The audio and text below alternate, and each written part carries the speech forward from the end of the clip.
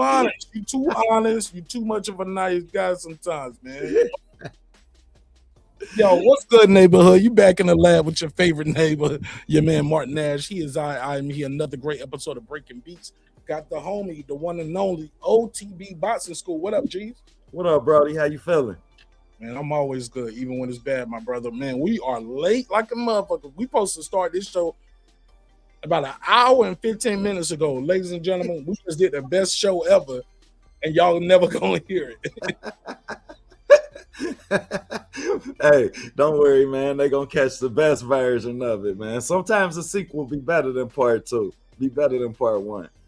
Yeah, man. Well, we're gonna have a good time while we here.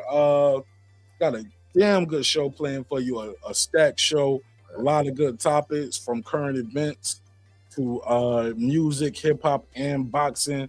It is the original hip-hop political sports show with a comedy twist. We like to let the jokes fly. You know why life is serious enough. So we're gonna blast this link out that you get a chance to tell a friend. It's them again, me and him, right there. So give us 5 minutes, roll them if you got them. Get your bottle of water, make your cup of coffee, some tea, pour your drink, whatever you into. I ain't judging. You ain't on trial. But let's start the show. Give me 5 minutes. We're gonna run the intro. If you know the song, sing along. Damn, I hate this job. Damn, I hate this job. Some days I love the job. Like today, I got the good homie here, OTB, and he's definitely gonna cook up the content with me. Let's get it. This is my passion. This is what I love to do. But some days, sometimes, I'm just like you, man. I hate this job. Damn, I hate this job. Damn, I hate this job. Damn, I hate my job. Damn, I hate this job. I'm just like you. Damn, I hate this job. Man, I hate this job. Man, I hate my job. From a good dream I wake, sun rays on my face, planning out my day, hoping this ain't the one that I catch a case. I feel so good, I feel so straight. My manager keep calling me saying, hurry up, you late. Hurry up, you lay off. Y'all, man, I hate this job. Man, I hate this job. Been trying to play it cool, but it's hard to play it off. I've been hanging on to this bullshit, cause my car still ain't paid off. I know I'm on my way up. My boy just got laid off, so y'all, man, I hate this job. Man, I hate this job. These hoes is so ratchet. These hoes is so sneaky. Y'all don't even really pay enough for y'all to only pay bi-weekly. I'm trying to double up my cash. Take this job, shove it up your ass. Yo, man, I hate this job. Sometimes I wanna say, walk in and slap my boss. This shit is getting hard. Damn, I hate this job. Gotta make it out of this struggle, bruh. And I don't really mean to take it out on you. You just a customer, but damn, I hate this job. Damn, I hate my job. Damn, I hate this job. Damn, I hate my job. Damn, I hate this job. Damn, I hate this job. Damn, I hate my job. Damn, I hate this job. We're the reason why your stockholders always stay afloat. Yet I'm asking, are they hiring? Like everywhere I go, schedule will say 9, but I think it's fine if I clock in at 9:04. I work 40 hours a week plus overtime just to be bro. So y'all, man, I hate this job. Hate that I applied. So much has transpired since the day that I was high. Told me I could advance, but you were telling me lies. Gotta give your notice before I quit, but you don't say shit right before I'm fired. Damn, man, I hate this job. Sometimes I wanna say, walk in and slap my boss. This shit is getting hard. Damn, I hate this job. Gotta make it out of this struggle, bruh. And I don't really mean to take it out on you. You just a customer, but damn, I hate this job. Damn, I hate my job. Damn, I hate this job. Damn, I hate my job. Damn, I hate this job. Damn, I hate this job. Damn, I hate my job. Damn, I hate this job. You and your procedures, you and your protocol, you and your policies, none of that shit don't apply to me. You and your quotas, you and your standards, you and your 2 sick days a year. Y'all niggas bananas. Wonder why the postman's posted with hammers, going postal with Popo on camera. His wage got him enraged, stressed out, it's hard to maintain. He flips the middle, grabs his. He said, if you don't get the picture, I quit, you ain't shit, mother. Man, I hate this job. Sometimes I wanna say, get walk in and slap my boss. This shit is getting hard. Damn, I hate this job. Gotta make it out of this struggle, bruh. And I don't really mean to take it out on you. You just a customer, but damn, I hate this job. Damn, I hate my job. Damn, I hate this job. Damn, I hate my job. Damn, I hate this job.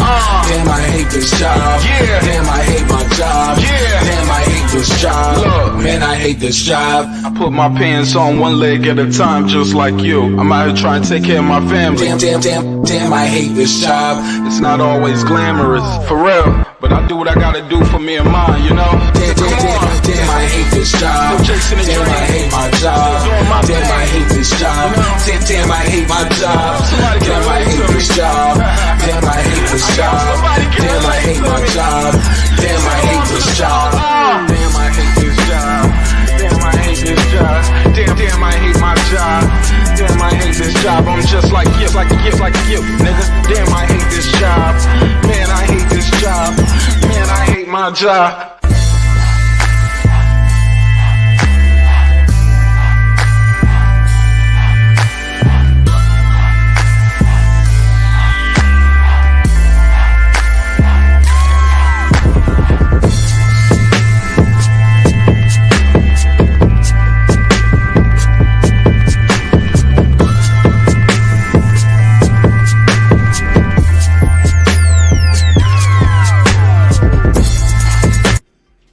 The views and opinions expressed in this program are those of the speakers, commentators, experts, and or the host. They do not explicitly nor necessarily reflect nor represent the channel's policy or the views held by the channel or broadcaster. The broadcaster or its channel cannot be held accountable for all or any views expressed during the program. Basically, if I didn't say it, don't come for me. You come for the person who said it. And please don't sue me for somebody else's words. With that said, let's start the show, motherfucker.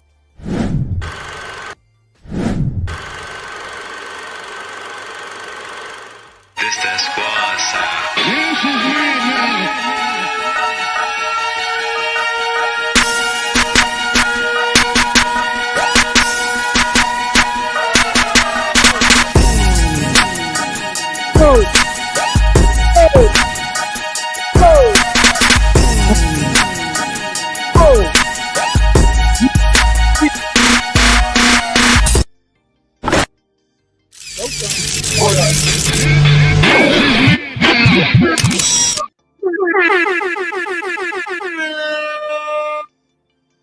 What's good, neighborhood? You back in the lab with your favorite neighbor, your man Mark Nash. I'm here. Another great episode of Breaking Beats. Got the homie here, OTB. What's good, homie? What's happening with the Brody? Man, life is good. I can't complain, man. Hey, we don't do that anyway. Shit, we don't do that anyway, man. And we blessed. I mean, who would care? I mean, really, who would care if I was sitting around like, man, my dog just died? Look, I've been telling you niggas I hate my job for the last 6 years. Nobody cares. Hey, I ain't even got a job. That shit made me remember hating my job when I did. Shit. Oh my God. All right, man. We got a lot of topics to talk about. We laughing right now, but we got to get into some serious business. Then we're gonna get into some hip hop talk and some politics. Let's try to do it in an effective amount of time. Like I was telling y'all in the opening, me and OTB was talking about an hour and a half before the show even got started. Had a good old episode. I was like, damn, they ain't even gonna get this shit. OTB looked at me. He said, they don't deserve it neither. Hate to tell y'all, man. Right. Everything ain't for everybody, bro. Right. Well, we got to talk about some things going on in the politics. Before we get started, OTB, tell everybody who's watching how they can reach you and follow you on all platforms and support everything you got going on.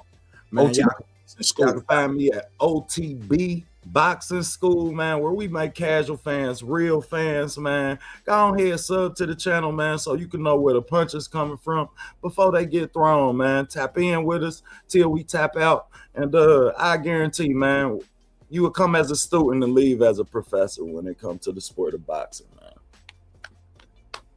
Appreciate the professor himself having me on, Mr. Mark Nash, man. I'm gonna give y'all an old throwback. I'm humble. Hey, I'm a simple scholar, man.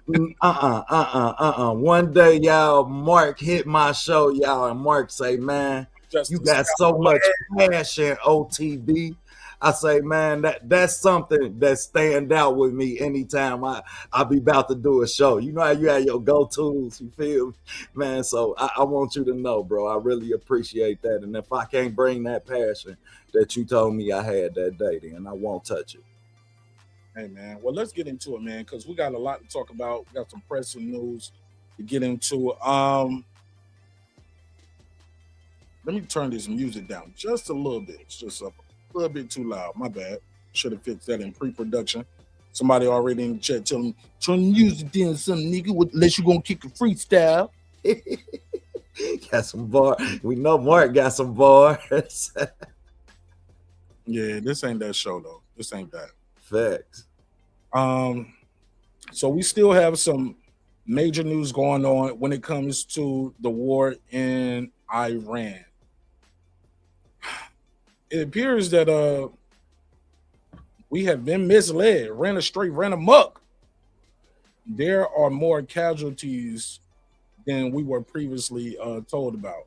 And then you started to see people, when it comes to this war, you start seeing people saying, hey, hey, Martin Nash, you notice all of a sudden Hillary Clinton is praising Donald Trump. Where'd that come from? Did you see that? Let's play this clip, and I want you to read. Yeah, man. Nah, I didn't see it, though. Oh, now Hillary loves Donald Trump. He's doing Hillary Clinton talking about how Donald Trump doing a great job now. What? Nigga never heard of it. Let me get rid of the drop. Never heard of it. She gets a case. Oh, yeah, she got to get a case. Let's play this, and I want you to respond to it. I think all of that is a very good signal that there is beginning to be a better understanding, both by the president and the people around him, as well as by the leaders of our European allies, that there can be common ground amongst us. And the kind of dismissiveness that we saw in the first Trump administration has been replaced by a much more obvious working relationship to the good of European security, transatlantic security, and hopefully Ukrainian security. So I'm actually encouraged. I think all of... Wow. Interesting. What the hell is wrong with this lady? We are at a full fucking war. We are in war. After he just rampaged the White House, might I ask you? Speak on that. Homie said, I won't. Yo, Donald Trump went into the White House like he was Trinidad James. That nigga said, gold all in my couch. Gold all in my room.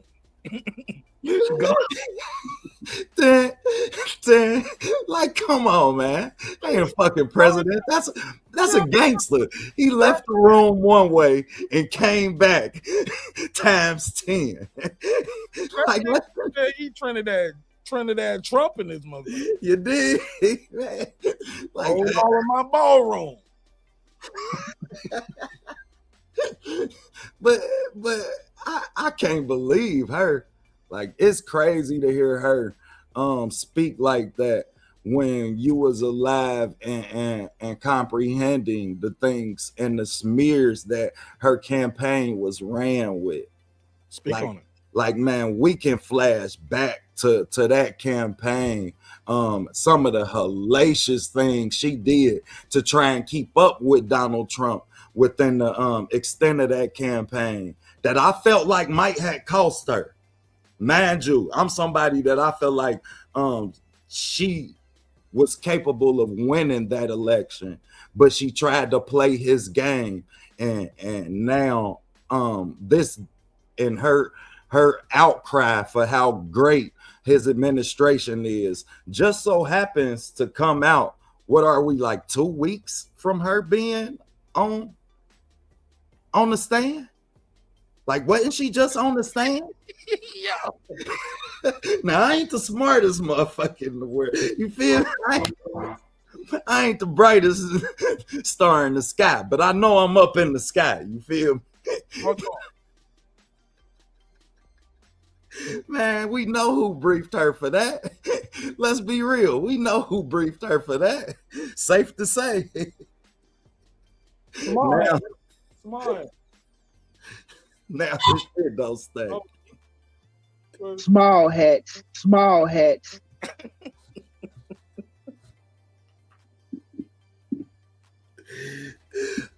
Like, this shit crazy that they do it right in front of our faces, Brody. Like, they ain't tucking no hands or nothing. They punching you and looking you straight in the eye. But we know where the bread get buttered. Small hats. All right, let's yo.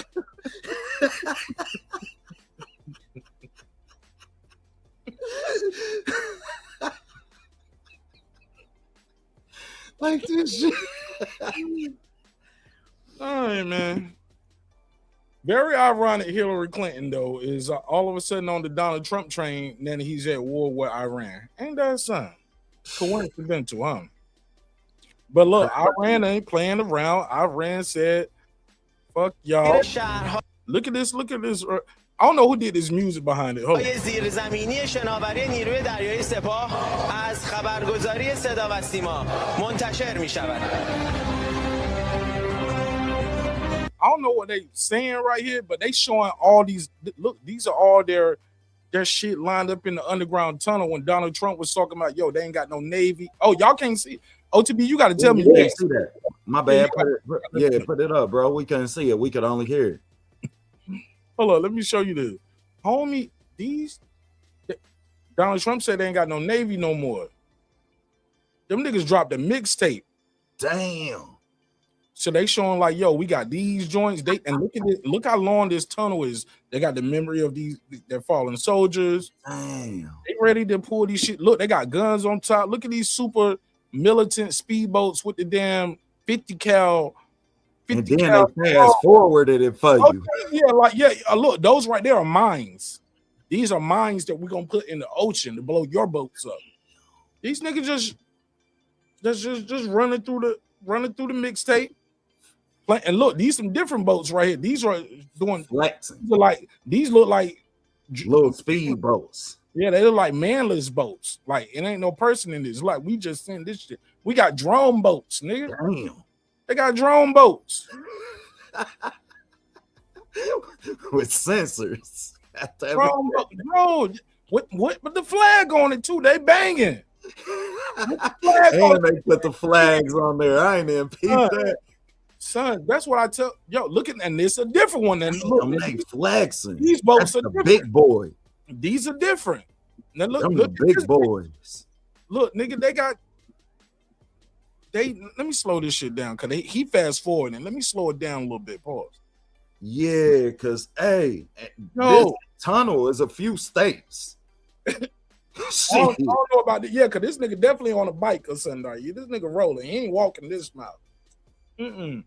Man, if this is what they showing us, bro. If this is what they showing us, imagine what they got. And they might, and I'm sure they got more, but this is what. Yeah, they just dropped this just to let you know. This was the diss track back. We got rid of the entire Navy. These shits right here, these big boats right, and these right here got guns on top, and they got people inside.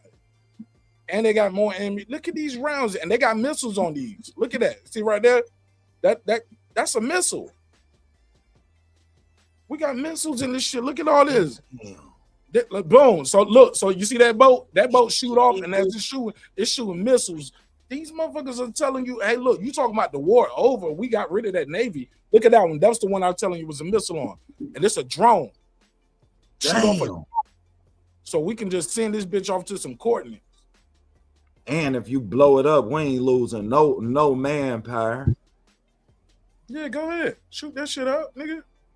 Look, these niggas filling the ocean up with Honda Civics, man. They got Honda Civics. And we trying to make every missile cost a Bentley. They're not playing, bro. These motherfuckers got Tesla boats that shoot missiles. That nigga, Small hats. that nigga said Tesla boats. They got Tesla boats, bro. Oh, mama, nigga. You motherfuckers happy y'all got cars that drive themselves. The fuck y'all playing with? Bro. That's a different flex, bro. Like, that's a different flex for when we just seen our president.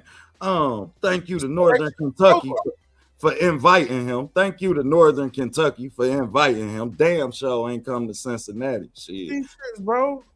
Y'all talking about we got rid of their army and their navy and their air force. No, they letting you shoot your load, homie. These niggas did a mixtape. Look at this shit. Facts. And he talking about some when the war was over before it started. They dropped a mixtape on your ass. It's not about winning though. It's about survival. You're dealing with people who are literally fighting for their survival. Just survival is winning for them. Cool. You get what I'm saying? So it's an existential fight for these guys. Like, we are fighting for literally our life and our survival. So when we talk about what this war is costing America, what we're hearing is it's costing anywhere between $1 and $2 million a day. I hate when I hear numbers like that because I'm like, that's double. You get what I'm saying? I run a company, I run business, but that's not right. If you tell me something costs anywhere, it's gonna cost you anywhere between 1,000 or 2,000. I'm like, nigga, that's double. Because if I told you I was gonna give you 500,000 or $1 million, that's a big difference, ain't it? Facts. And when you doubling shit, I'm like, yeah. Once you mention that, and then you take in the part. My bad. Go ahead. That we don't produce anything. Where is the money coming from? We already in debt. Our economy already in a bad place. But you know where the money come from. Yeah, we definitely. Small hats. I promise I'm coming to the next show with a smile hat. I had a little one that the Stooges used to wear, dog. But nah, though, like, man, we don't produce nothing, bro. Like, you talking about $1 billion a day. They fighting just for their pride. And look at the amount of people that. But my thing is, they dropped this video like a diss track. Like, as soon as niggas said, yeah, we got rid of their whole Navy, it was like, nigga, we ain't even started yet. You started. And we're gonna show you the difference. And I ain't gonna lie, as a veteran and as a soldier myself, I hate this shit. You get what I'm saying? Damn, go there. Because I know it's some long-term effects to this shit. Not just for the enemy combatants and their families and them who are gonna die. We're gonna lose people too, and we lost people. So allegedly, the Trump campaign and the Trump regime, during this Epstein war, it appears they've got caught lying and hiding the casualties. Let's not forget, a casualty is not a death. Casualty is injured, maimed, missing, all of the above. They are keeping that shit tight-lipped. We are not getting all the reports out of Israel.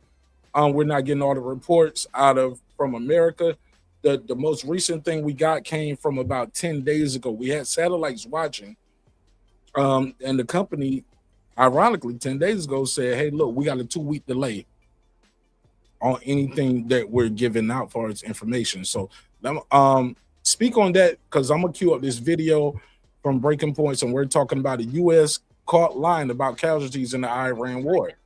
Because for us, we want to look invincible. We want to look like, yeah, can't nobody fuck with us. We undefeated.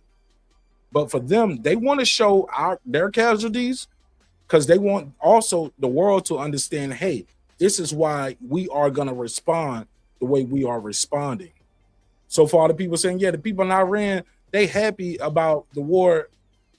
No, these people are cheering on their new leader. What's happening here? Because in any country, I get it. If Donald Trump, something's to happen to Donald Trump, God forbid, I don't wish that on the man. You know what I'm saying? Not political assassination. You know what I'm saying? Natural causes happen. You know, he ate it. So natural causes happen, but I ain't wishing that on you know what I'm saying? But how do you think America is gonna respond? People will rally behind their flag. If it's us versus them, who you think gonna win? Us, nigga. That's how their country is feeling. That's how we are feeling. I get it. A lot of us, we want to rally behind our flag and we don't want our troops to die, but we also understand the ramifications of war and understand that, hey, this is not a war that we asked for. This is not a war that we needed to do. This is a war of choice, which is the term that is being used often. War of choice. And during this war of choice, on the first day, U.S. soldiers and America killed a school full of girls. On the first day of war, what we do, we kill a school full of children. Majority little girls. Disgusting, bro, but what do you expect from the Epstein class? What you expect from the Epstein regime? You think they care about some little girls? This the Epstein regime, man. And they did a survey recently, OTB, and they said most Americans, 52%, believe that this war is some way connected to that, where they're not happy with. Which is half of our population. A little bit more. Well, whoever took that poll, how about that? Yeah. You know but I don't know the numbers. I can do a poll now with 20 people. But yeah, you're right about that. And my bad for not. I was at such a loss. Not only for how you must feel as a veteran, as somebody who has served this country, bro, which I'll always had the utmost respect for you for. But the disrespect in our government, yeah, I mean, to not only not be honest with us, yeah, I mean, to where we don't even know, and obviously what they're telling us is not what's actually going on. But the fact that that's associated with this, and you have this ill tolerance for human life, bro, like that's all I see when I see this, man, is a disingenuous ill tolerance for human life, and it's not getting enough coverage. You understand? And really, I give you the credit, the utmost credit, bro, for having the knowledge to know that we were willing to start this war with a school. Yo, speaks volumes to what we're willing to. Bombed us. Like, come on, bro. So let me play this clip right here, and we're gonna cue it up. Shout out to everybody who was here early. See in here, Cam J Network, Bronze, Pittsburgh T, Megazord. What up, family? Let me talk to y'all about this. Let's play this clip and we'll respond with some commentary. Like that name. We won. And if you want to see how much we're winning, let's put A2 up there on the screen. This just came out yesterday. The Iranian drone attack in Kuwait that killed U.S. service members in the early hours of the war was more severe than previously known. Dozens suffering injury that included brain trauma, shrapnel trauma, burns. More than 30 remained in the hospital yesterday. This was. They told us 7 people died. First they said 6, then they said 7, then they said 8. And now we're hearing dozens have brain trauma, shrapnel. You know what that is, right? That's pieces of metal that come from bombs and bullets and glass and broken shit. It's eating your body, ripping through muscles and tissue. These ain't ankle sprains.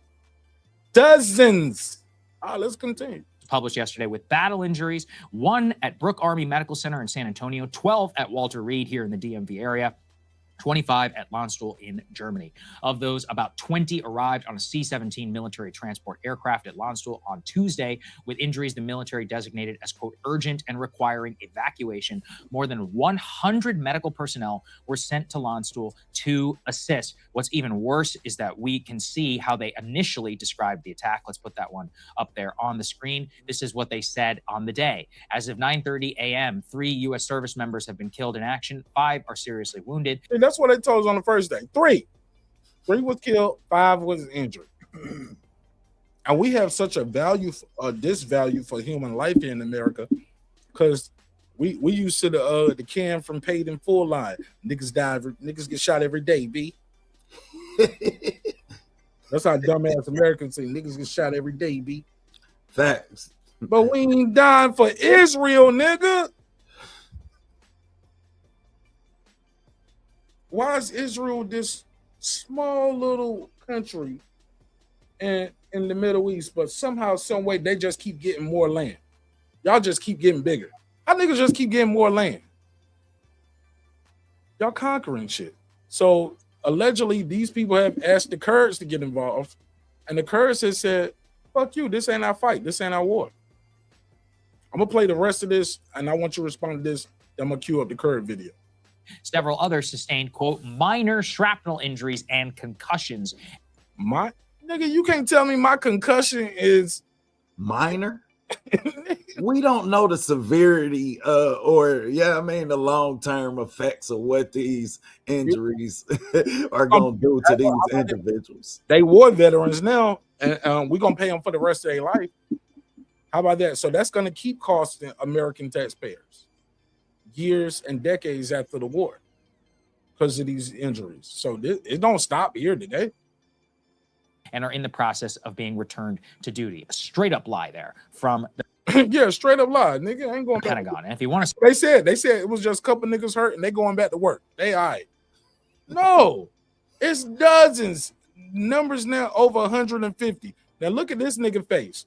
Now watch it. This is what it was like. I think that this guy's going to describe what it was like when he got hit. I think he's a sergeant. You can see the injuries that he sustained. Let's take a listen. I remember. Okay, Corey hits. Don't even turning my head. Okay, sergeant first class. So he's an E7.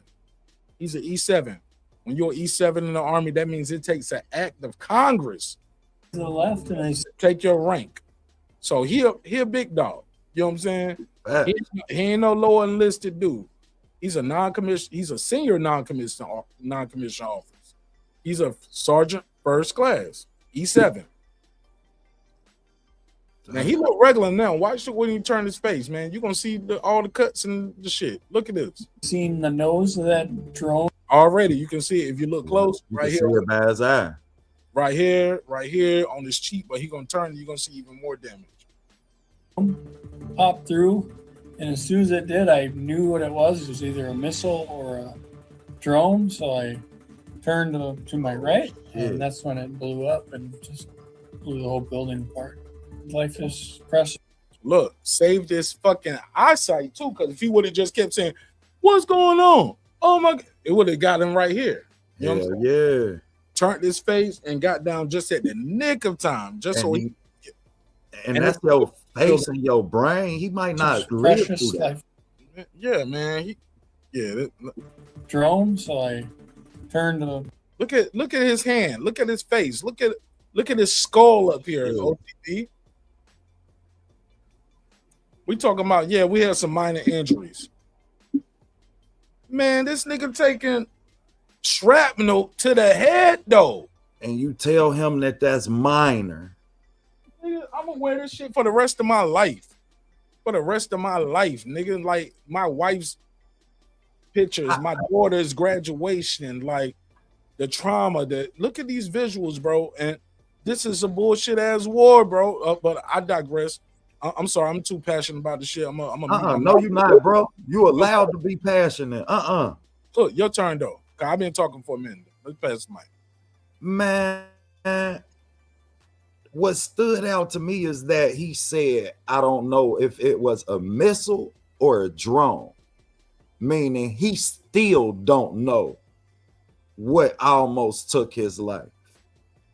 And our government is telling us that this is minor and we're supposed to believe that we're winning. This is scary, bro. Like, it's scary. I ain't even gonna hold you, and I don't fear a lot. But the state, when you say, yeah, I mean, that shit, we ain't asked for this war. It ain't like they hit up. This ain't like 9/11. This ain't that. This ain't that. This is bullies get beat up at different schools. This is the new kid. Like, shit, you beat up my brother, but know how to squabble, yo. This niggas know how to squabble. And so what we had happen today as well is we're getting reports that, hold on, let me stay in order, cause I got a couple of them.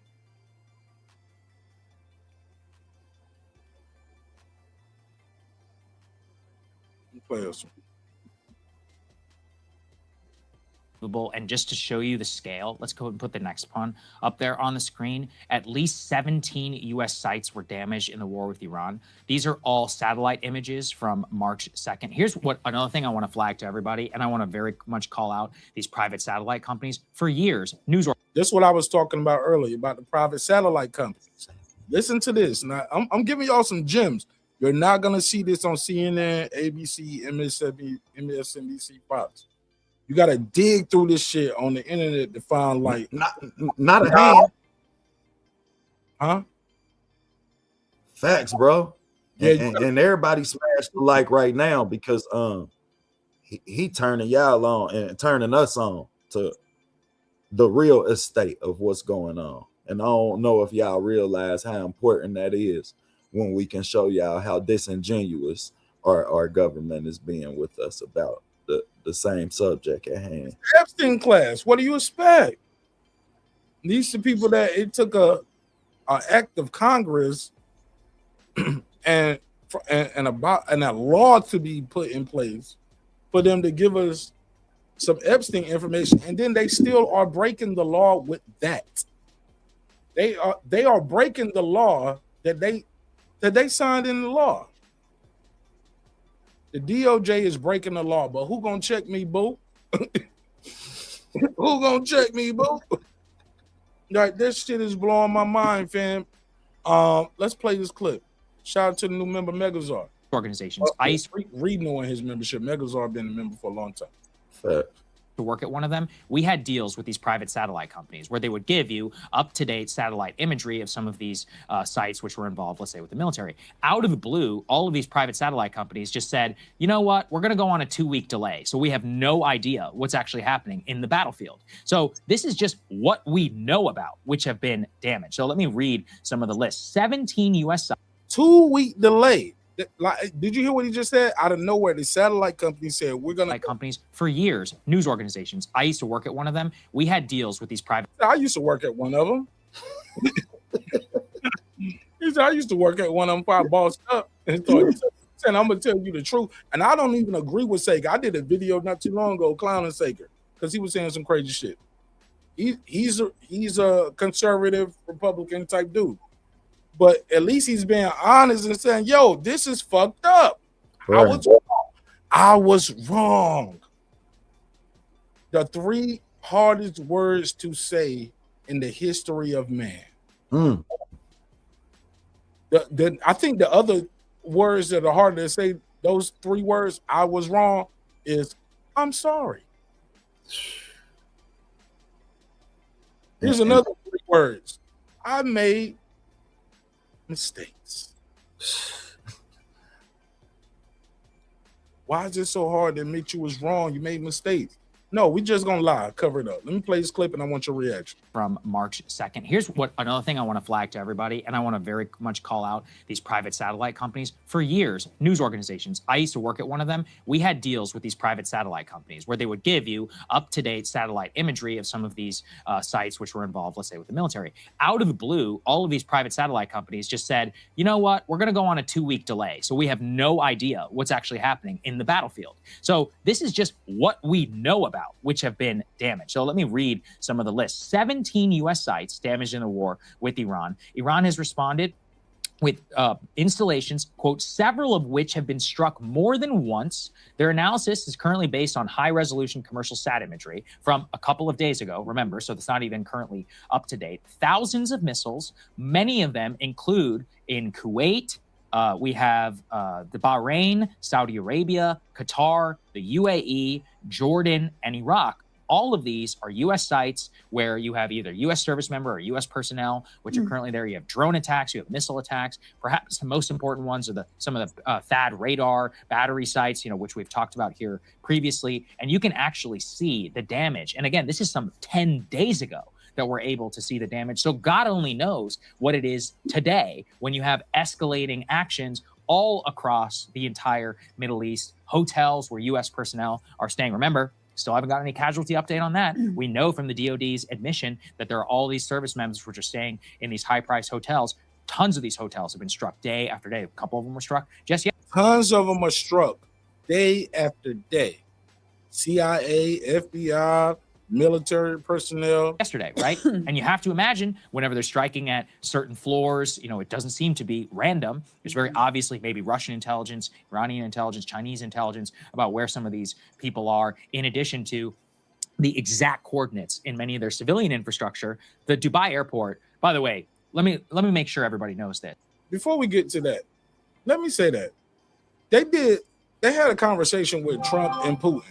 And Trump is up there talking, and his administration is talking about what Russia said they ain't giving no intelligence about them. So, fuck it, y'all, we believe them.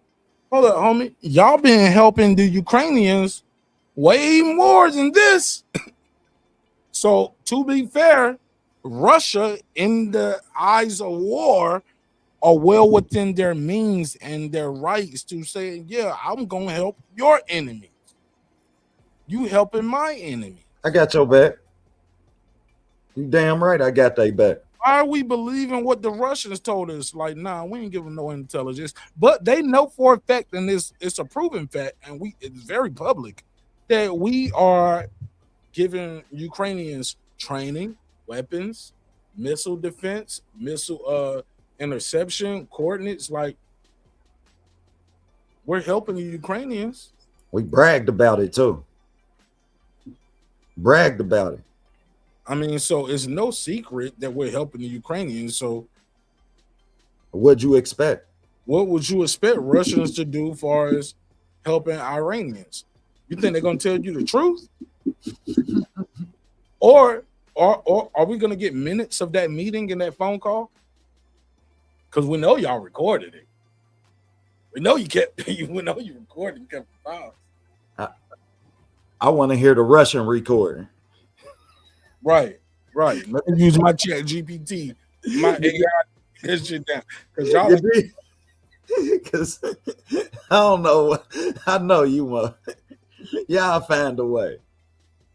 Like we talking about not 1, 3, 5, 7, even 10. We talking about 15.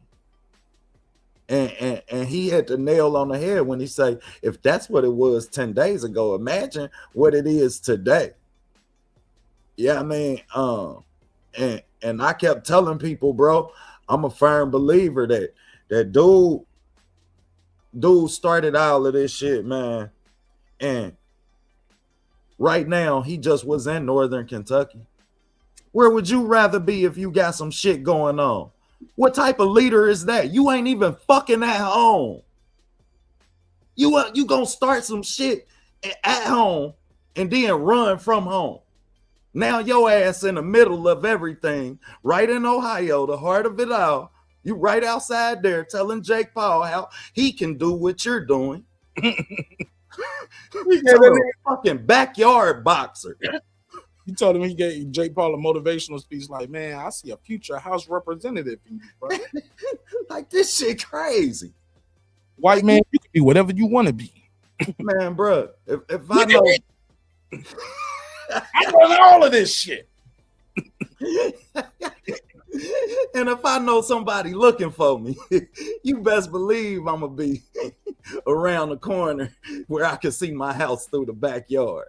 You dig? Like, man, that's what type of leader we got, bro. He ain't even going to stay at home while this shit going on, bro. Like, so not only is he disingenuous, but he don't even really have the confidence that he say he have. Otherwise, your ass would be where everybody else. You know what I mean? Like, shit, that's DC behind him. Like, shit, that's populated. The White House ain't far from there. Shit, and he not in there. You on the road where you could see some shit before it come. Like, man, that's crazy. All right, let's play the next clip. There's a story out literally today where a British tourist who filmed Iranian missiles in Dubai is now facing 2 years in prison and being charged with a cybercrime offense. So remember this, you have no idea what's going on in Dubai. You have no idea what's going on in... Did you hear that? That tourist who fired this. There's a story out literally today where a British tourist... He's from the UK, he's British. He's in Dubai. He films what's going on. And then he got to go to prison because he just filming what's going on. Who filmed Iranian missiles in Dubai is now facing 2 years in prison and being charged with a cybercrime offense. So remember this, you have no idea what's going on in Dubai. You have no idea what's going on in Qatar. We barely have any idea what's going on in Israel. The video we're able to show you soon that Israel allowed to be released is only because they're going to use that video as a pretext for a massive ground invasion of Lebanon. So everything that we're able to see is totally controlled by all of these governments. Yeah. And these commercial satellite images are the closest that we get only from 10 days ago, showing damage to all of these different sites. Our friend Brandon Weichert, he described one of these bases as, he's like, it looks like Gaza, it looks like Khan Yunis. And this is just from Iranian drones and missiles. So, I mean, God help our troops who are stationed and have to sustain fire underneath these circumstances. We're going to talk here in a little bit about the oil tankers. I mean, it's apocalyptic. Not just Tehran. You have ships in the middle of the ocean just getting struck and going up in flames. Those storage facilities in Oman. I think 10 different countries were involved in an attack yesterday. 10 were embroiled in the war. It's a full-blown world war now. We have troops, covered up. It is a nightmare. Possibility. Bro, we are at World War. People nobody wants to say it, but we are in World War III right now. Facts. And because it hasn't hit America yet, and this is what I just found out. Cool. So you hear about these barrel prices, right? Oil just went up certain prices a barrel. Fact. You know when I think it's really gonna hit America, bro? When we stop talking about barrel prices and start talking about price per gallon. Because when you hear $100 a barrel, you're like, damn, that sounds like a lot. But you don't know what a barrel is and how much. We don't know that.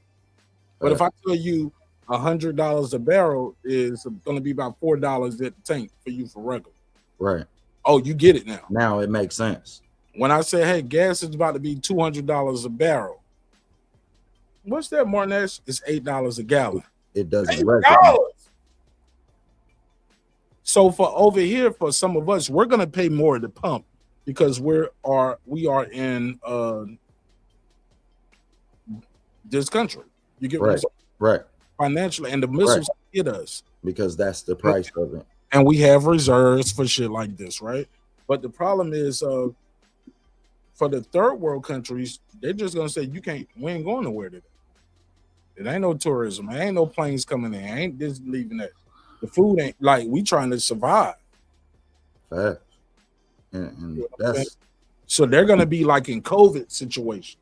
And it's gonna be like a COVID situation from us in a different way.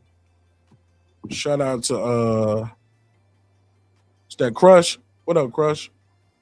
What up, Aunt? So I'm gonna play one more of these clips and these stories. I want your reaction to it, that one as well. Go ahead, and then we're gonna do some hip What hop.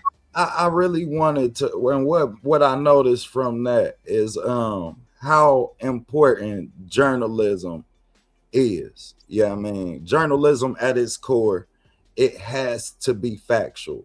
When social media and the news can control the narrative, then you don't have to have or validate the claims that you have to control the narrative.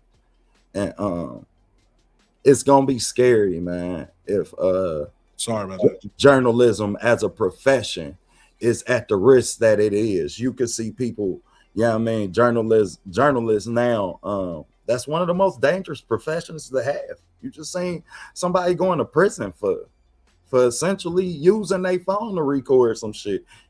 Like that's crazy work. This is something that's his job. And now he about to go to prison for that shit. I don't think that person was a journalist though. I think, okay, it was just a regular person. Yeah, that's just a tourist. Just damn, like you just been outside and you see some fucked up shit, and then you start filming this.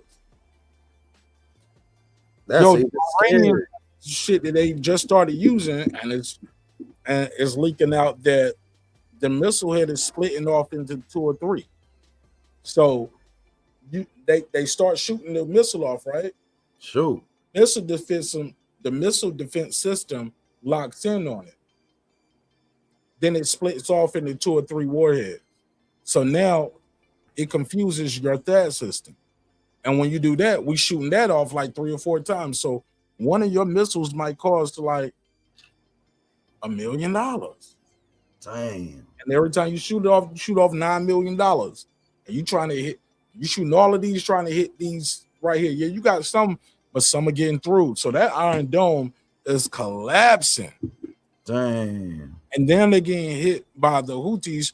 I want to play this clip, man. Man, I had so much on this shit I want to discuss. Yeah, go ahead, bro. Let's go there.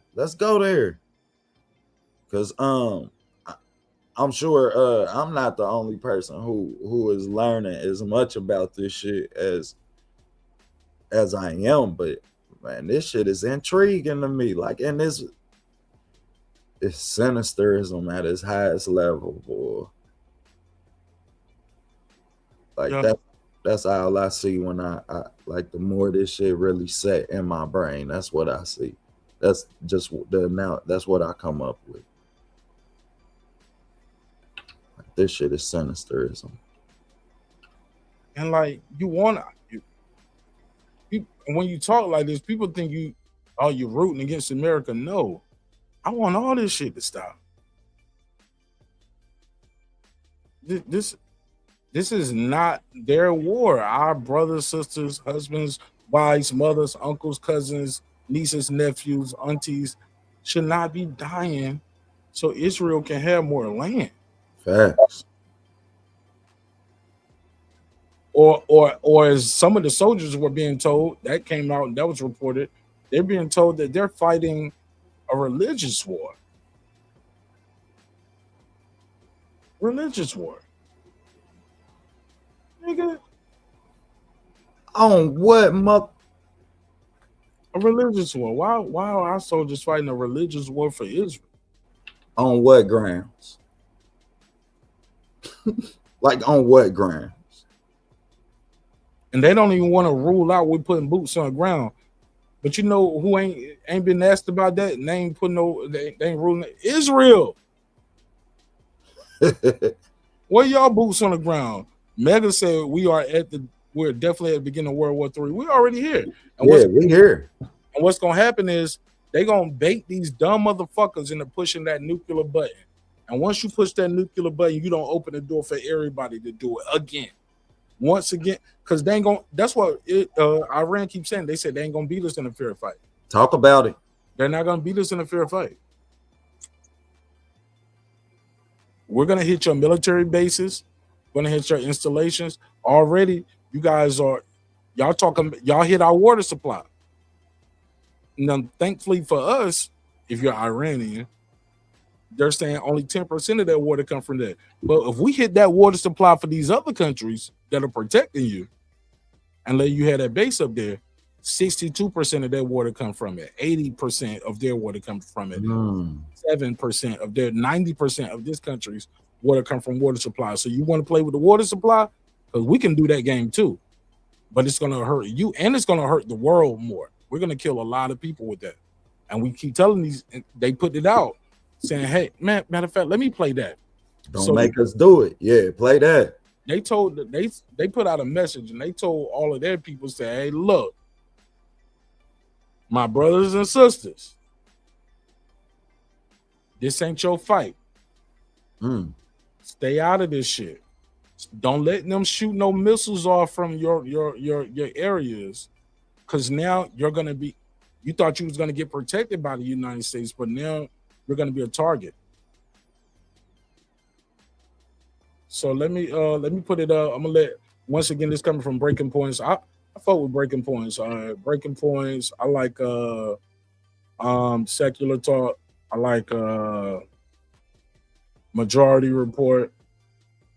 TYT.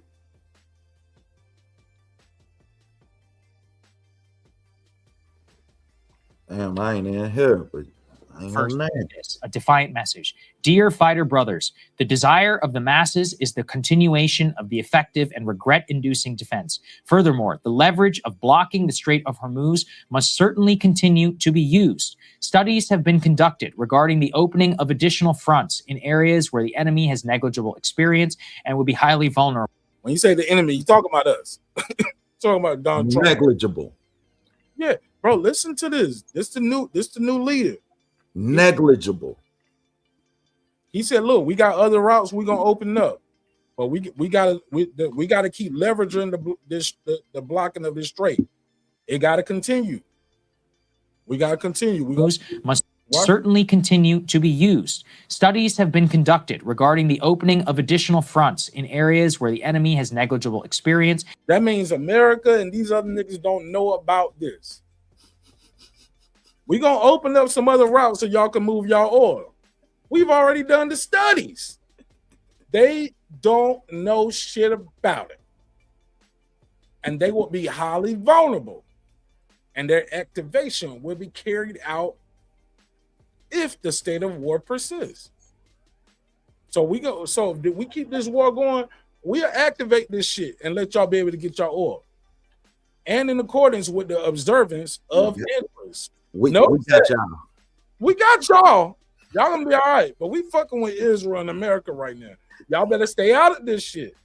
Blocking the Strait of Hormuz must certainly continue to be used. Studies have been conducted regarding the opening of additional fronts in areas where the enemy has negligible experience and will be highly vulnerable. Their activation will be carried out if the state of the war persists and in accordance with the observance of interests. Specifically, he mentions the Resistance Front and Yemen, obviously making a reference to the Houthis. He says, undoubtedly, the companionship of the components of the resistance front with one another shortens the path to deliverance from the Zionist affliction. Brave and faithful Yemen has not yet ceased defending the oppressed people of Gaza. Hezbollah, the devoted, has come to the aid of the Islamic Republic despite all obstacles, and the Iraqi resistance, too, has boldly pursued the same path. He continues, I assure everyone we will not forego vengeance for the blood of our martyrs. The vengeance that we have in mind is not limited to the martyrdom of the great leader of the revolution. Rather, every member of the nation who was martyred. Yeah, this ain't just about my pops. It's about everybody who got. Yo, listen to this, man. Are y'all hearing this shit? That's crazy. That's crazy. When they say Yemen have not seized defense, like, man, we are fighting. We're gonna, like, the people of Gaza, the Hezbollah, and like, yo. So watch when I'm gonna play this next clip when that's them reminding them has boldly pursued this. Yeah, like, bro, we all going through this shit with these niggas, man. Like, these niggas keep fucking with us, but they got the right one today, and we gonna fight back. Has negligible assists and in accordance with the observance of interests. And that's what's important, though. We gonna keep this. We gotta keep this shit going. They don't know about these other routes for this oil yet, and we gonna keep this going until, because they're gonna be vulnerable when they try to attack us here, and their activation will be carried out in a state of war. Like once we really carried out if the state of the war persists and in accordance with the observance of interests. Specifically, he mentions the resistance front and Yemen, obviously making a reference to the Houthis. He says, undoubtedly, the companionship of the components of the resistance front with one another shortens the path to deliverance from the Zionist affliction. Brave and faithful Yemen has not yet ceased defending the oppressed people of Gaza. Hezbollah, the devoted, has come to the aid of the Islamic Republic despite all obstacles, and the Iraqi resistance too has boldly pursued the same path. Let's stop right here. Why do we always underestimate our enemies? Like, this is translated in English, but when you listen to this, this is a well-educated spoken person. Facts. This ain't no, we're gonna kill them all. Whoop-de-doo. What'd he say? We're gonna blow them. What'd he say? Like, yeah, this ain't no Lindsey Graham talking. We're gonna blow them. We're gonna have them on their knees begging, please. Ooh, like, no, these niggas ain't singing Charlie Wilson tunes. Bro, this is a well-read, well-spoken, articulate person. Facts. And he is trying to unite the people behind his flag and saying, hey, man. And I love the other one that I saw come out with it, where they were saying, hey, look, the people of America are not our problem. They are. We know most of y'all don't like this. This is the Epstein class and regime. They even know it, man. Y'all dealing with the Epstein regime. Facts. But we got to defend ourselves. And we are sorry. He continues. But it's up to y'all. Y'all gotta have revolutions. Facts. We gotta come together. That's what I hear. But we ain't trying to kill y'all people, man. But we gotta defend ourselves. We fighting for our life. First day they blew up a school and killed our kids. It's a girls' school. Killed all the girls in the school. But what you expect from the Epstein class? You think they care about young women and young girls? No. We see what they do. They cover up the crime. Crazy. Assure everyone we will not forego vengeance for the blood of our martyrs, the vengeance that we said of your martyrs. But go ahead. Have in mind is not limited to the martyrdom of the great leader of the revolution. Rather, every member of the nation who is martyred by the enemy constitutes an independent subject in the file of vengeance. Only a limited amount of blood revenge for the martyrs has so far taken place. He said, nigga, we just getting started. Only a limited amount of blood of revenge. Damn. But until it is achieved, this case will remain on the top of all other cases. The crime that the enemy has deliberately committed regarding the Minyab Tiab Tree School and other cases holds a special status in the reckoning. We expect reparations from the enemy, and if it refuses, we will continue from its assets as we deem necessary. Hold up. See what I'm saying? These niggas asking for reparations from a nigga like Donald Trump and Pete Hedgewood, Pete Keg's breath. Drunk ass Secretary of War Crimes. You think these niggas gonna give you reparations, nigga? It's up for life. Fuck right. Niggas still over here trying to get reparations. You think they gonna give you? But you know what? They might get reparations before niggas in America. Let me put a case on that. How about that? Put a case on that. Unfortunately. Man. Unfortunately, you niggas will get reparations before our black ass. That's crazy. You know I ain't lying though, right? Damn sure ain't. Yeah, they'll fuck around and get reparations for us. Let me play the rest. Clips from the enemy, and if it refuses, we will continue from its assets as we deem necessary. And if that too, we will continue from its assets. He said we will seize from its assets.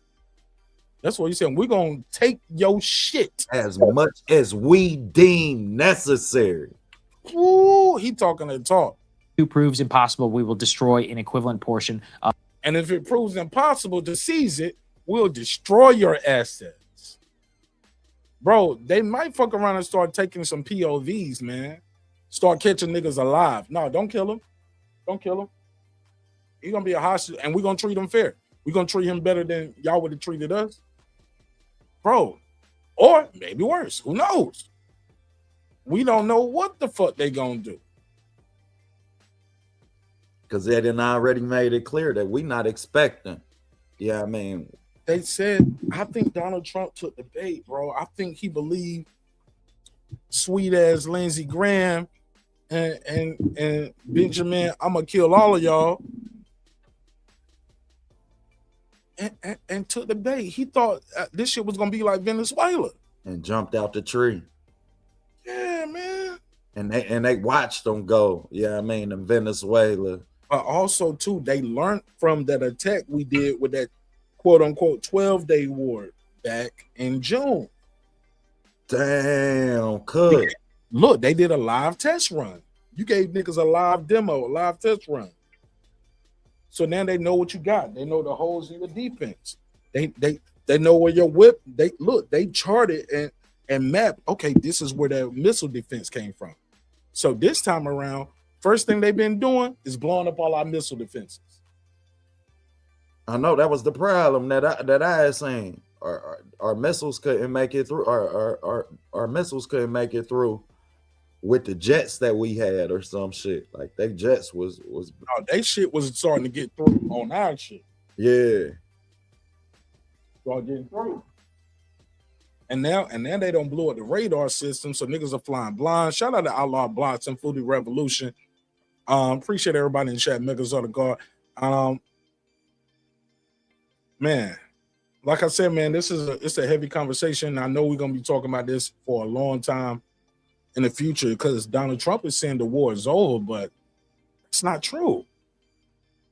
Of its assets. He continues, the enemy has gradually established bases in some neighboring countries over the years. In the recent offensive, some of those military bases were put to use. We have targeted the attacks precisely as we had issued explicit warnings without making encroachment on these countries themselves, solely striking those bases. The countries of the region must... Did you catch that?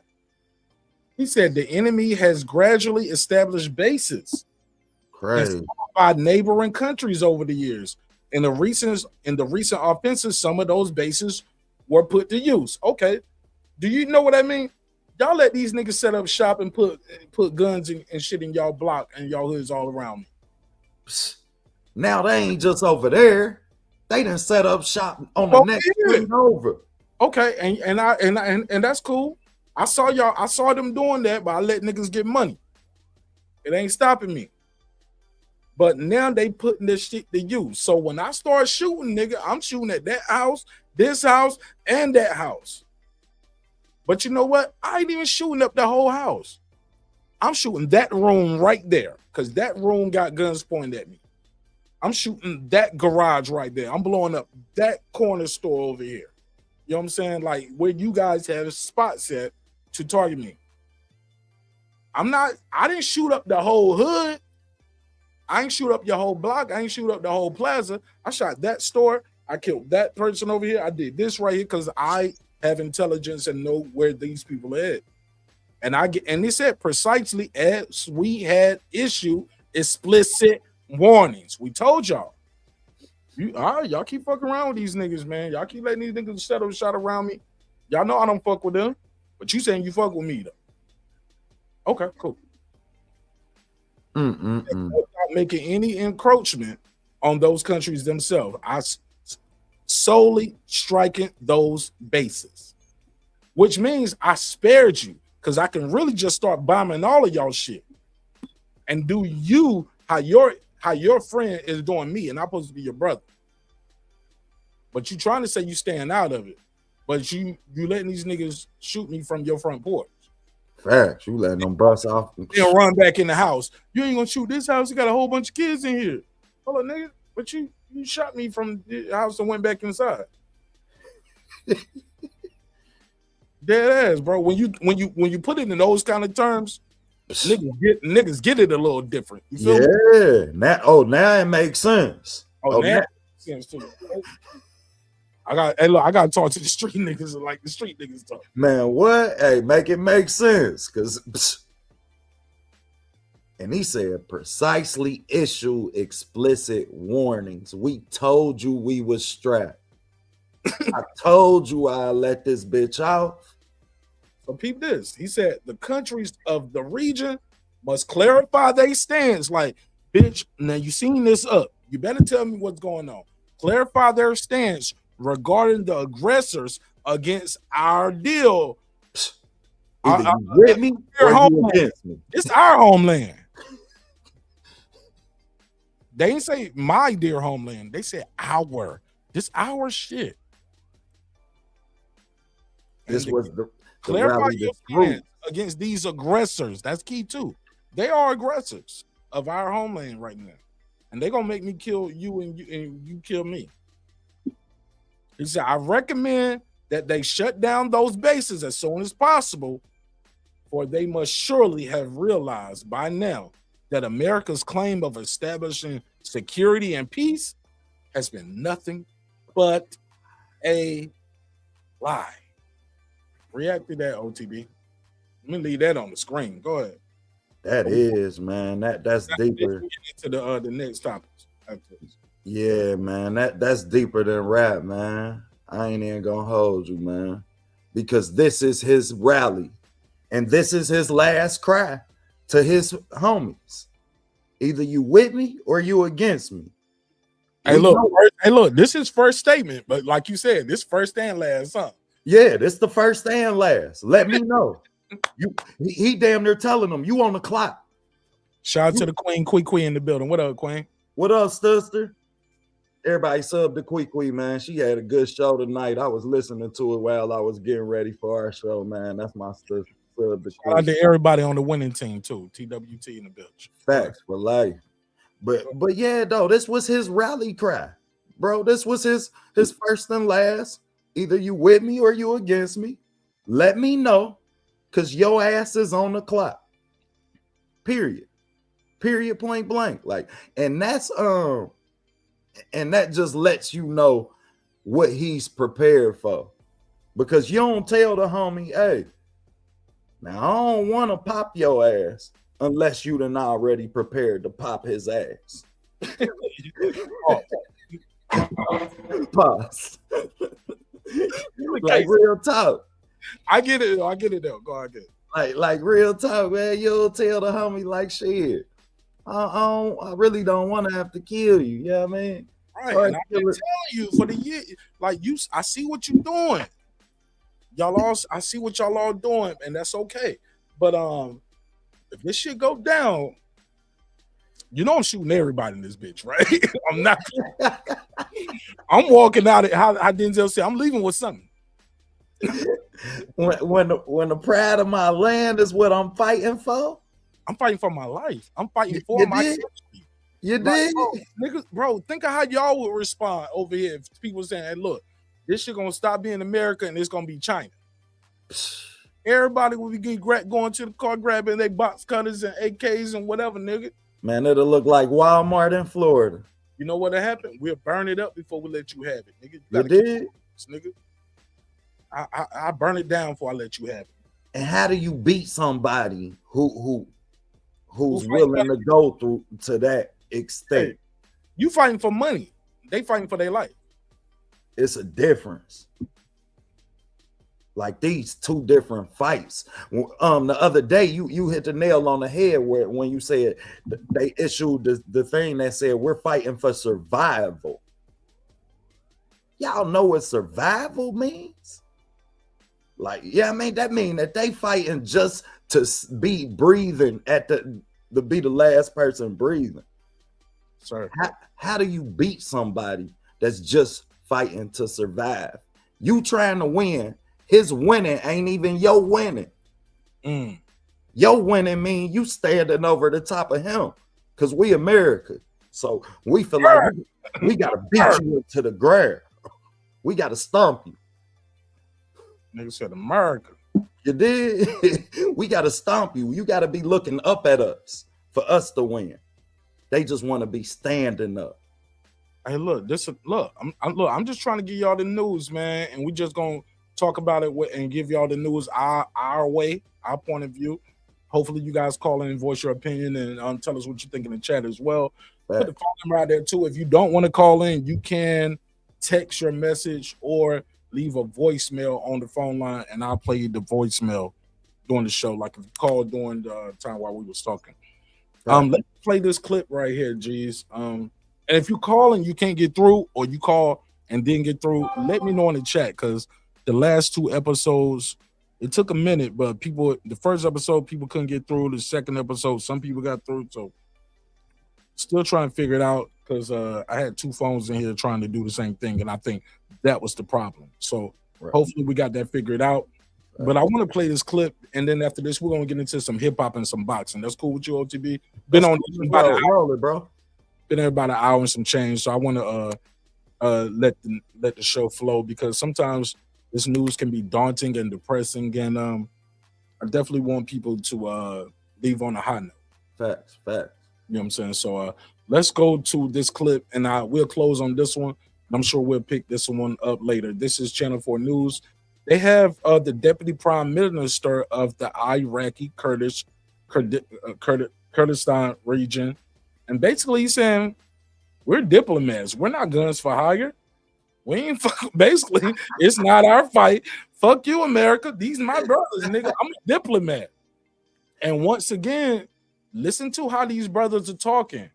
See, we was always growing up taught that these people, they wear bed sheets like the Klan, and they'll blow up the whole plane. That's what you're taught in America.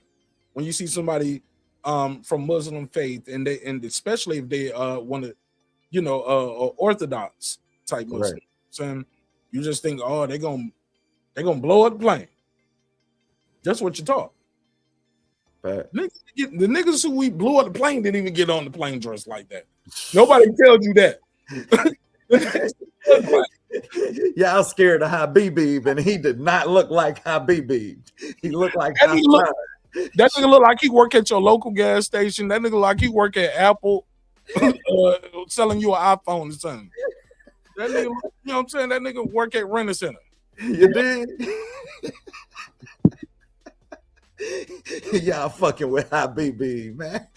Yeah, that nigga just managing the Kroger or something. Like, he ain't trying to cause no trouble. You know what I'm saying? He chilling, man. It's that motherfucker you need to watch. It's that motherfucker. He got the suit on. He got the $2,000 Movado on. Shit, he got the Rollie. That's the motherfucker you need to watch. Shit. Yeah, these other 2 niggas on the right, not the one on the left. These 2 niggas all the way to the far right, the pale faces, not the Black King. These other 2 niggas is the ones you gotta watch about. And you better watch your kids too. Better watch your kids, boy. If they 20 under, keep your eye on their ass, cause take them on an island somewhere, nigga. Man, they ain't got no morals. Zero OTB. Zero. So let's play this. This is the Kurds, and it's a short interview. I ain't got to play the whole thing, but I just want you to hear. He was like, "Yo, this ain't our fight. We're not guns for hire. Can you just explain to us why you really did not want to get involved? It's not our war. Simple as that. It's Deputy Prime Minister. Listen to how you talk. Educated brother, right? They got us thinking these people are just, yeah, man, they ain't got no war skills. They don't know how to fight. Nigga, we gonna kill them. We got the nuke, and we got man. You dumbasses taught them. You taught them. You taught them. You taught them.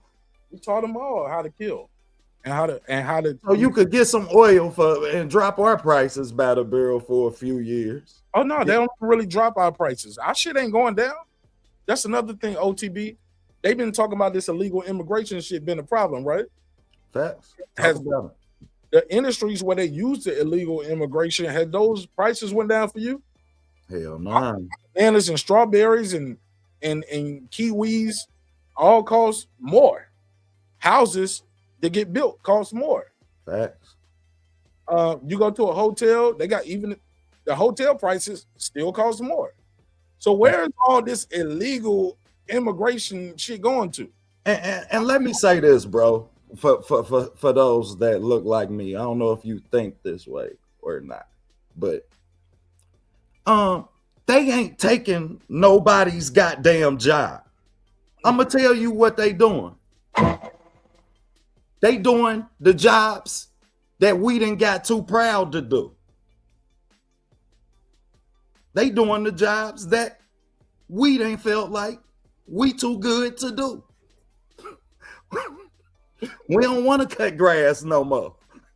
We don't want to sit on the roof no more. They proud to do it, and for half the price. We want to be rappers. We want to You did? Like, shit, let's be real, man.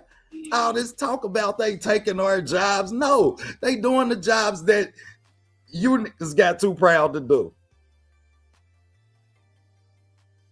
And now, goddammit, y'all want us to think that they taking some jobs from us.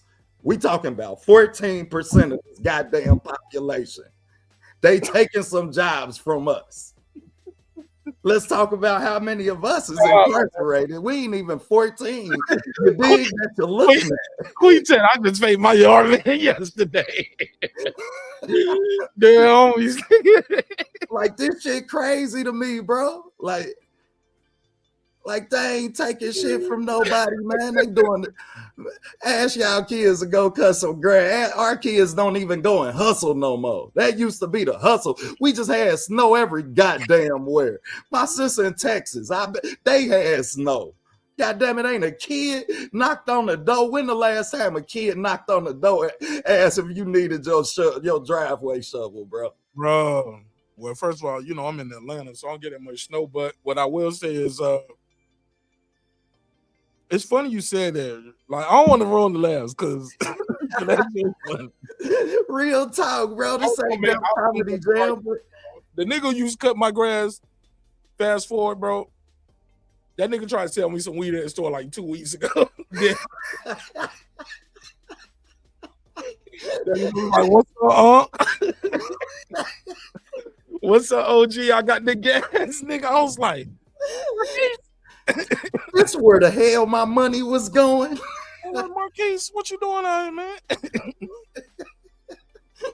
Like, for real though. Like, yo, like, man, go ahead, bro. No, I said that nigga name on air. I'm sorry, bro. Nah, good, dog. Like, man, it's our love, bro. Like, I love nigga. Like,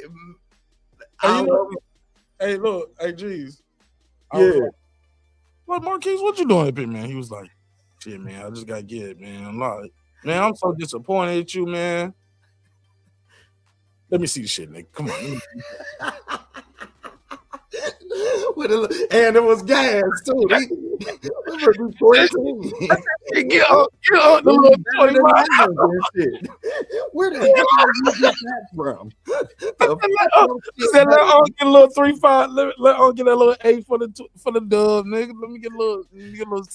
Man, what? They got better prices and everything. They shit cheaper with better product. What the fuck is y'all doing? Hey, look, you said the right little nigga. That nigga ain't even got no scale. That nigga just got the whole. That nigga got that nigga got a whole bag of weed like some tissue roll. That nigga like this. Put that on scale, I ain't got no scale. Just put it in my hand. You did? Come on, let's go. You did?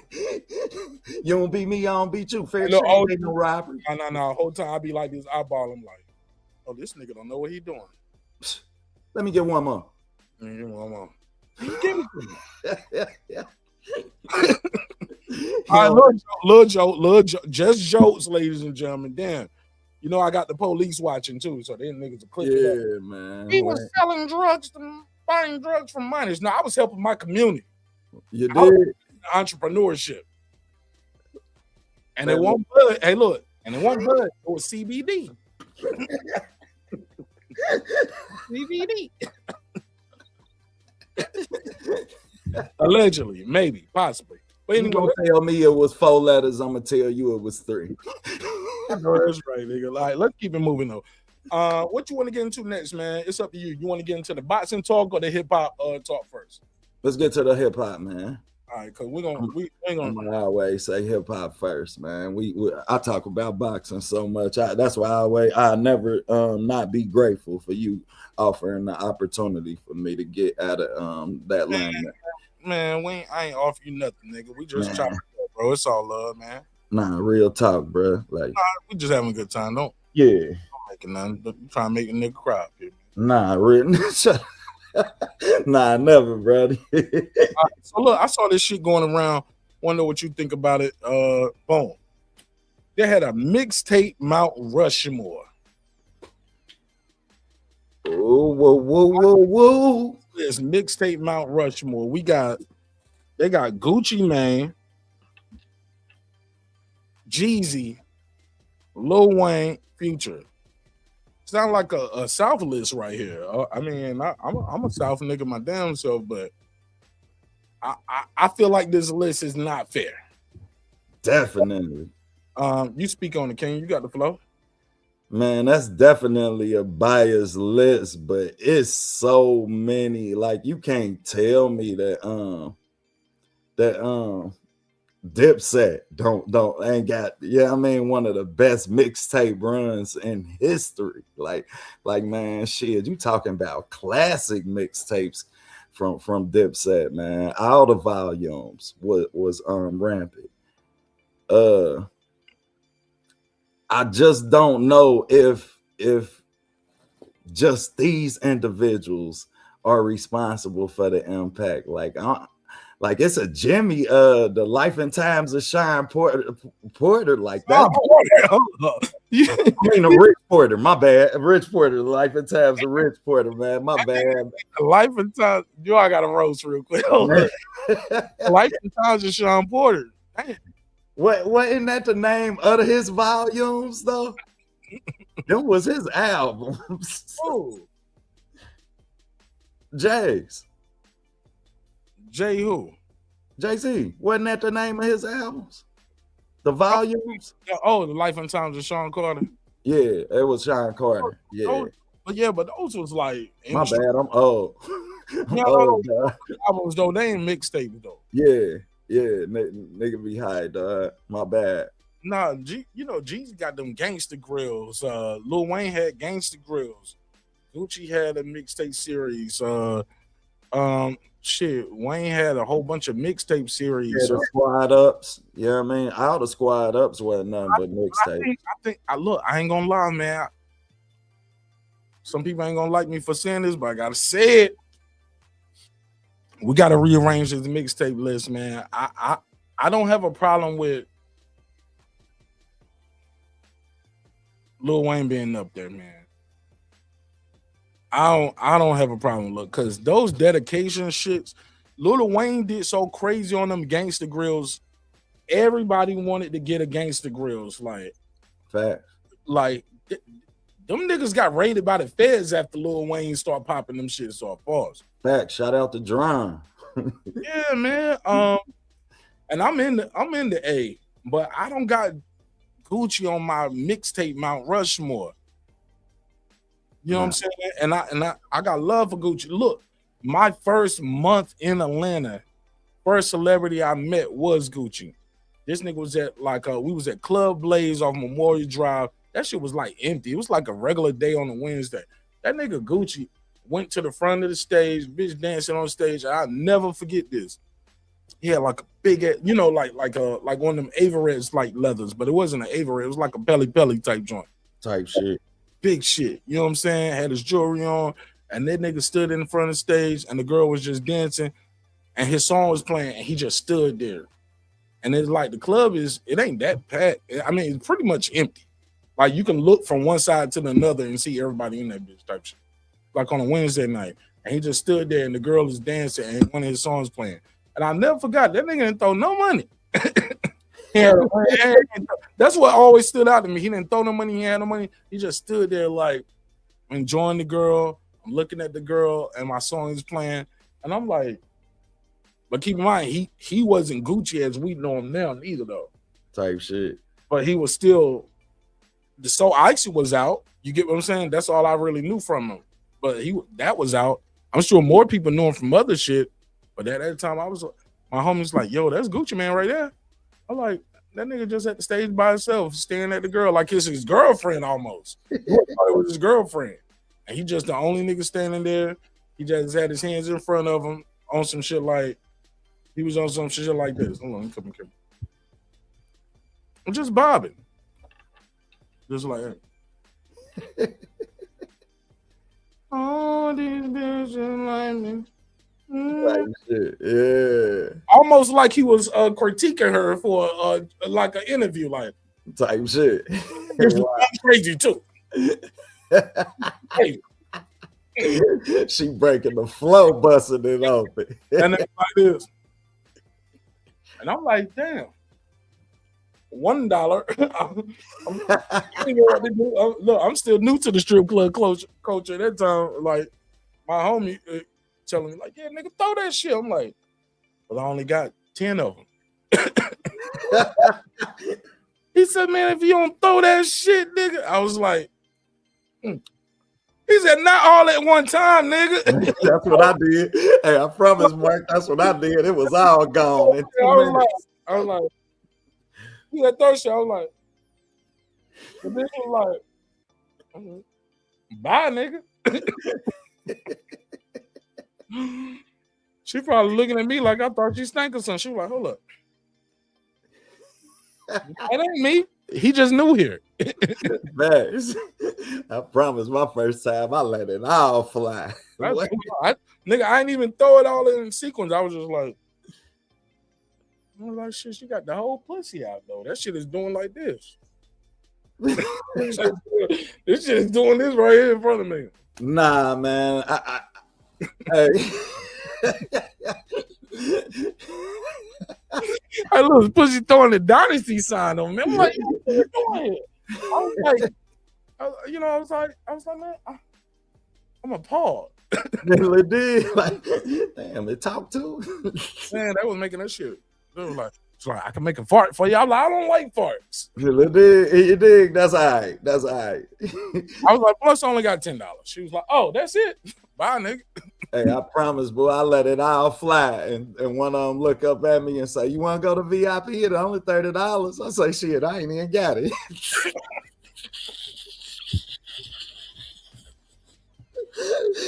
This was making it rain first started, man. We did that for a whole song, blew the whole pack. Like, man, what? I came out, nigga. I was not a strip club type nigga, man. Yeah. Man, I wasn't neither, boy. I didn't say you learned though. Man, I done seen my brother hit VIP so many times, boy. They done start coming out with different outfits and shit. They got on, hold up. Bitch, you started in purple. Now you got on silver and shit. One day I'm out doggone, man. Your brother skeeted on that shit. That's why man, you got brother going to VIP. You're coming back and going back. You wanna go? You wanna go? Yo. They look over at me. You want to go? Nah, I ain't down here for that.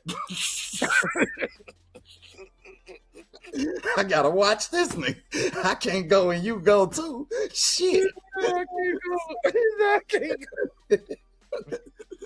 Like, bro, for real. Oh, we never gonna get a sponsor for this shit, but it's okay. So look, we.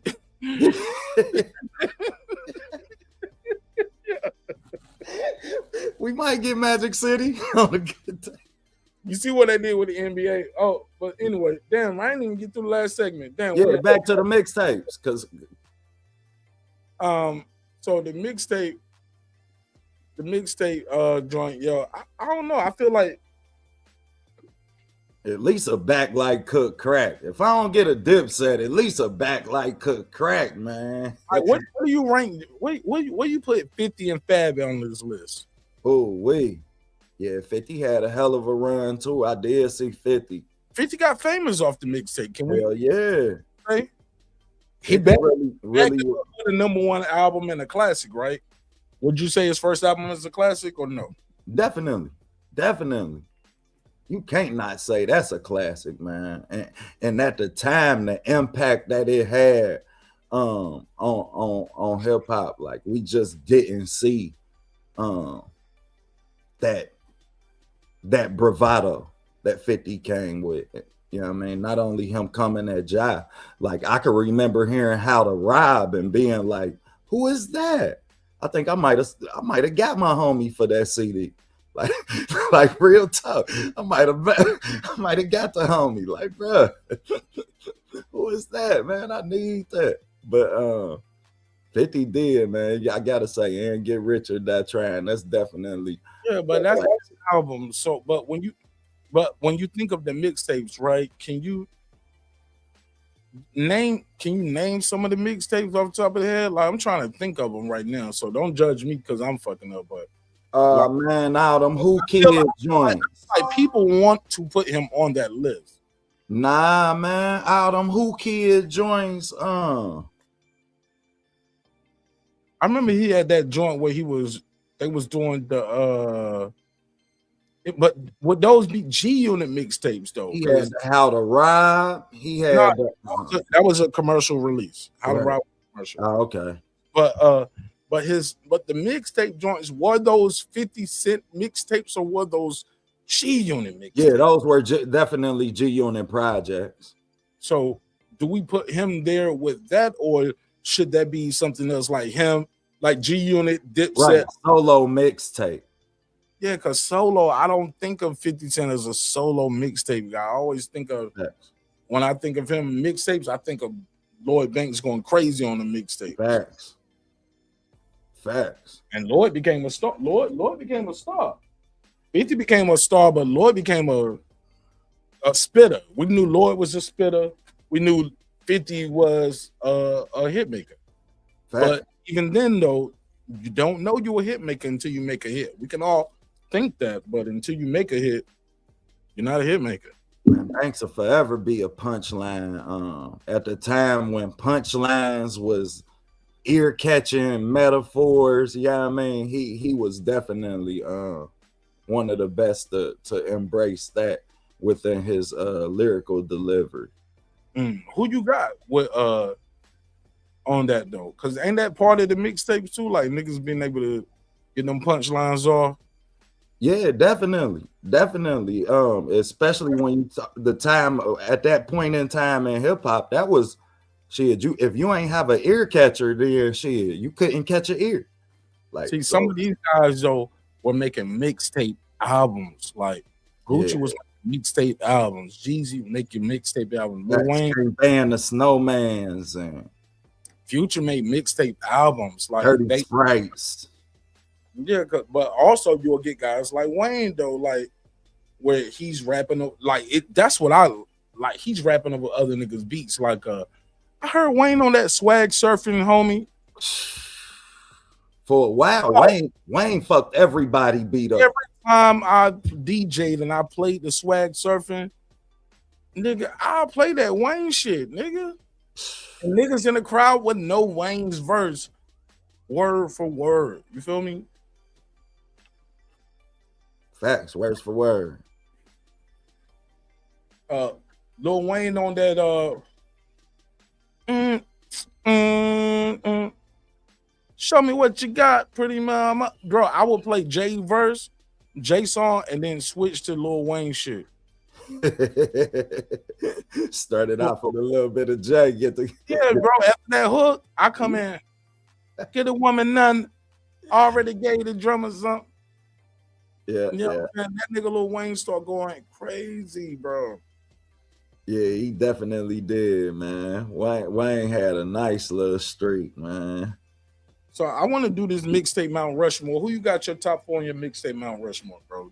Give me your names. Man, I got Jewels, man. Back like cook crack. Okay. I got Fab, man. The Summer Times.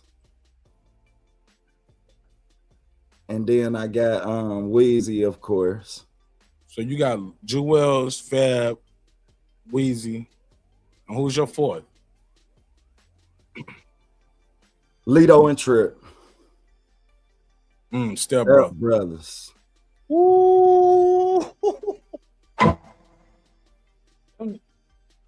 Wrong button. I meant to hit that $sign. Yeah, them niggas got a deal off of that. Hey. They got a record deal. Like, hey, label Universal, like, we want both of y'all together. Let's package this shit up. You did. And they're not even the most commercial guys, but they got a deal off of that and a tour. And damn, I can't believe you said that one, man. You threw me off of that one right there. That's Step Brothers. When I really threw me off that shit, bro. That's why you him. That's why you him. Nigga, that's why you him, nigga. Throw me off with that one. Brody, man. We gonna always give you something outside the box. If ain't nobody never know, that's what OTB stand for, man. It stand for outside the box because my thought process is always gonna be outside the norm. But I appreciate that, bro. But when you look at they 4 albums, I mean, that they did, not only that, but they all are album worthy as mixtapes. And for them being able to cross over and not being so like, it ain't like they dropping one every year, you feel me?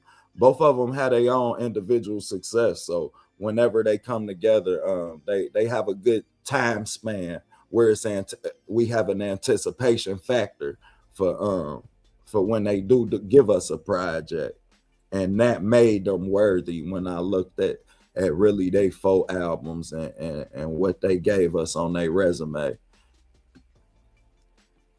And I had to give it to them over Yo Gotti, because I was a big fan of the cocaine mixtapes, man. A lot of people don't give Gotti his, but them cocaine mixtapes was all album worthy. Yeah, man. For sure. Hey, so that's a mean ass list, man. I'm gonna just shoot mine off the top of the head. I didn't give this topic too much thought. Go ahead, bro. Because for me, I guess it'll change like depending on the day or the mood or the road trip or the flight. You know what I'm saying? Depending on where you at, it's right. Your mood, what you want to listen to. But damn, man, listening to you and reading the chat, I'm like, if I gotta really put it. Facts. I just like,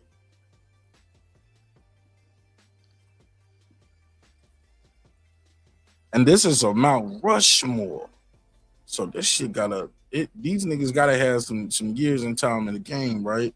Right. Laker County, I'm gonna respond to your comment or what I think about that. I don't want to throw the Brody off. No, go ahead. I seen you said Jadakiss the Champ is here. I was a big fan of the Champ is here as well as Kiss My Ass. However, Jadakiss has been one of my favorite artists since he was a part of Junior Mafia. And was he a part of Junior Mafia? Yeah. Kiss and a lot. Kiss was a part of Junior Mafia. The Locks was a part of Junior Mafia. Yeah, the Locks was as a group. It never heard of it. Yeah. If you look on the cover, they on there. Okay. They shitty ass. What Diddy and they shitty deal at the time. But nevertheless, I remember on the cover of the No Way Out album, right? Not the Junior Mafia. Was it? They wasn't on the Junior Mafia album. The Junior Mafia album, they were sounding on Diaz. Oh, okay. Lance and Big. Right. But I get what they might have been part of I thought the commission was Big and Jay, but as far as I know, they never actually been in a quote unquote surface with the Junior Mafia group. Okay. Well, even if it was, shortly after that, I've still been a Jada fan. But they was tight with Big. They did. Yeah, they was definitely around. Yeah, man. But nevertheless, I've been a Jadakiss fan since. Since he was part of, since they was rocking with Diddy, and I've never felt like his work ethic matched his talent. Like, I know it take a long time to produce the level of music that Jada give us, but like sometimes I wait too long for shit. And them mixtapes, they come too far and in between. Like, when it came to Kiss My Ass and the Champ is here. So I love to put Kiss on that list, but Kiss My Ass and the Champ is here just was too far and in between. That shit like two mixtapes in like 16 years. Like, if you don't count like solo joints. Shit. Yeah, I think I gotta put 50 up there, man, because 50 was doing them remakes to the songs where he would put his verse up there, and that's when I start using like the recording. Like my list is gonna be a personal list for me. Facts. Okay, just to give y'all a prerequisite. Facts. It's a prerequisite. This is for me what I was trying to do, and music that inspired me, right? Wasn't necessarily his lyrics or nothing like that, but I like how he was flipping songs. He would flip the song. Mm-hmm. Like LL had a song that Love You Better. He flipped it. I want to be your lover. I understand. Yeah. He flipped that shit. So he was flipping songs. So around that time, I was flipping songs too. So I was like, yeah, I like that. And I flipped a couple of his songs. Like he had like I teach you how to stunt. I did a song called I Teach You How to Front. Type shit. You know, so it was like a parody, and I just made it on some fun shit, right? So I just got to give it to him, and looking where his trajectory of his career went, how he broke those artists, and how he just kept going. Actually, I don't put an asterisk on that one because I might have one more. Right. I want to up there because Lil Wayne reinvented himself. Facts. He went from wobbly wobbly to the squad up to I can really rap. You just don't know. I'm just out here doing what I gotta do for me and you, and we eating. So, bitch, why the fuck are you tripping? I'm taking these chances, my head to the sky, and to the ground. Like, nigga, what? I'm like, money don't budge. And by that point, that was mixtape Wheezy, and we knew it. The world didn't know it, but if you, we was like, oh, that's mixtape Wheezy. Talk about it. He kept going.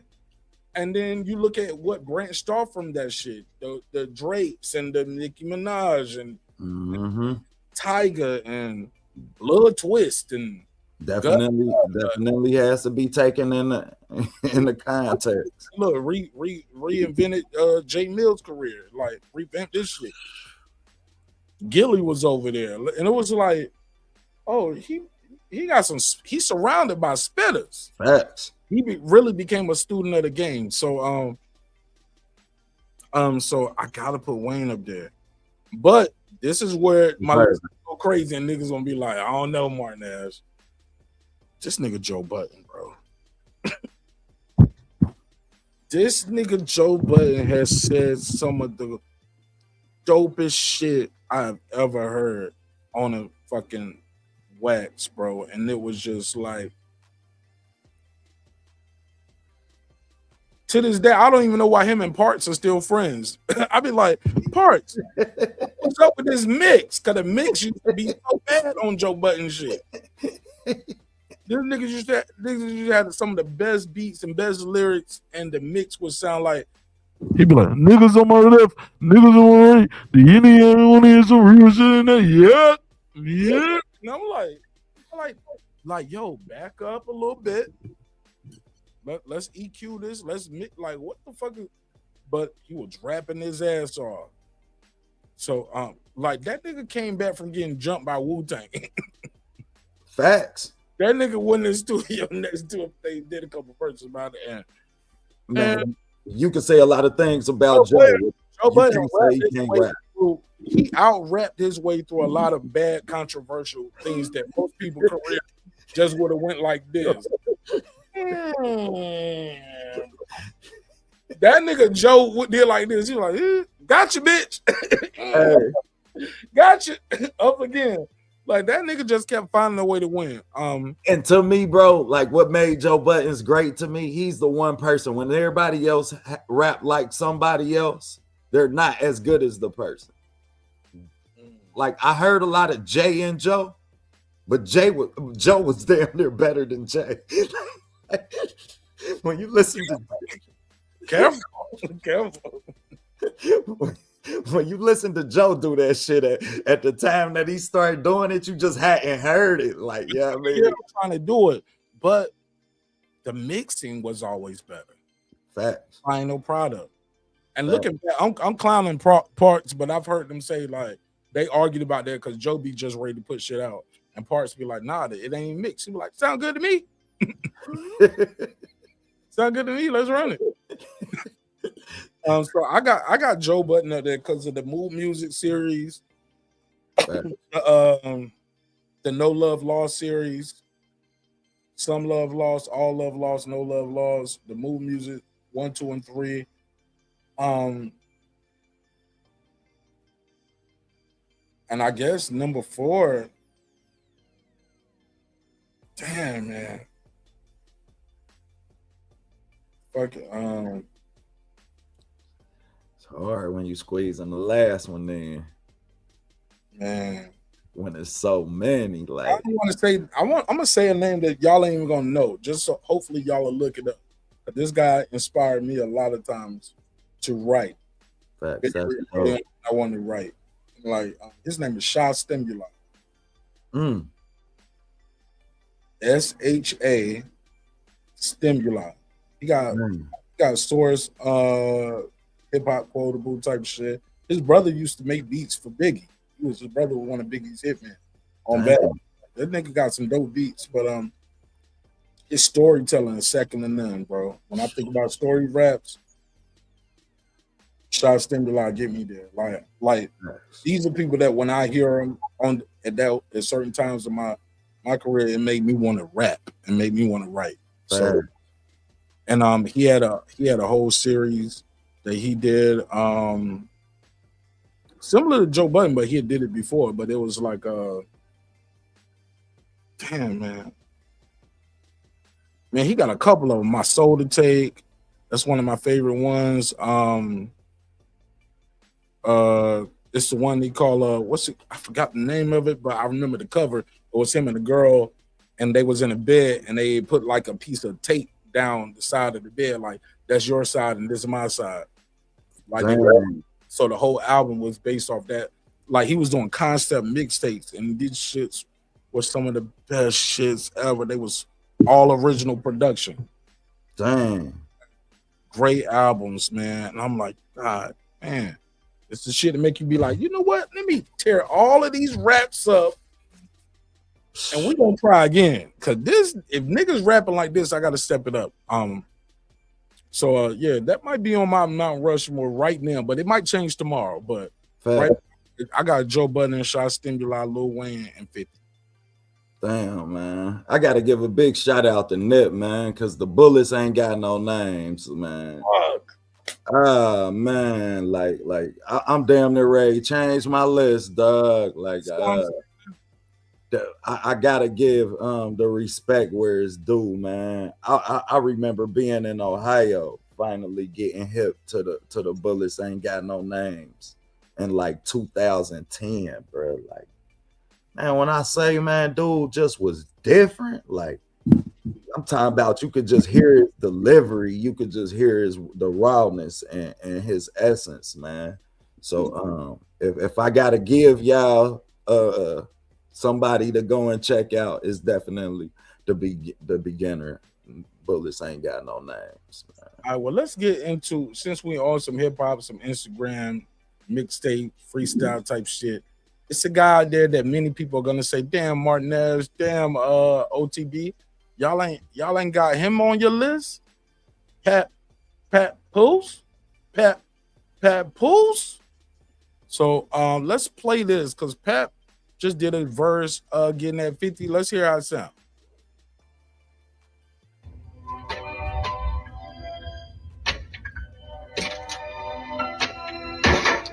Yo.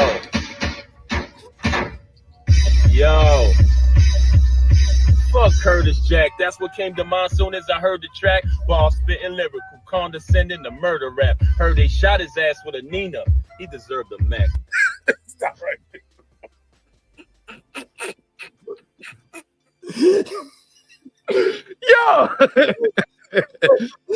Yo, heard they shot his ass was Nina. He deserved a man. That was hard. It's fucked up to say it because homie, you know what I'm saying? Like, that's how you start. Like that's your first 4 bars. hard. That's hard. Yo. Yo.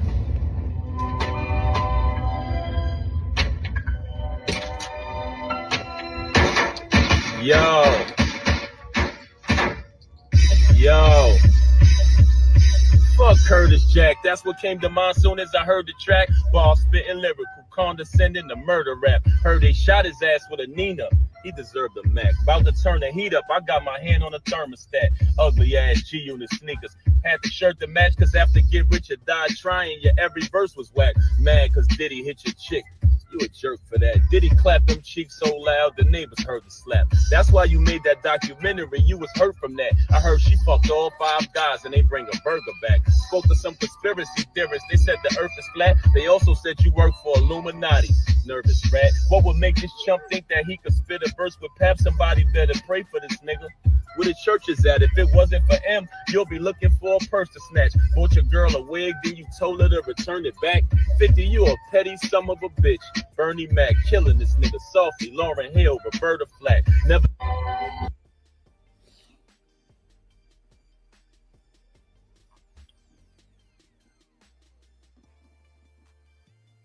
I'm gonna cut my screen off for a minute. Moment of silence, please.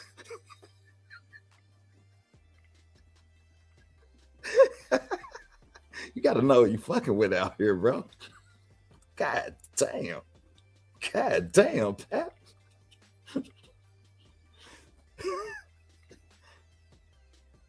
Ooh wee. You gotta know you fucking with, bro. You done woke up a giant.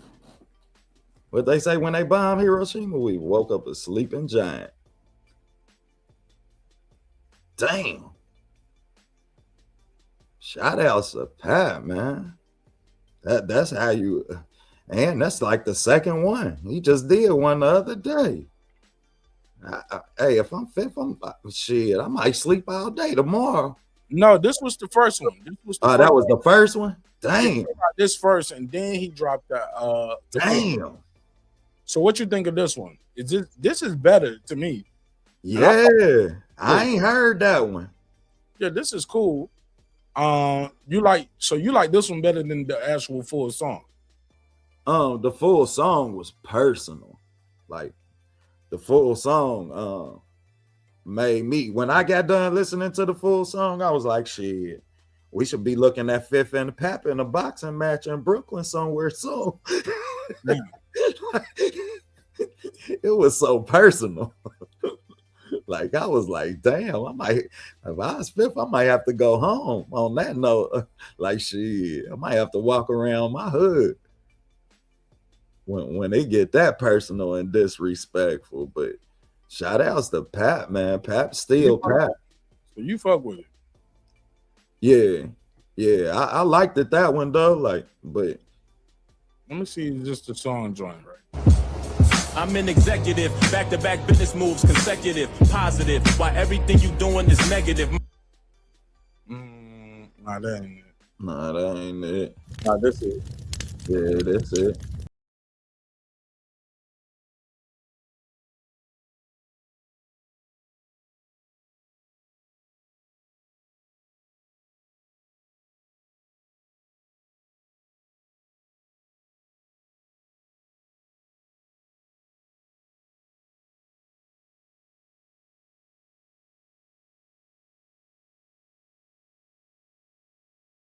How you feel about it so far? Like, man, I feel like he really he wanted to take it back to he really wanted to get home. Yeah, I mean that just say New York. I like the beat good New York gritty. Yeah, I mean I'm meeting you on our type of time type shit. Yeah, I mean, and that's how he approached it. Like that's what I can hear so far. Let's go. Queens.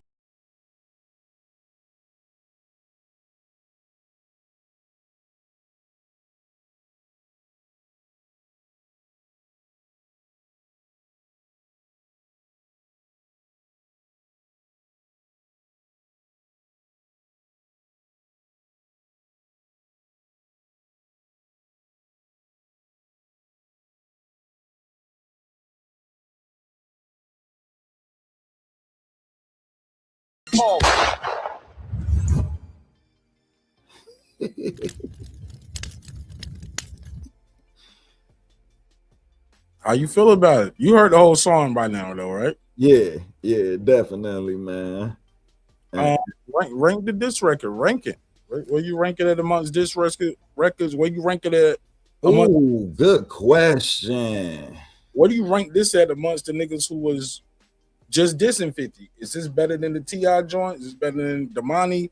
Is it better than the Fab verse? Like, where you rank this one at? Good question. I try. Good question. God damn. Ranking the disses. Definitely Damani first. Definitely Damani first. I felt like that was like, yeah, I mean, the approach that he took. I seen the Lots and Jadakiss and them take the I'm sorry, Miss Jackson approach, but they dug it, like he dug into he really touched a different nerve with his. Now I gotta go him and Tip.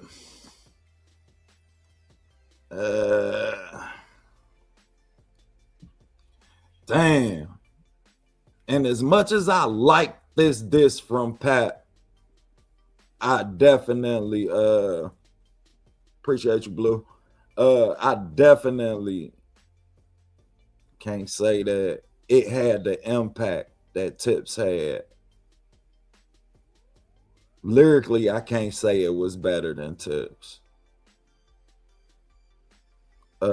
You wouldn't dare look me in my eyes with them dick suckers and say that shit you said with your thumbs, nigga. You a bitch sucker. You feel me? Like I can't even say, yeah, I mean, Tip went off too. Yeah, Tip went off. Like, so what about that Fab verse? Oh, I can't put Fab in it because I have a personal bias for Fab himself. What about Mano? Oh, Fab, what been going that fifth for a minute? Yeah, Fab I mean, been on my list, bro. Damn, man, I forgot that on my Mount Rushmore. Fab had like a couple series. Yeah, man. Time Shootout. He was doing the that winter shit like right around Christmas. Yeah, he did the winter shit, then he did the summertime. It was summertime shootouts, and he had that shit he used to drop right on Christmas Day. Yeah. Damn, you right too. Yeah, and then the next year he came back around and him and Jada did the damn Jason versus Freddy shit. That's why I had to have Fab. I couldn't. Yo, damn, Fab, yo. Don't worry, bro. We got it together. Yeah, I mean he on mine, dog. Okay, yeah, man. Damn. He made mine. So we ain't really leave no stones unturned.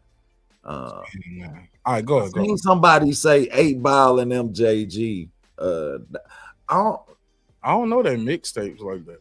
Yeah, they weren't really big. You got to think, I mean, you would have had to be in Memphis buying those tapes and CDs. You feel me? To really catch a wind of that. And me being from Ohio, I didn't get nothing past Mr. Big, then the album releases from 8 Ball and MJG. But I definitely would never name two rappers. I mean, a duo list and not have them on there. Yeah, that's a different list. Yeah, that's a different list though, bro. But back to the fifth battle, the Mano and Fab. Did you hear the new Mano where he did the whole song? Nah, I didn't hear the new Mano. Mano got a whole song where he took the big reference song. Let me see. But Mano is another rapper. Like, man, certain rappers, Mano, Oskino, like it's certain rappers that I always pull for because of the person that they are. And the fact that they can rap is just a bonus for me. Yeah, I mean, as far as supporting them. And Mano is one of them people. But Fab, I got a personal bias for Fab, man. That's one of my top 5 favorite rappers, bro. Dude, delivery so effortless. Like, But I want to hear what Mano had to say, because Mano been beefing with Fifth for a minute too. Damn, Mano ain't even got that shit on his YouTube. It's on Damn. It's on the way up. Let me go to his Instagram. Let me see if it's Classic Mano. Yeah, I mean, classic Mano. Could be one of the biggest rappers in the world, y'all, but just don't have the availability to, yeah, I mean. Jermaine. Let me see. Yo, look at this nigga IG. As soon as you pull up, he was like MC Gusto 84. Straight out of Low Cash. Damn. He said, boy, you ain't gonna, he said, you ain't never done one tough thing in your life. Wearing a vest and posing with grips was just good marketing. Damn, and I just said something about Oskino. Look who on Mano's shirt. No, that's Moschino. Oh, is it? Oh, okay. Moschino. Damn. Yeah, the M cut off from this person right here. Yeah. That nigga ain't wearing no Moschino shirt. Hell nah, that's some New York Philly shit. My bad. Yeah. When the vest, she said, say you the best ever did that. I'll admit, you was victimized numerous times. Let's see, where the song at? Oh, here we go. And stop, pause. No, not as long as it's a nigga.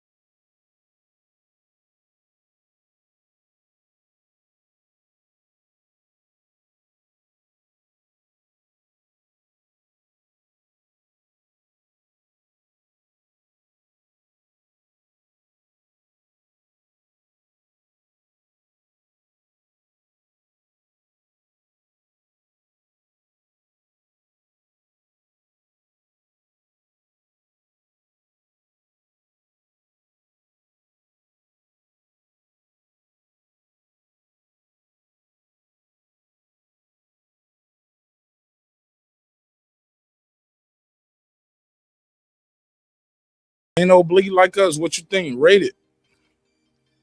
Y'all let me know what y'all think in the comments too. I give it about an 8. Damn, an 8? Yeah, I give it about an 8, man. I just done heard a lot. Yeah, I mean, 8 is great.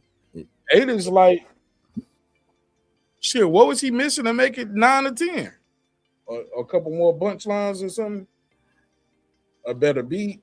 Like, yeah, probably a better beat and a different theme. I ain't really a fan of you rap. Yeah, I mean, if you're not gonna put no twist on it, yeah, I mean, when you go with the bleed, just like us, you know, we done seen it hurt. Yeah, I mean, like shit. Not only are you from New York, so once you adapt that, once you had that adaptation to a theme itself, then you have to give it a different approach and you had the same approach to the adaptation that would be expected. Somebody in the chat said they gave it a 6. 6. See, I could see that. I was gonna say 7, but because I give it a 7. It's a whole dedicated to one person. You know what I'm saying? Talked at the beginning. He's a Brooklyn nigga, using the Biggie Brooklyn reference. I give it a 7. Fact. I thought the punchlines was there. It was good metaphors and similes without saying like or more than the whole way. You know what I'm saying? It was personal. The angles there, I didn't hear any new angles though. You know what I'm saying? Fact. Any new angles. But I fuck with it though. Shit. Rated on the list of the current wave. I still got T.I.'s first. Damani second. I put 50's response, which your mama ate everybody's in Atlanta. Facts. I give them that shit right there with the meme. I give them. Fab is number 4. I put this over the Pep. I like this more than the Peps. Okay. I put Pep. I put this and then Pep. Okay. I feel that. And then Jimmy's. Then King. King is last. Yeah. Respectfully. Yeah. But I thought King did the ultimate trolling though. Hey, he did. With putting his mom on the picture with the shirt and holding the joint up to it. I say, and they actually selling those bags too. Them pouches. Yeah, you can buy those. So yeah, King gets credit for that. You know what I'm saying? I give number 1 for that. Like he found a way to monetize the shit. And then the young bull. But bar for bar though, that's my order. Yeah. There was one more thing on hip hop I wanted to get your take on before we get into the boxing. Or that might have been it for the hip hop talk. That might have been it. Did you have anything else going on in hip hop you want to talk about? Nah, I think that was it, man. You stumped me with the putting them in order, man. That's tough, but your list definitely. Yeah, we ain't do that in pre-production, huh? Yeah, that was you stumped me. That was dope. That was dope, man. Because it make you really put everything in the context when you have to really put them in order like that. All right, let's get into some boxing talk then, G's. Like, what the hell is going on? We got some fights coming up. March 14th, this weekend. Tomorrow we got Barboso's Arnold Barboso Jr. versus Kenneth Sims Jr. See, I'm putting the S from his name on the other one. See, the weed kicking in, nigga. The weed kicking in. Gotta hear. I'll wrap this shit up. The weed kicking in. There. I've been professional. Hey, look, I've been that nigga you good, brody. You good. All right, so we got Kenny Sims Jr. versus Arnold Barboza. Who you got, bro? My heart say Kenny Sims. The film say Arnold Barboza. I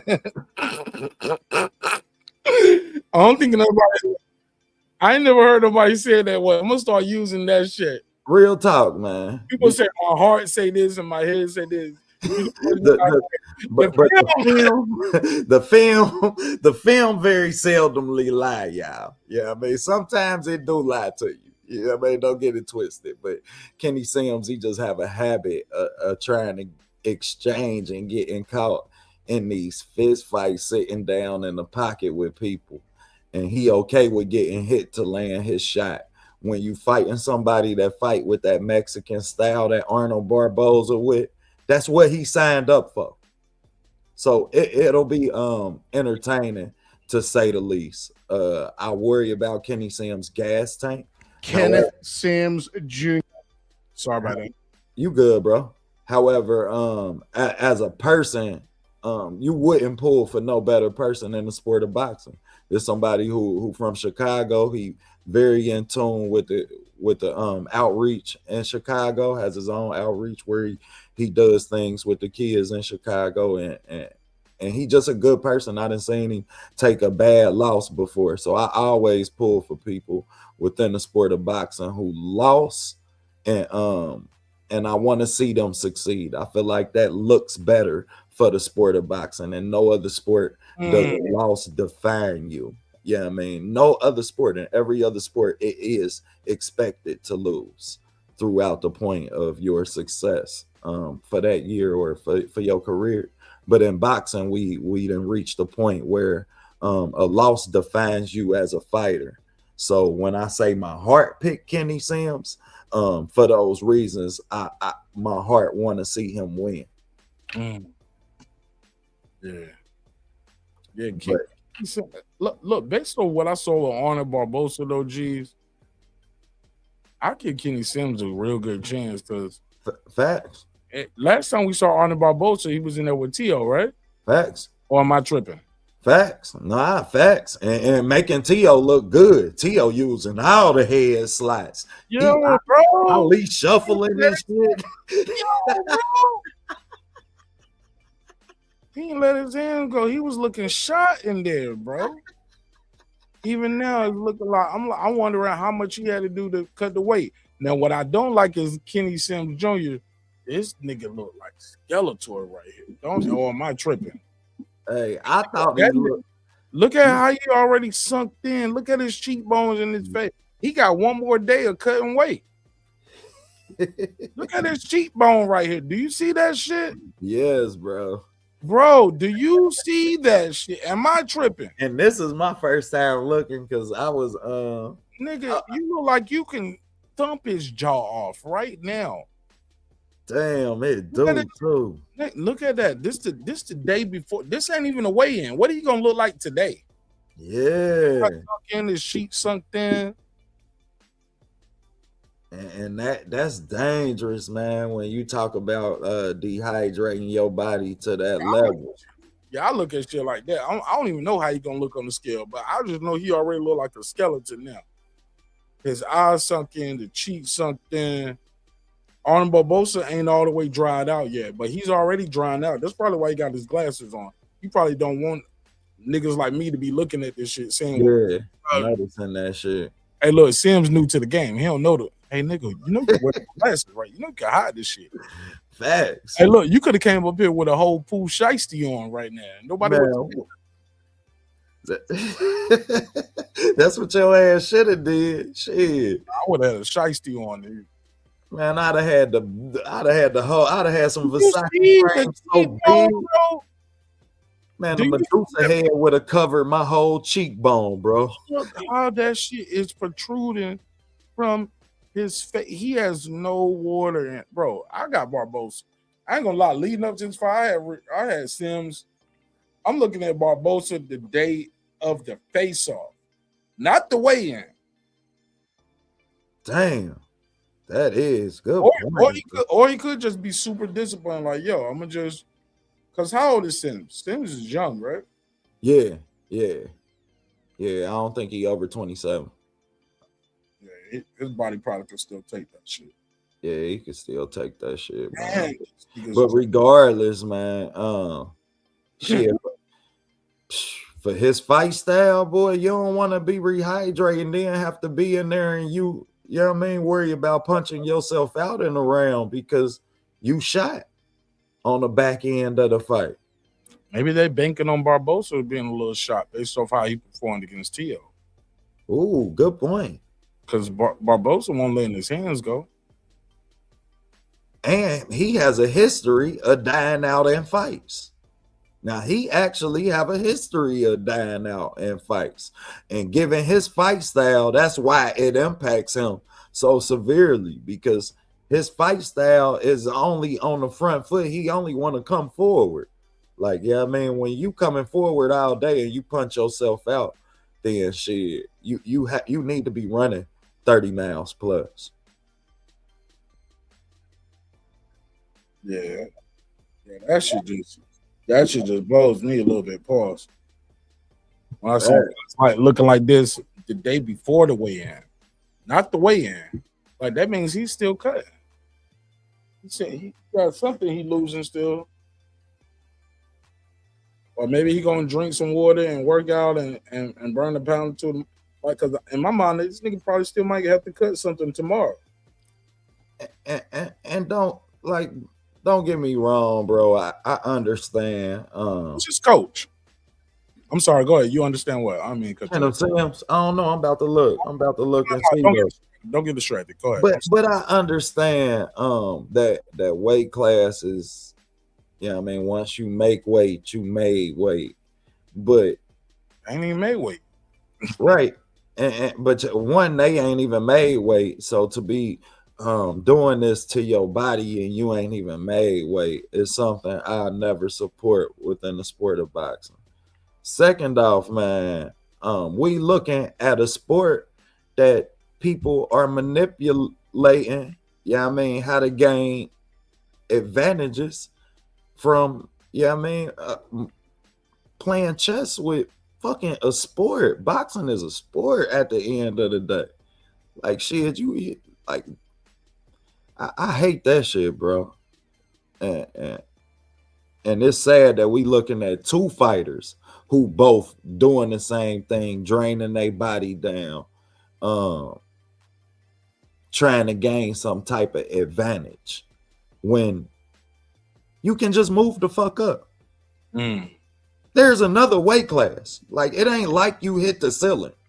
You feel me, bro? Like, so when people start doing these type of things, we just seen Richardson Hitchinson miss weight with the IBF rule. Like, shit, these are actual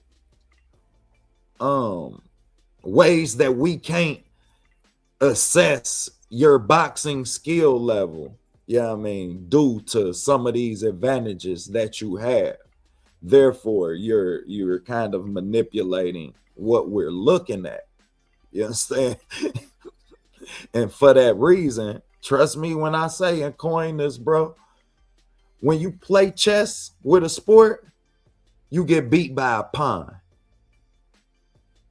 And we gonna see, I mean, if I'm right about this, I mean, then we'll see an upset from one of these fighters who trying to either drain their body down and he's taking a fight that he has a physical advantage over. You feel me? Or we'll see him lose to somebody that he shouldn't even be in the fucking ring with.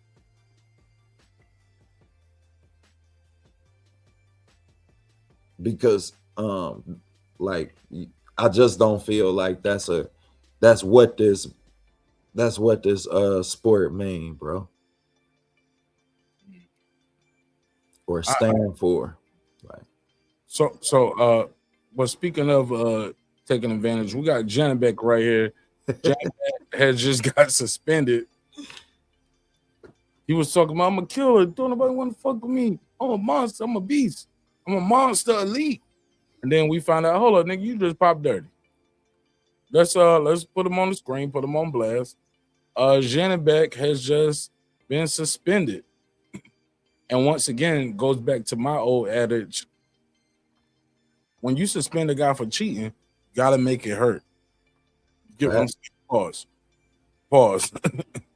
You can't say, hey, look, okay, we're gonna suspend you for 6 months. Nigga, they fight they fight twice a year anyway.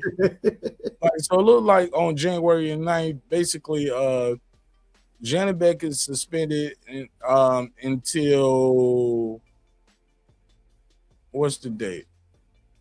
Suspension runs through June 1st, 2026.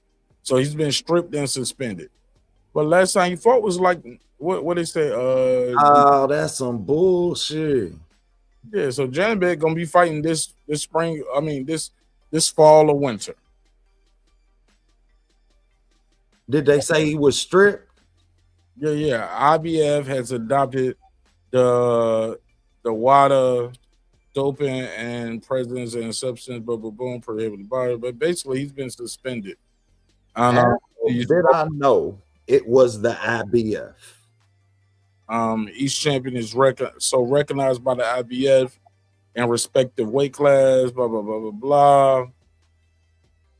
Defend the championship within 9 months. So basically, because you can't defend your belt within this X amount of time, by him a contest scheduled for 12 rounds, but basically he's suspended and stripped. Penalties imposed by Rule 18 prohibits Janibek from being ranked by the IBF or participating in any IBF sanctioned bout for 1 year following his suspension. So basically, his suspension by the KPBF is effective as of 2025. So that means from December 2nd to 2025, all the way to December 2nd, 2026. He's unable to fulfill his mandatory defense obligation, which would have been by July 4th, 2026. So he been stripped. Because basically he's suspended until his suspension is over, which is December the 2nd. Right. And it started, I guess, when he missed that last fight. Yeah, it's retroactive from when we popped when you pop dirty. Yeah. So but my thing is, even now, y'all still ain't giving him the body. Y'all ain't put the body on him like, yo, we suspended you for feeling dirty and part of the drug test. We suspended you because you can't fulfill your mandatory, and your mandatory is coming on this day, and you can't fulfill your mandatory because you popped dirty. But they ain't even saying that. But long story less long, he's suspended. So it's another belt open in the middleweight division. Man, we know, excuse me. Yeah, you got. We know about the history that baseball have with PEDs. Profar just popped, and he got 162 games, equivalent. But this was his second time popping. Yeah, man, equivalent to 1 season. First time he popped, he got 79 games. 162 games mean he won't play the whole season. Boxing is gonna give him essentially, you miss 1 fight and you can't fight until this date this year, until June of this year, which means you still can get 1 fight. You might be able to squeeze 2 fights in. Yeah, man, because you can fight after the 6 months. So shit, you might be able to squeeze 2 fights in. So I'm with you on that. But what I want to touch on is that the IBF, bro, they got some bullshit going on. They are Wayne and Shotters or Biggs and Shotters. Remember when Biggs was sitting there and he say extortion and all other types of fuckery? Like, man, I didn't even make that a drop. I gotta make that a drop, bro. Remind me tomorrow, bro, to make that a drop. Real. I gotta arrange my studio in here because my soundboard is all the way over there. But remind me tomorrow because I got to drop. Man, we good, bro. We rocking, man. Remind me tomorrow, bro. But that they are Biggs and Shotters. Like, they just had and all other types of fuckery. Yo, like, man, we done had Richardson Hitchison miss his title because he missed weight. And he's still the champ. And he's still the champ. And no, he made weight. That nigga just said, I got a tummy ache afterwards. Right. Say he was sick. Whatever. Yeah, fuck y'all. I'm sick, bitch. You did? Fuck you. Hey, look, you want me to die out there? I'm gonna sue you. I slipped and broke my. I got 150. Told y'all niggas I was sick. I got a doctor's note, bitch. Like, and then they have Joe Opataya. My doctor said I can't. My doctor said I can't fight tonight, nigga. I ain't gonna be able to do it. You know what? I can't do it. And if you strip me, I'm gonna sue you because my doctor said I can't fight. I'm gonna sue you. My doctor said you did, and he right in the room with he in the bathroom right now. He just wrote it. He'll be out in a minute. He'll be out in a minute. I just wrote this shit. You can't rush a shit. My doctor just wrote this motherfucker. He said, "Leave me alone tonight." Go home. Like, man, I'm going. You better have some of your rubles for this shit. You did. Like then they got they got a heavyweight champion who just fought cruiserweight. My mistake. A cruiserweight who just fought for the WCW belt. You gotta know too. That nigga said, I gotta know. Y'all took my $80,000. Hey, look. Richards and Hitchens had a doctor's note. That nigga did this. He was like, "Oh, hey, notes." That nigga was like, "I got a receipt. I paid y'all $80,000 for these sanctioning fees." Man, you know what they told him? Take your money back, bitch. That's what they said. They said, "Bitch, fuck your money." You and your money. You and your money. It was like them niggas got them calls from Eddie Hearn, Al Heyman, Bob Arum, allegedly. Like, man, this shit. Allegedly, you did. I don't Supposedly. know. Them niggas got a call and they was like, "You do this Zuffa shit, you ruining everything we got. You're gonna give them validity." And they said, "Nah, we ain't doing it." You know what? We don't even want your money. Your money ain't good here. Tony. Your money not good. I don't want your money, Tony. Your money not good here, Paulie. That nigga say your money ain't good here. You did? Like, man, when somebody tell you that, man, that lets you know. But then the IBF just had him put a case on them. Hold on. You did? The IBF in a bad motherfucker. Like this shit. They got to be the black-owned company too, right? Got to make the American company.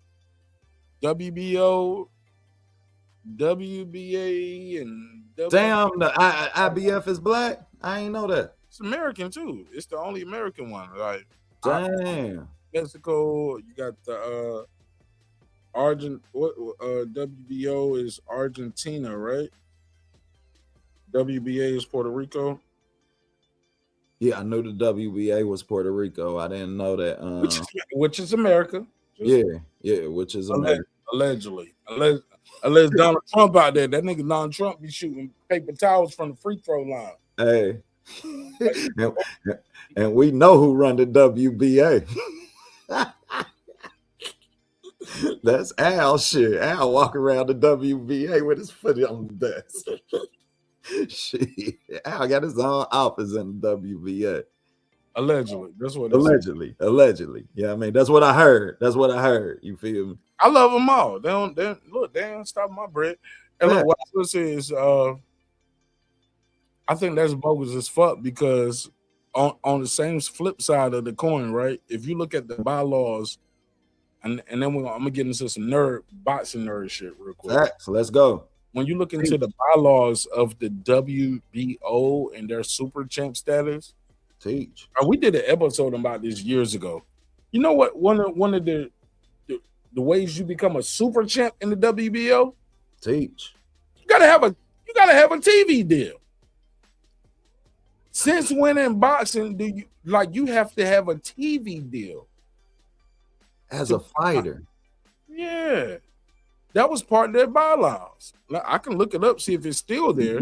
But I remember looking up like, how do you become a super champ in the W? Like, what makes you a super champ in the WBO?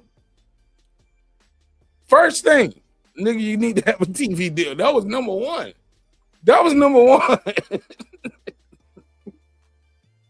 Number one. Puro was here. Puro, shout out to the homie Puro. Puro was Yeah, shout out to the homie, man. But shout out to the homie, because most fans don't look at the bylaws and go to the rule books.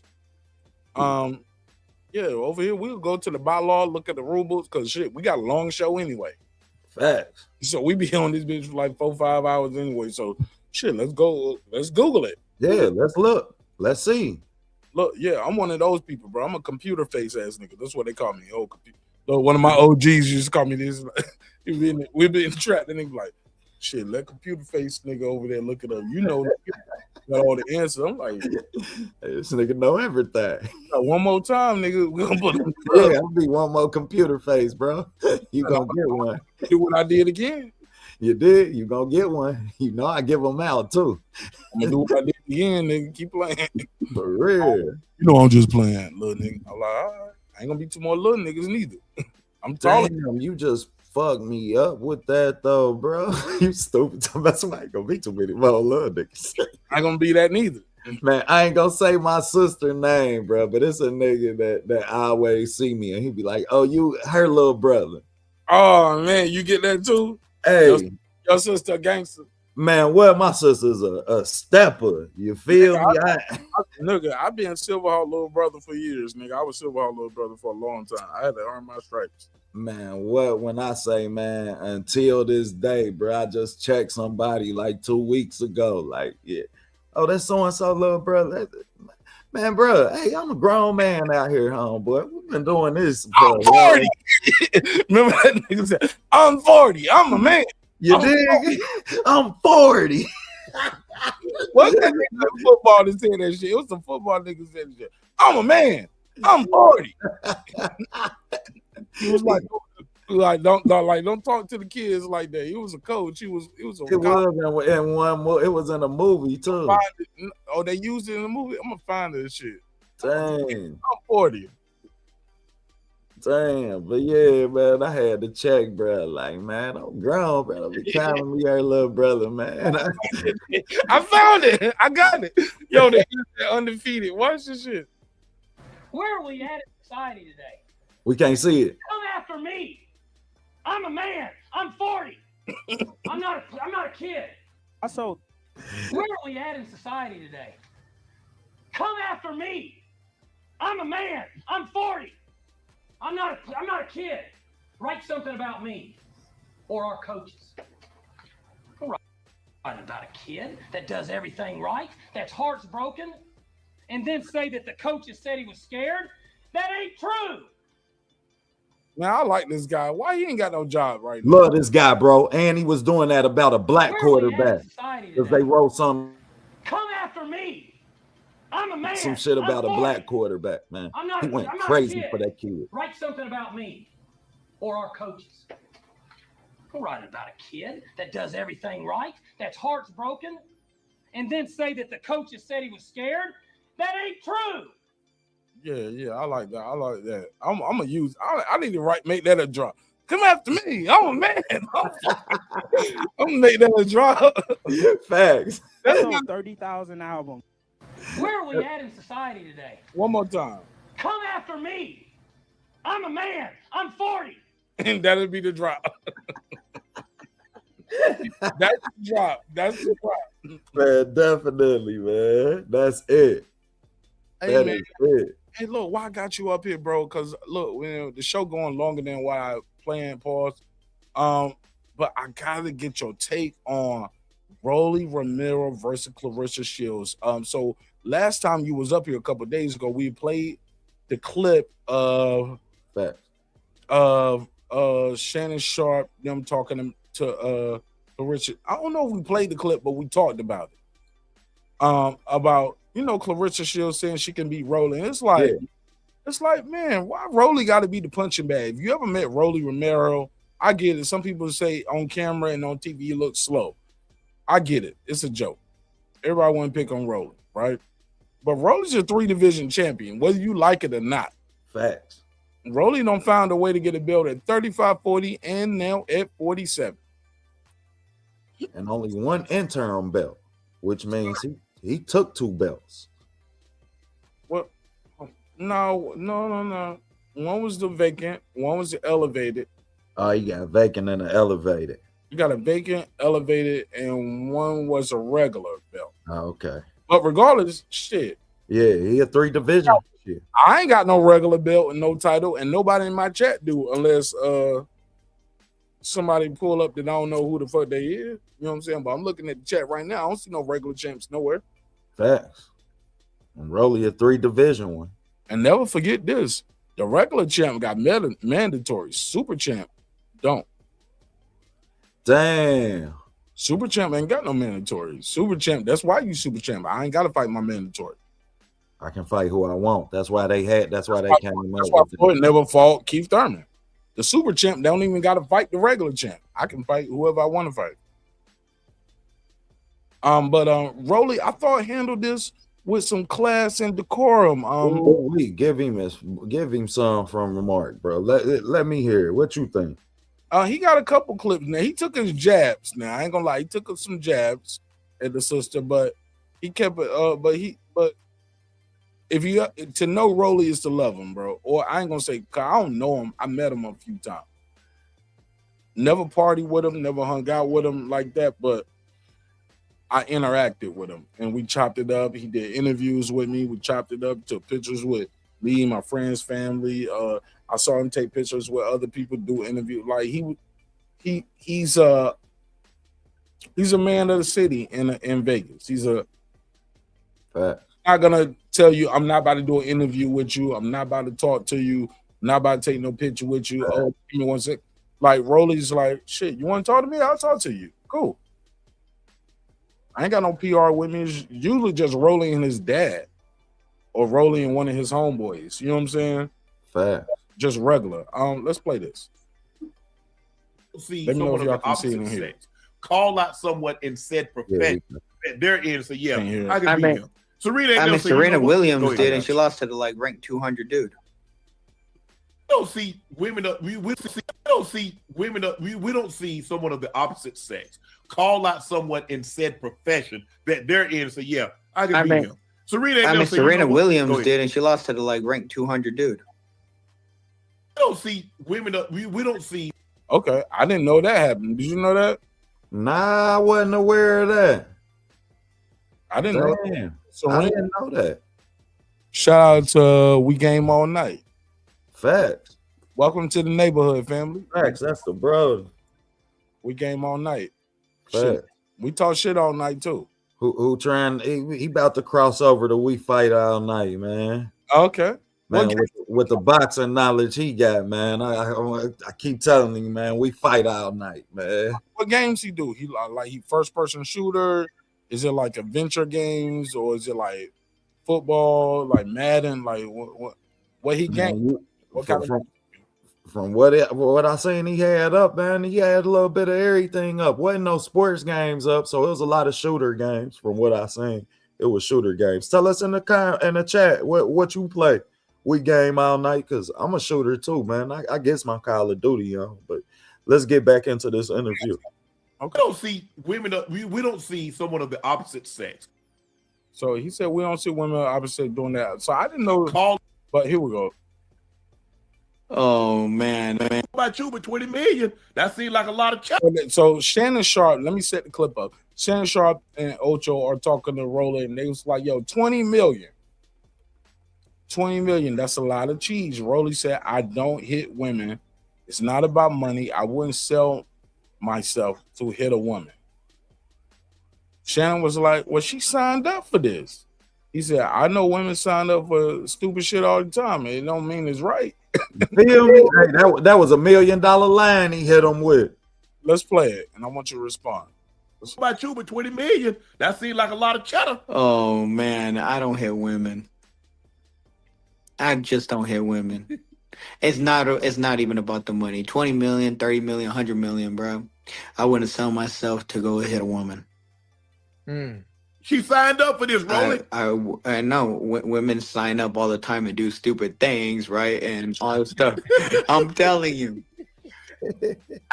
It's not in my moral compass to go hit a woman. Yeah. I gotta respect them for that, bro. Can we get Rolly a round of applause for that? Man.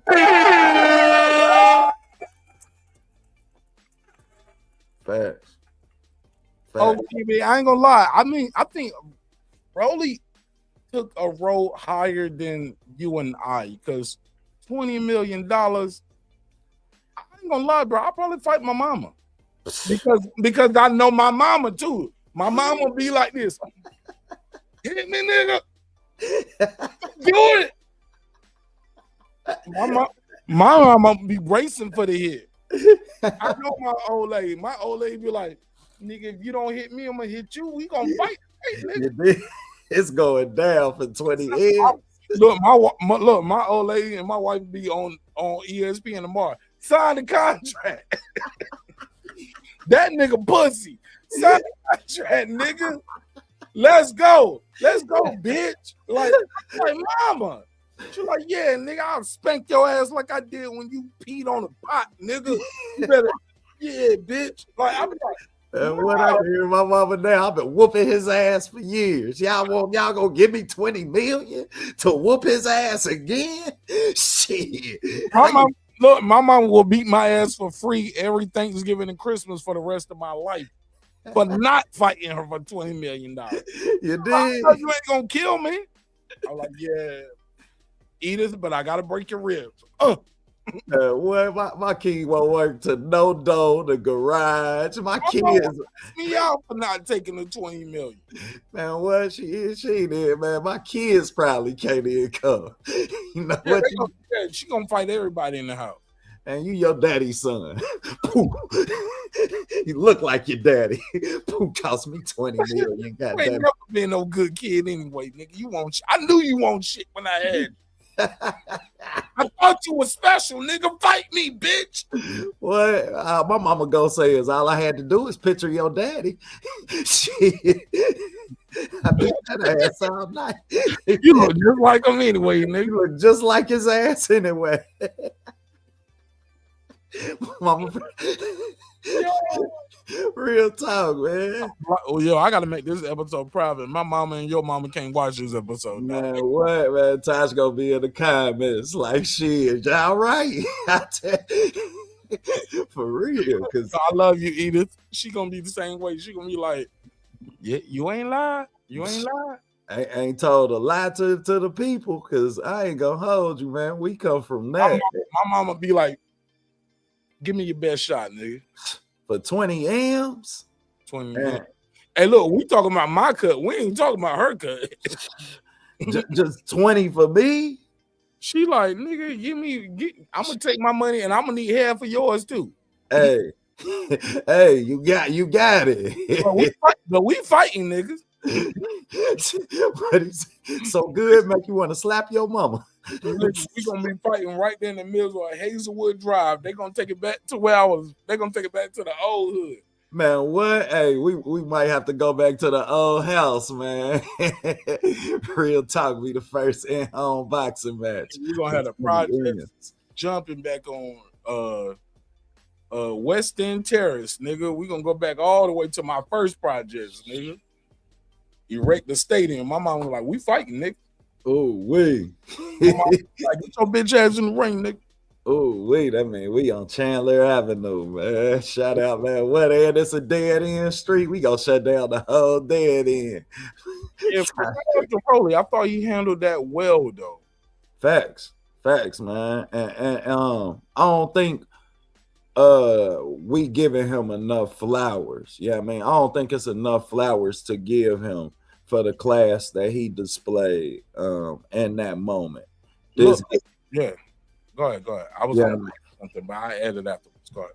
Nah, like I like for him in that moment, and then when it gets the publicity that it gets, it's easy for us to be masculine. You understand? That's easy for us. We do that naturally as men. We're very prideful. So to see him put his pride aside and to stand on integrity and the morals that he was raised with really made me commend his parents as parents. I've never heard Rolly mention his parents before that interview, and he tell us about the things that he had went through. He kind of mentioned it one time with Brian Custer, but he'll never go in detail. But when I see him react and with the lights on, the way you see him react with that level of class and integrity, then it really made me respect Rolly as a fighter and as a person. And now I'm a fan as a person. Before I was a fan as a fighter. Okay, you started in jiu-jitsu, you started boxing late. There's somebody whose career was fast-tracked. He fought Tank in 14 fights for a championship. That ain't easy. You feel me? Like, not the... And then, bro, he came up fighting in Doghouse Gym, which is Floyd Gym. And let me tell y'all something about Doghouse Gym. In Doghouse Gym, you fight Doghouse rules. That's old school, 15 rounds till you fall out. So, for somebody who gave himself an opportunity at a pro career from that level. But you know, Floyd, when they did Doghouse rules, it ain't no rounds. They cut the clock off. Dang. You fight till you quit. See? You fight till somebody quit. That's a different respect level as a fighter. You feel me? Like, I come from Cincinnati, man. Ezra Charles, we come from fighting. Cincinnati done had, I believe we second on the list now, but just a couple years ago, we had the most Olympians. We had more Olympic boxers than some countries. You dig? Like, that's how big boxing is here.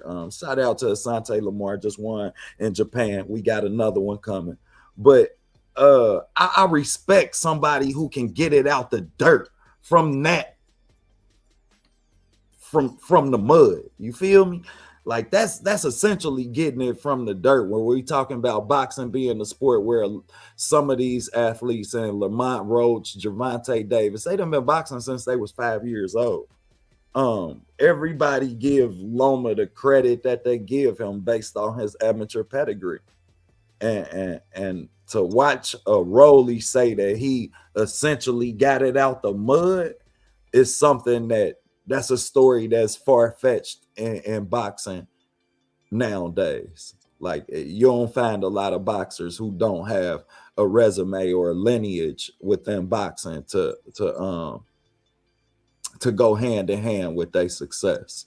So they always give me hell when I always give guys credit. They were like, well, he ain't no real champion. He got a regular belt. I was like, how many regular belts you got? How many regular belts your partner got? Your homie got? How long niggas in your city been fighting? And they ain't got a regular belt. You did? You know, the regular belt got mandatory, super dope. Also, before they had a super, it was just one belt. Fact. The belt niggas had. Dang. So I don't know, man. People always look for a reason to try to tear somebody off their pedestal. With that said, let me bring you up because I saw Unc was talking to Shakur too, and they was talking about his fighting style. Yeah, I didn't see the Shakur part. I got it. Boring and not what's your take on this? What's your explain?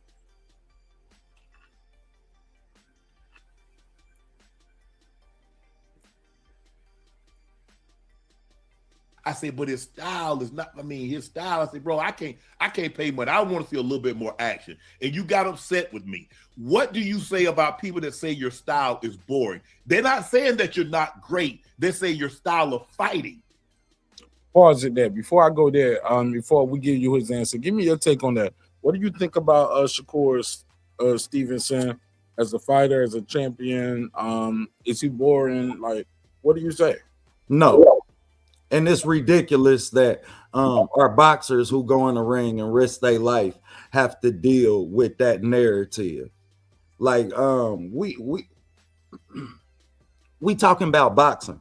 If you don't know how to sell the mechanics of boxing as a community, as a culture, then come on to OTB boxing school, man. We'll show you what to appreciate about this sport, because for us to say that what we do is boring, then that means that we're expecting a brawl. We're expecting a fight. Now, it's okay when a fight do break out. That's cool. If that's the type of boxing you like, knockout sales, old Emmanuel Stewart, cliche representation of what boxing stands for. Yeah. Hey, look, sometimes you go to a boxing match and a fight break out. Like, yeah, and that's cool. And niggas fighting. Yeah. That's cool, bro. But for those times when they don't, they should be magnified. Yeah, bro. It's something special to see a nigga stand in front of you for 36 minutes and you can't touch him. Or he hit you whenever he feel like it. on TV, that nigga, yo, that nigga hit on you whenever he feel like it.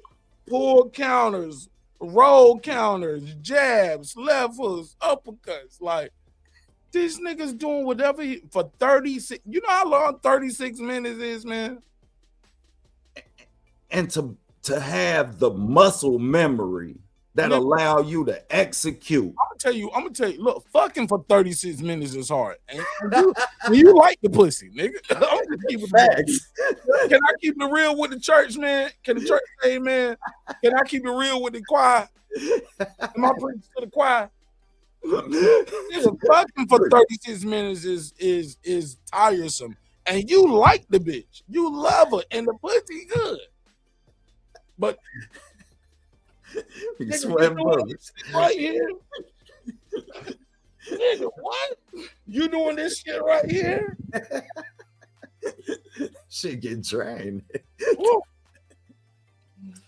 You don't look, and you don't even get an organized 1 minute break every 3 minutes. Facts. You non-stop. But you like this shit. You get to switch positions, drink some water and everything. And look, but if you like me, nigga, I don't have sex. I'm like, shit, let me get this Gatorade. Nigga, I look like a fucking commercial, nigga. Drinking the Gatorade, sweat dripping all over my body. Man, what I be dripping? I'm talking about, man, sweating. Hey, look, trying to do some comedy real quick or some shit in the middle of the session. Like, look, sing along to the song a little bit. Like, shit. You know, you gotta get right. But damn, baby, I can. That's your break. That's your round break right there with the pussy, right there.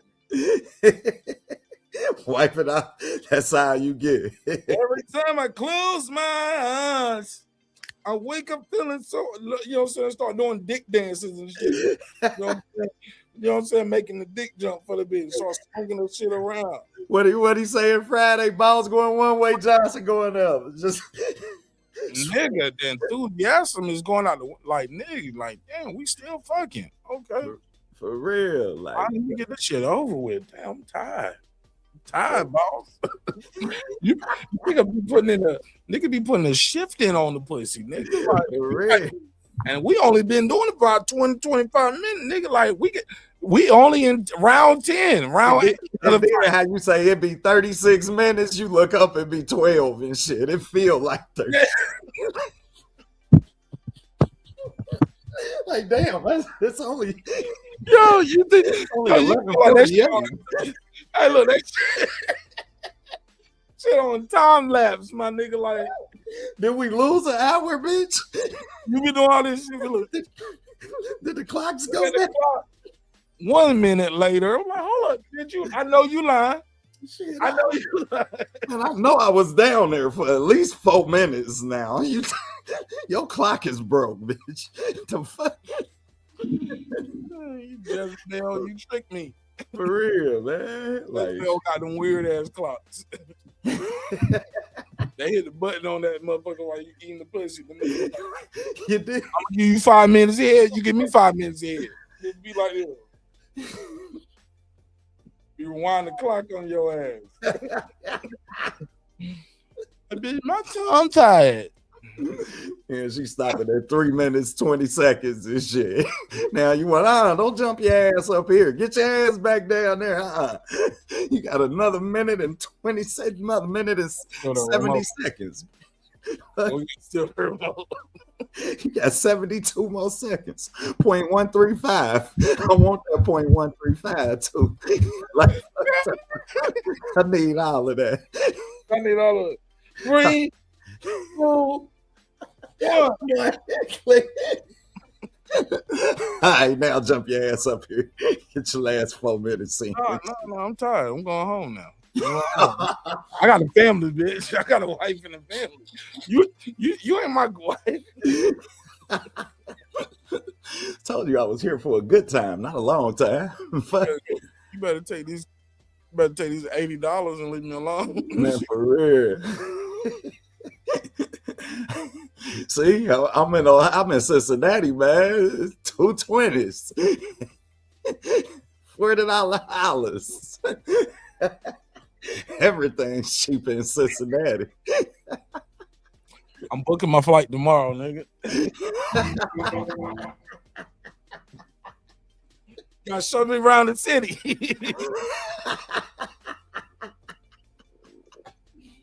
Shit. For that 80 you used to, goddamn it, you get a hell of a three-way. You can make a hell of a three-way call here. Shit. Oh my god, man! I ain't gonna never get no deal with y'all niggas. Man, don't worry, man. They still gonna come, man. Pause. Yeah, that shit happened, man.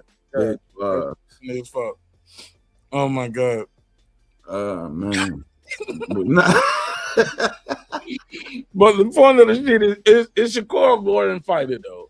I don't think he's boring. What's your take?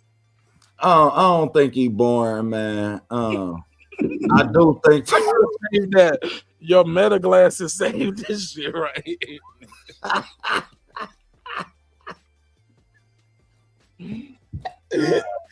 Bro, stop. Nah, man. I don't think he's boring, man. I think it's still more layers to his onion, though. I do still see ways that he can. Do we got to pause on that? You want more layers to his onion, but go ahead.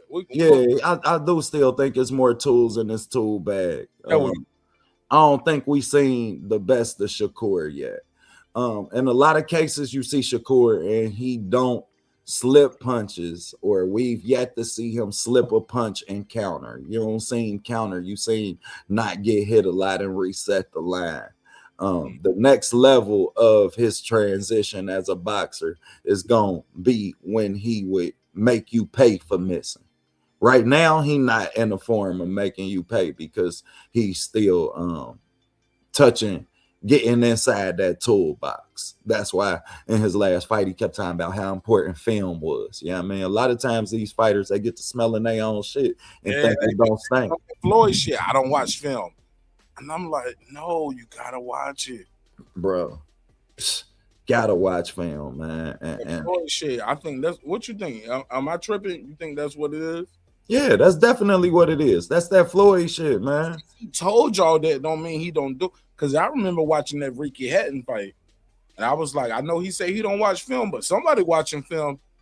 Because nigga, every time Ricky dipped that left shoulder down, every time, bro. Ricky Hatton would be like this with Floyd. He'll dip that left down, and we all saw that left hook coming up. And Floyd would duck under that shit and grab him, hit him in the back, jump under that shit, tie him up, put him right here. Ricky was getting frustrated, but it was almost like he had his timing down so quick. Like,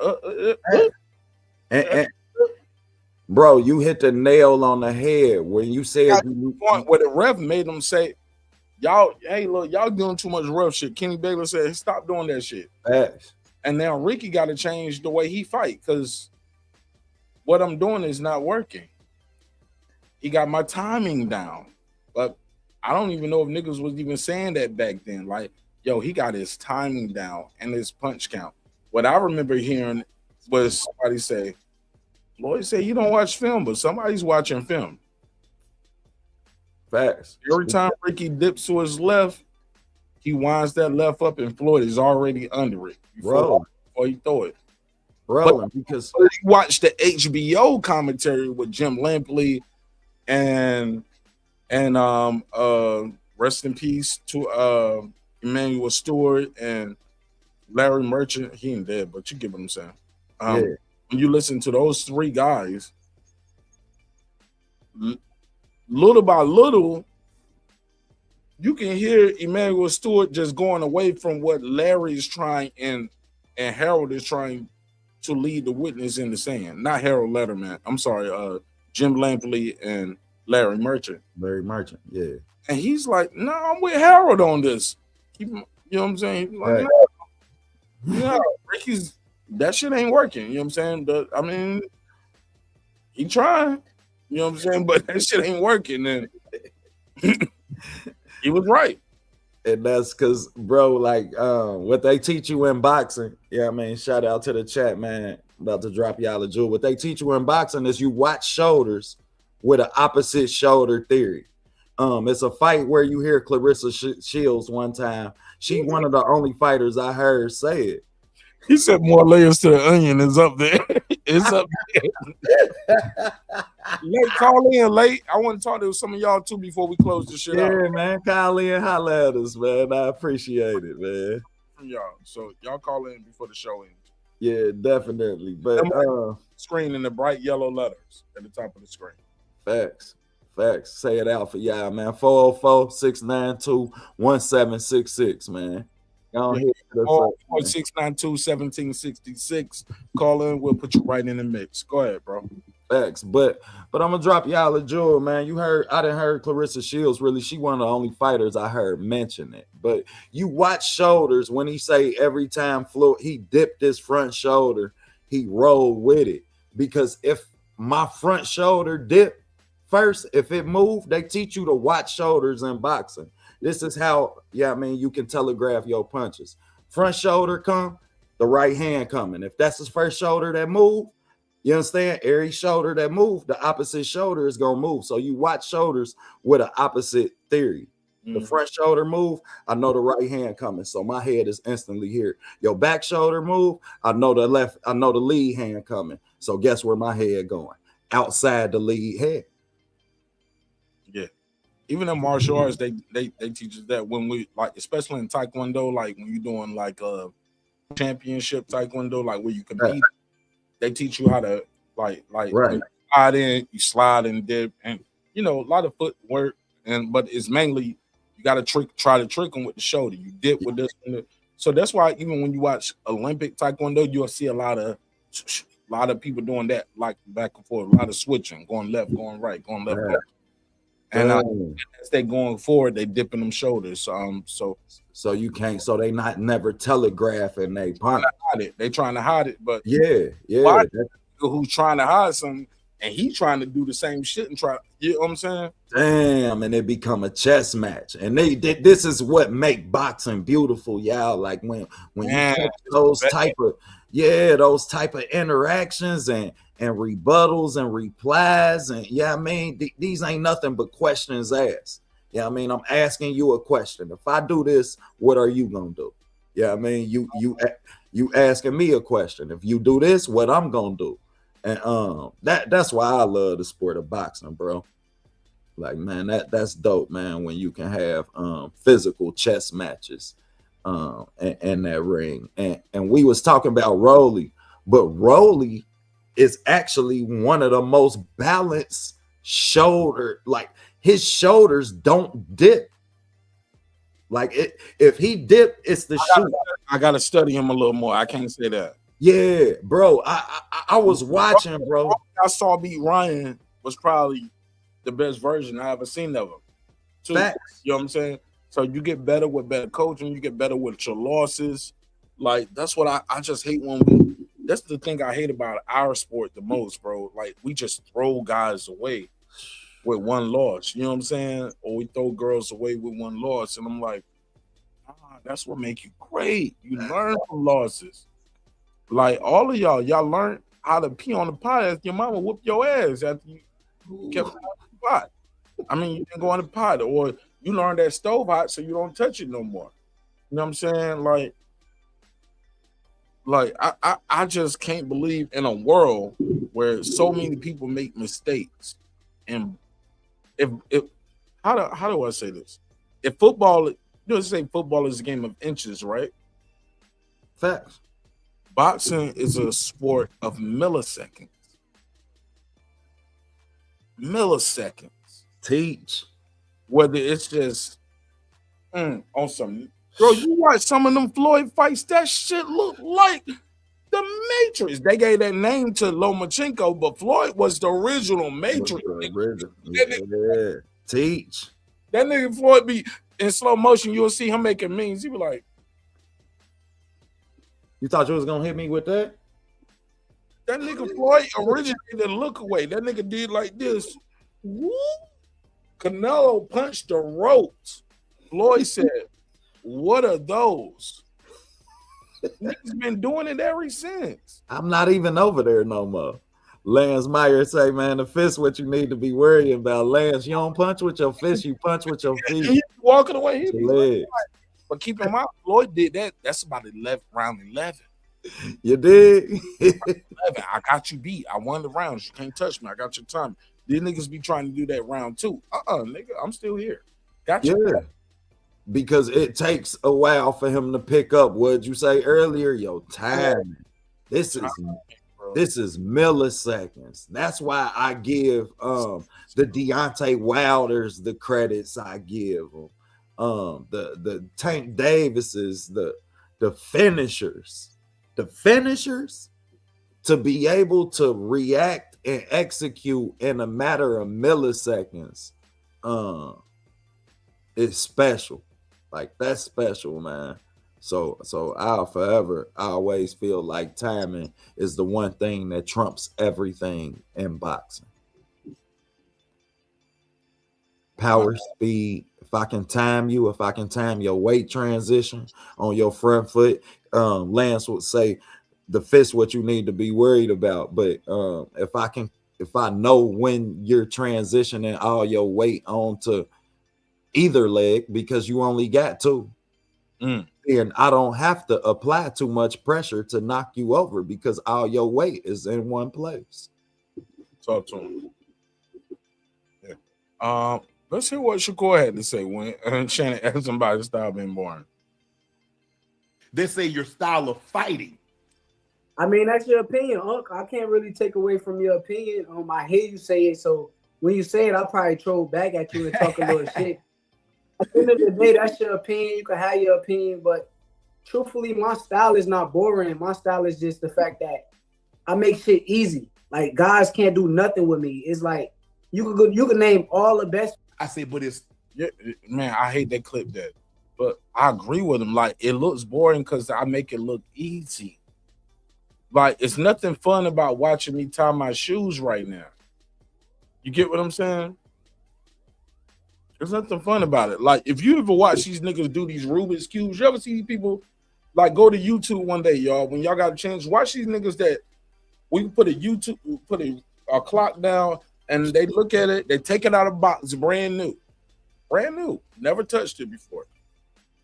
And they say, put it down, you look at it, you inspect it, say, whenever you're ready, start. And they can look at it. The slowest part is if they drop it or if they don't hit the timer quick enough. But them niggas grab that shit and they go to work instantly. Boom. That's what they do. That's why it looks so easy, nigga. That's what I do. I'm the Rubik Cube master in my block or in my state, my city, my country, my world. This looks like just a napkin to you. I do. Boom. What? Teach. They do that with these, though. They do it with this. That's crazy. Because it ain't just about the fist and who punched the hardest and who's the strongest. Facts. Who worked out the hardest. No, you need this. Facts. And it's about the psychokinetics of fighting too. Knowing that when I throw this punch out, something is left open. For every time you throw a punch, something is left out. Facts. You're open. Like you said, something left open.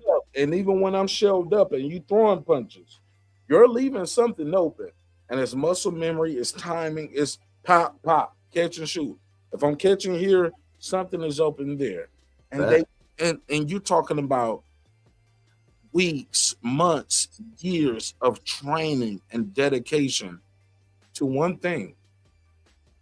I don't sing, I don't dance, my nigga. I don't make beats. I'm not a security guard trying to be a cop. Cause I just want some power and authority over niggas. Like, no, I'm a fighter for real. Like, this is what I love to do. That's what I do. I don't talk about fighting. I fight. I train. Whether it's this discipline, that, and what you'll find too, most of these guys, once you go into that background, they have other disciplines too. They just have other things that they're passionate, and they're very good at it. Facts. In another life, they would have did this. If they were taller or smaller, they would have did this. You know what I'm saying? They had a better upbringing, they would have did this. But some people are born winners, man. And just have the gift. I always tell people, or just needed some water in on that plant. Facts. Just gotta water the plant sometimes. Ooh wee. You hit the neck. Go ahead, King. Go ahead. Bullseye, bro.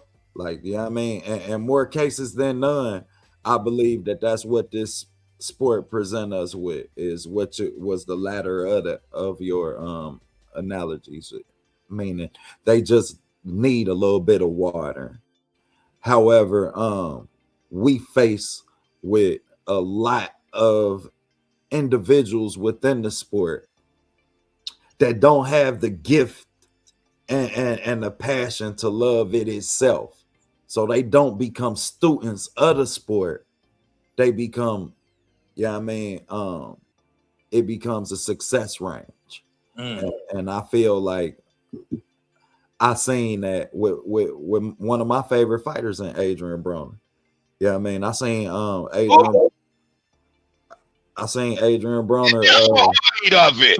No, I'm fucking with you. You know I had to fuck with you. Nah, it was dude. No, we love AB, bro. AB is an innovator. Facts.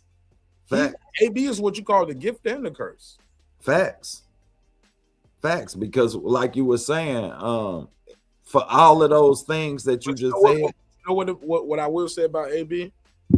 AB is so good at what he does. Once he get himself right, AB gonna make money for the rest of his life just doing this right here. Facts. He can just talk. Facts.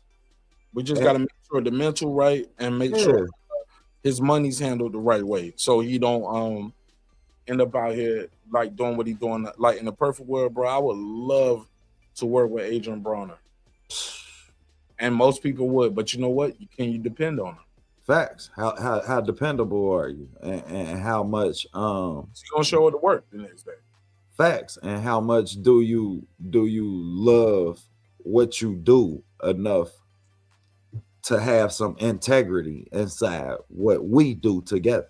Yeah, you know what I mean, because you can love what you do and love what you do to the point that you lose the integrity and what we have together. And a lot of times that's lost. But he's somebody that's right. I would have to be like I got to be the owner and the boss, because if I'm an exec or if I'm the A&R type shit, like I'm gonna bring it back to the music shit, right? Right. Anybody else, they're gonna be betting their career on Adrien Broner. I can't bet my career on Adrien Broner. I can't put the house on AB. Facts. I can't be like, yo, I got look, bro. As much as I like AB right now, I would love to have AB on the mixtape, my nigga. I don't know if I can depend on AB to do a skit on Instagram and send me the vocals on Instagram so I can use it for a skit. I can't even get AB $2,000 for that. I don't know if I'm gonna get my $2,000 back. Like shit. Real talk.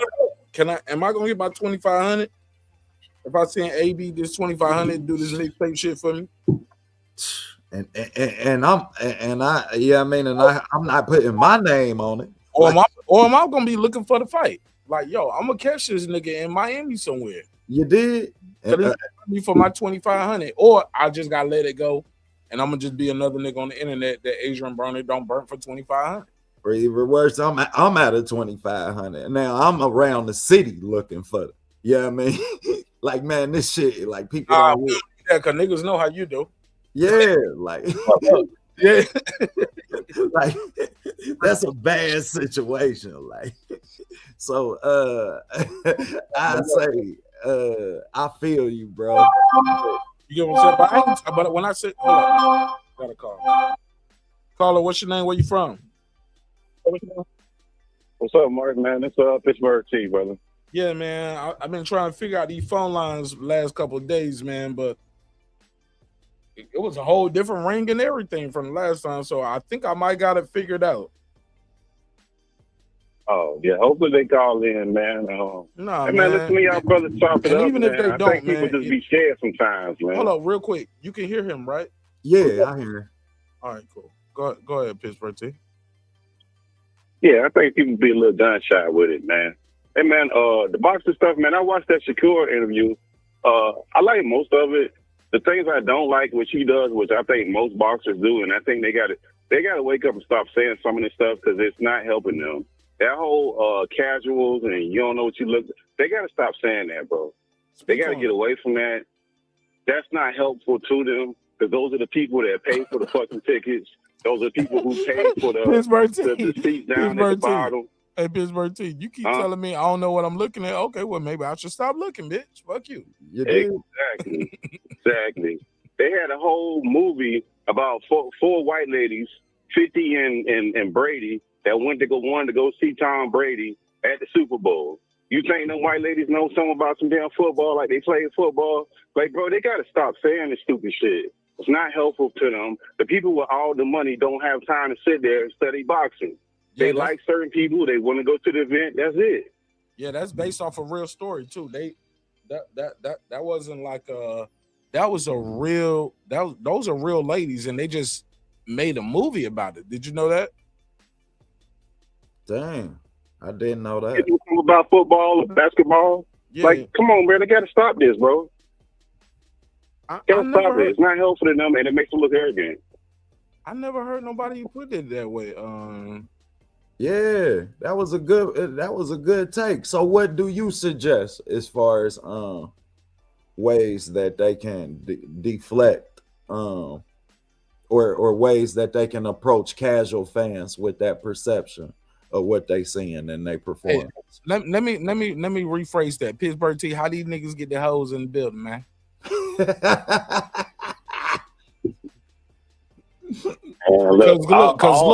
look, they are. Hold on, Pittsburgh T, real quick. Let me get my one joke off before I give you the flow. Pittsburgh T, because the niggas already competing with the bitches. They got bigger diamonds in their ear. They got better purses.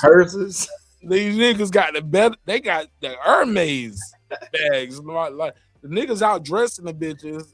They got their eyebrows done. They got bigger diamonds. Like. And they little niggas. Most of them little niggas. You know what I'm saying?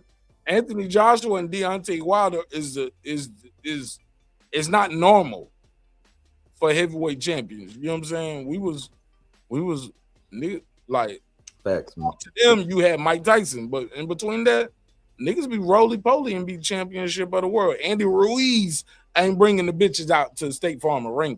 You know what I'm saying? Andy Ruiz ain't packing out the ring, my nigga. So do you think is it the women? Is it the fans? Like, what do we need to do to build a sport? Because I get where you coming from, what the boxers need to do better, but I think the quote unquote hardcore fans should do better at promoting their sport. Spend more time tearing down other fighters, other promotional companies, other YouTube channels. It's like everybody's trying to get their clicks up off of beef. Like I pulled up on one channel today. He had Tank Davis and somebody else on the thumbnail, but when I clicked up, the whole shit was about dissing a whole nother channel. I'm like, yo, I don't even watch that nigga channel, respectfully, but I pulled up to see you. And I don't even normally watch your channel, but when I pulled up on your channel, you talking about him. Guess what I did? I was like, well, shit, let me go to this channel and see what he just did. It made me talk about him today. You know what I'm saying? Because all you talking about his views and his likes and chatty patty ass shit. And then I stopped myself. Right. Then I had to stop myself. I was like, let me call my homie. They got me, dog. I called in the trap. We gonna do our show tonight. For real. Politics, boxing, like we gonna have a good time. But I want to do a live, and you want to do a live, and we're gonna do a live together. But we ain't doing that. With that, we won't participate in. Yeah, man. Like it's so much going on in the world, and it's like Pittsburgh T. It's like we don't have to be best friends. We don't have to be enemies, but I ain't even got to make you content tonight, nigga. Like you gonna be the content. And you ain't even did nothing that's to me. another problem. Like no, because I don't like your opinion on the sport. This other nigga don't even know you exist. He like living his life. He got a deal. He's making his money, take care of his family. Like, no, we gonna ride this tonight. Pause. But nah, Pittsburgh T, what you think? How you think we should fix this and sell the sport of boxing, bro? Good question. Well, you got to take a couple approaches. Number one, the people on YouTube that's talking about sports, they need to not try to, like, the people who have channels and not saying, I know you guys don't do this, but a lot of these guys, they want to be the smartest person in the room, right? And when you want to be the smartest person in the room, it's going to be a problem. You're going to be argumentative. You're going to be standoffish. It's not going to be conducive to what you're trying to do. And that's really like the heart of like the podcasters, and they want to have these personal relationships. And when the personal relationships don't go right, then they like a scorned woman. And that's all bad. So you got to remove those folks from the top of that. And they seem to be a lot of those folks that have those tendencies. They seem to be the top of that. Like what the fighters can do, the fighters can actually embrace some of these YouTubers that are more neutral, because that is the ground level of them actually getting to the streets, basically putting out a mixtape, coming on some of these podcasts, introducing themselves, telling their backfield story, not talk about boxing, talk about your backstory, let people know where you came from, what you did, those type of things. That's simple stuff to do. You don't have to sit up here and create animosity to do that kind of stuff. We see fighters that they don't do that. You don't have to sit up there and be antagonistic towards people. You don't have to call people out there. You don't have to do none of that. Just introduce yourself to people, let them know who you are, and take advantage of the actual internet. And then what's going to end up happening, because they're going to do a transition with how they're going to figure out the model of business of how they're going to pay them. Because that pay-per-view crap, that's over. That's a dead thing. That's going. And boxers embrace that. It's gone. And boxing wants to embrace that. They still trying to hold on to that, and that's gone. That's going to naturally work itself out of the system. That ain't good for nobody. We ain't paying for that. Hold up. Because Floyd, Mike Tyson, Roy Jones, with all due respect to those OGs, like you said, Manny Pacquiao, that shit is going away. Canelo, Crawford, like these guys are going away. There are no new big pay-per-view stars, and because, like you said, the pay-per-view model has diminished. But I didn't want to cut you off too much, but I just want to interject there. Like, they try to bring that back every now and then, and they bring it back with these same names. My nephew and the kids in my dojang and dojo, the youngins in my boxing gym, they don't connect with Floyd Mayweather. They don't connect with Mike Tyson. That's for me. That's for us old niggas. You know what I'm saying? They heard about them. They legends, but when you see them in there and they looking how they look with Jake Paul, but you build the fight up showing how they look when they was fighting Leon Spence. You know? You know what I'm saying? Or Trevor Burbick. Like, come on, bro. His opponent had sideburns. No, his opponent had gray hairs. His look, hey, Pittsburgh T, his opponent had AARP, nigga. How you promoting the fight and you doing AARP commercials, nigga? Dead ass, nigga. Well, go ahead. Let me let Pittsburgh T jump back in. I'm sorry. Yeah, because he was cooking. Yeah, my bad.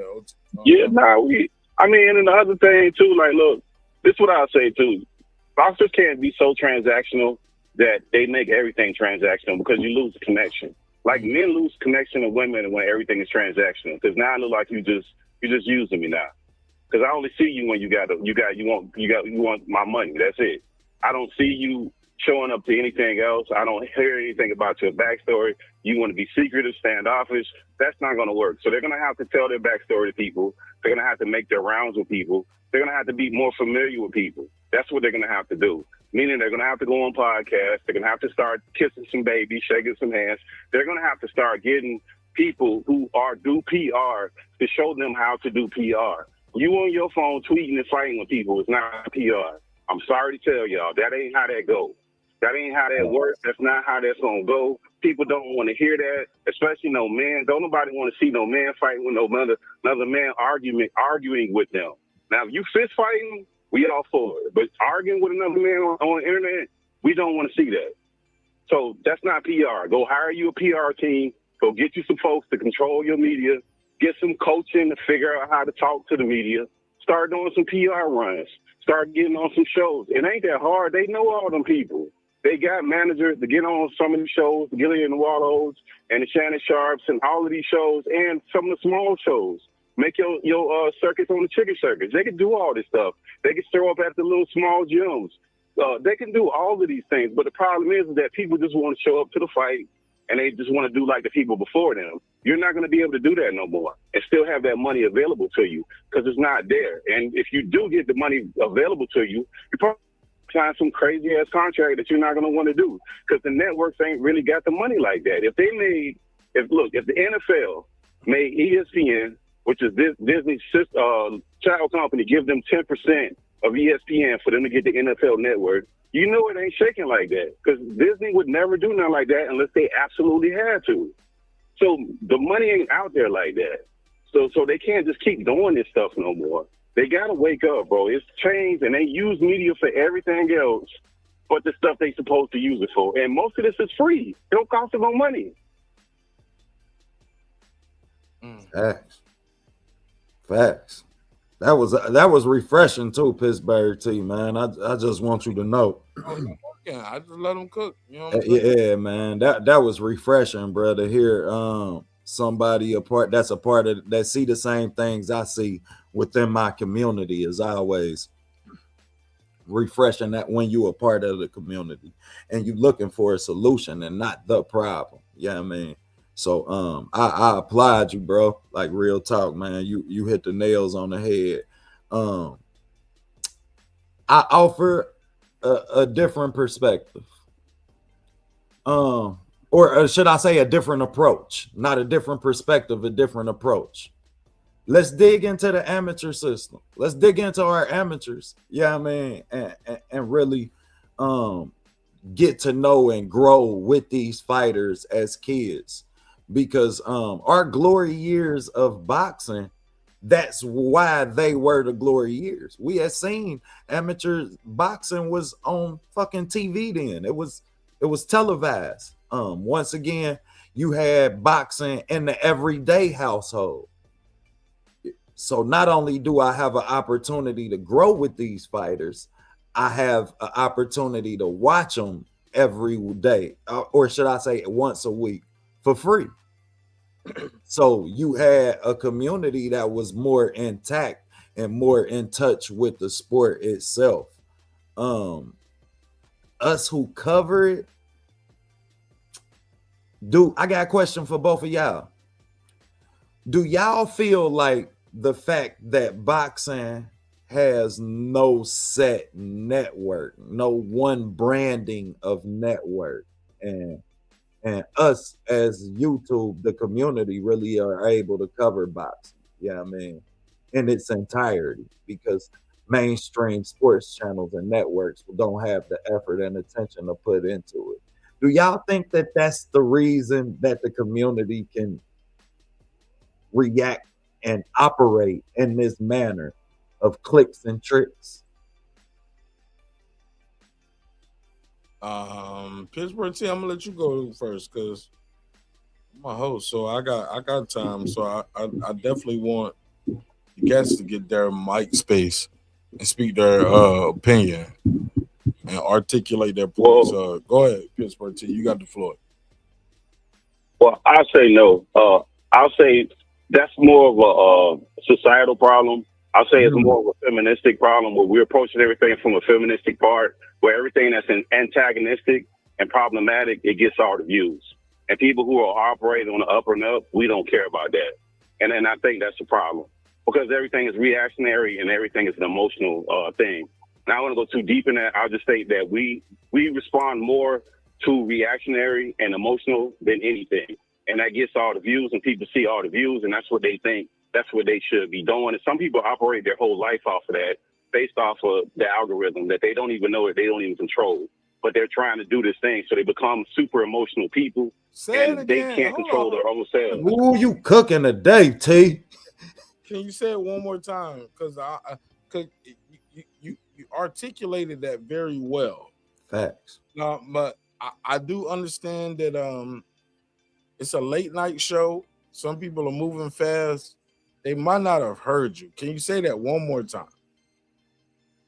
I know it's far, but I mean, people operating off of the algorithm and they done moved out the algorithm so much and trying to get clicks and views so much, trying to be famous. They done changed their whole, basically they done changed their whole concept and the way they act off the algorithm and something they don't even control and they don't even realize they don't control it. And they made themselves super emotional. And that's men and women. Where you used to just see women that were super emotional and they used to be very reactionary. Where you see the woman sit there and she get mad and she throw the water at the man in his face. You see dudes throwing water at other dudes now on these shows and stuff. Say so it again, it's become a thing. Water. Niggas blowing water. Like crazy, man. You never saw that 10 years But they ago. do it like Man this throwing water at nowadays. another man. They do it like this. I'm gonna type my water. I'm gonna type some water at you, nigga. And I'm like, okay, I'm still dry. I live in a big ass house with a fucking monster in the garage, diamonds on my ring, racks in the bank, new J's in a box. I ain't even what. Oh yeah, okay. Oh, you hurt my feelings. Oh. when. I'm gonna do a whole episode about you now and tell everybody, hey look, and this is the crazy shit. This is what I don't like, Pittsburgh T. If I don't like Pittsburgh T, I'm address Pittsburgh T, and the whole thumbnail topic, everybody gonna know. Pittsburgh T. Bart Nash is up. What I don't like is niggas trying to say, hey Pittsburgh T, me and you should get together against Martin. Like, hold up, nigga. Like, oh, y'all trying to digital jump me? Like, come on, my nigga. Like, you ain't never had no problem. I ain't never had no problem with you. We ain't got to do that. You know what I'm saying? And you and I both know how that shit go. Like, nigga, that's no, you gotta fight more. You gotta fight Martin Nash by yourself, nigga. I'm not about to jump on with you. Nigga, you gotta fight me, nigga. Like that's what it is. You gotta fight me, man. By yourself. You want a war with me? But it shouldn't even be up like that, Mark. Though, it should never be up like that. Bro, you seen it? You remember the clip? I know y'all remember this. The clip with Muhammad Ali, and he was sitting on. I forget the show he was on, but he was there with Sly Stone, and Sly Stone was talking crazy as I don't know what to him. It was about some politics and something else. Yeah, and he said, "Look, man." Muhammad Ali kept that shit so gangster, didn't he? Hold on, we got to be. Hold on, let me see. See, I'm learning. Hold up. Late, hold, and accept. Let me see if I can add y'all together. Oh shit, I'm fucking up. Did y'all hear that noise? Hilarious 773. What up? Lake, what up? What up, man? What up, man? See, you got the elevator music on this joint now. You put a nigga on hold. I like that. I didn't even know it did that, bro, because I don't call myself. So I'm still Mark got elevator music. All right, stay with me, Lake. Stay with me. See, before I could merge these niggas. Was trying to let me merge them. Pittsburgh T, you still there? Yeah, I'm here. Still here. All right, say what you gotta say, and I'm gonna try to Lake, stay with me. Okay, Okay, I'll be short. No, the Muhammad Ali thing was that him. Lake my homie. Like me and Lake traveled to other cities and other continents, man. Oh, that's dope. That's my traveling brother, man. Like him, Dr. Charles, like nigga, we go to other continents, man. Like fuck you, man. Take your time. Lake gonna be on the panel in a second. Well, the Muhammad Ali thing was that they basically Sly was all out of pocket. Everybody can see that and see what he was doing. He was caping for the man.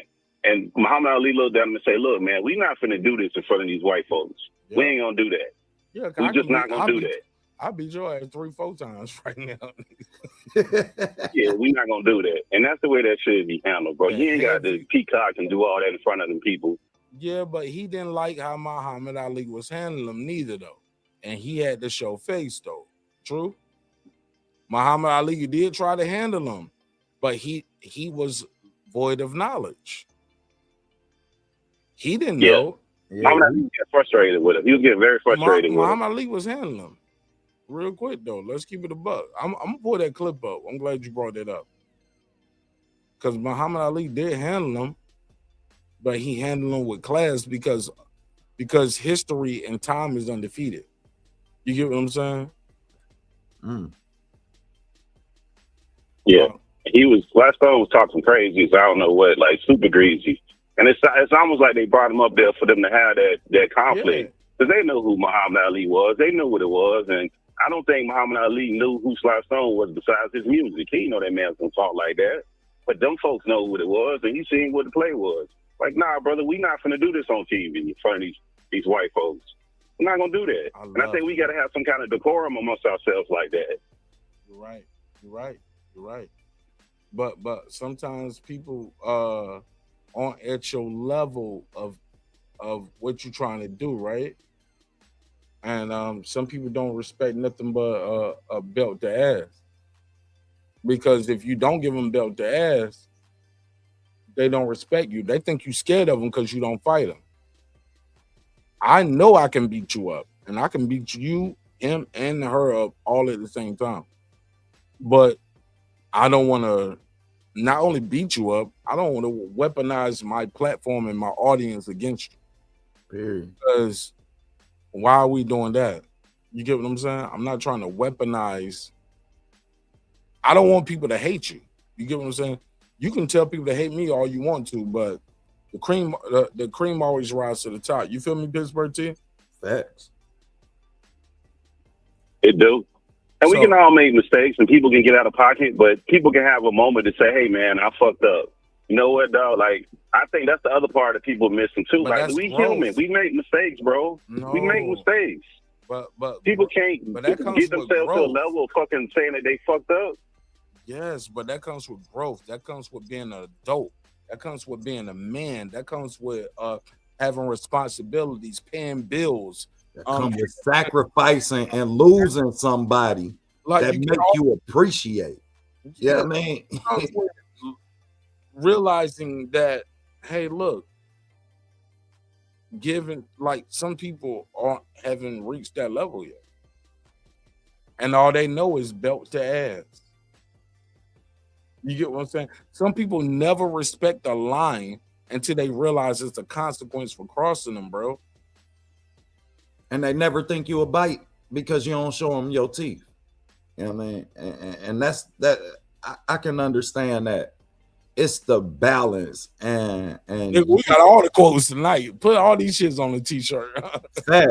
facts, boy. We dropping jewels tonight, man. And like it's the fact that we as men has come to the point where it's something wrong. Like bruh said, with saying shit, I fucked up. I ain't in this to be right all the time. Like I can appreciate being wrong. That's just me. I get to learn something. If I was wrong, then you about to show me how, you know what I mean, what's right. So now I know what's right about this subject from here on out. Like shit, I ain't in this to say I was right. And that spoke volumes to the state of the community, man. Yeah, and I say one thing I didn't like about the score thing was that rehydration stuff. Leave that for the contract, bro. Stop saying that stuff. That just, for people who halfway look at that, it just look like you don't want to fight, bro. They not finna try to figure that out. They just looking at, yeah, they not gonna be interesting. Like you don't want to fight him for 3 pounds or 4 pounds. That's not gonna seem like much. Because remember, the whole thing that they missing is you're not just talking to people who hardcore boxers, bro. You talking to everybody. So a regular person on the street that knows a little bit about boxing, but they fighting, and the reason you ain't fighting is for 4 pounds, what you think he gonna think? You think you scared. That's what he gonna think. So stop saying it out loud. If you gonna do that, do it in the contract. You don't got to say that publicly, bro. Facts. What's wrong with saying that publicly? Let people know what it is, because it's not like what he's saying is new. It's not unheard of. He's talking about, hey, Conor Ben, you just, like, they had 2 of the biggest fights in British boxing history back to back. Conor Ben just got 15 million from one fight. You know what I'm saying? Off of a split win. Like, you lost the first one, you won the second one. What's wrong with him saying, hey, yeah, okay, you like, give me that same deal you fought him with? Like, I don't see nothing wrong with that. Pittsburgh T, check your DM. I sent you the link. Lake, I sent you the link too. Okay. So go. I don't feel like public negotiations is a problem, but I do feel like everything shouldn't be made public. So I can understand the specifications as far as what's gonna be made public before we start negotiating. I would that would be understanding. Yeah, you know what I mean, I could understand that. But now that we are in the era where damn near everything about the negotiation process is public, then you have to act accordingly as a fighter. Meaning you have a brand to protect. Yeah, you know what I mean, I gotta hang up. Oh, I'm sorry, I don't mean to cut you off. Pittsburgh T, I gotta hang up you to send you the link real quick, bro. So I'm gonna hang up on you. But check your text. All right. Oh, he hung up on me. Fuck it. You know it. But yeah, he got the link. He probably got it. Go ahead.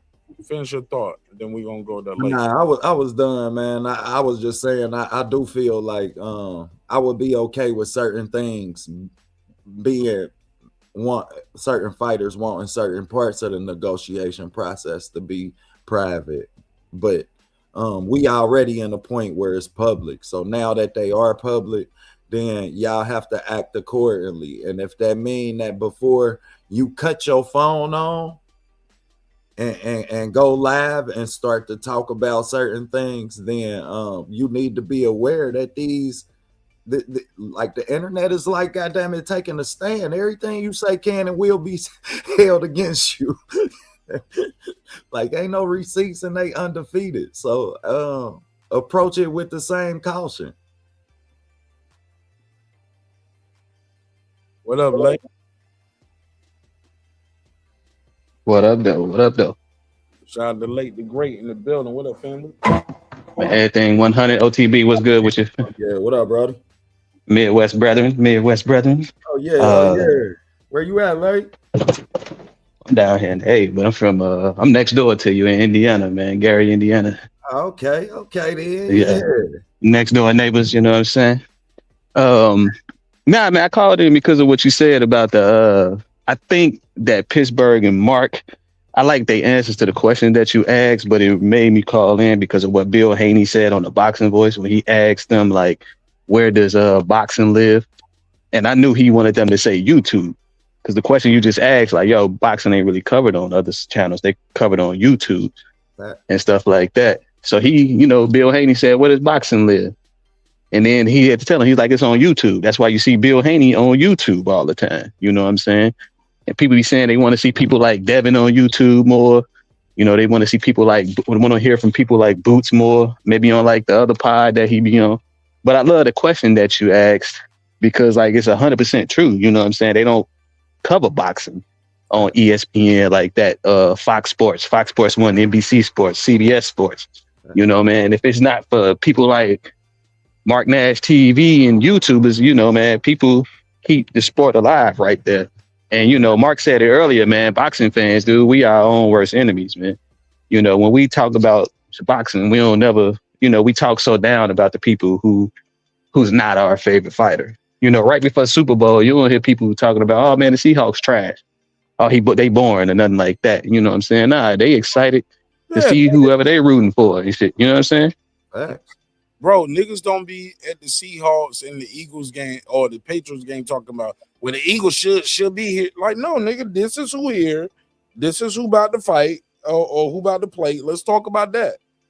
Who gonna win this? Like, well, they shouldn't have been here because 3 weeks ago, or 13 weeks ago, it was a robbery. Nigga, every sport can claim robberies. You get what I'm saying? Especially sports that's decided with officials. But also, what they don't do? They don't sit there and be talking about the other channel that's covering football for the next 13 weeks neither. No, they talking about the game every week. Exactly. About the next game, the next player, the next performance. We're not, because their sport is moving so rapidly. They don't have to reach for content. And this game right here, niggas reaching for content. We just gonna sit around and hate on for Martin Nash for the next 13. But they're not reaching because they have to, bro. There's enough within the context of the sport of boxing. Like, we have a fight. Like, this is fight week. We should not be talking about nothing except for the fight that's happening this week. If you're a boxing show and that's all you do is boxing, oh yeah. Facts. If you're a boxing show, yeah, you should be talking about Pro Box and what's the name, all these other networks and all that stuff. Yeah, definitely. My boy Nonito got a fight coming up in Japan. Where the cover on that? For a belt. For interim. Yep, but interim. For the interim WBA. At the age of 43. This weekend? Huh? Yeah, on the 15th. Yeah, I'm tapped in. Yeah, a person with as many, with a legacy as him should be getting more coverage, you know what I'm saying? And that's in Japan. So everybody that's gonna be up late, if you up right now, then this is gonna be when that fight card is gonna be happening. I'm pretty sure. I'm be covering it. Yeah, that's what's up, bro. Then I'll be tapped in. I was even watching niggas didn't even share, but I watched who reposted, who liked, who didn't like it, who didn't repost. I'm like, oh, but I get it. Quote unquote, he's an old nigga. You know what I'm saying? He's a legend, he's a veteran, he's an OG. But at the same time, he's a future Hall of Famer. Do you respect you respect this craft? Because he's a 10-time world champion. Facts. Still fighting. When we talk sometimes, he jokes like, Mark, I did the count. I'm actually 11 or 12. Some shit he be saying, like, I'm actually 11 or 12. I forgot about this belt. And this, he don't want so many titles so many times. Right. That's crazy. That's crazy. And the epitome the reason that I love boxing, man, because he can take he don't want fights that he done got knocked down and still came back to win them.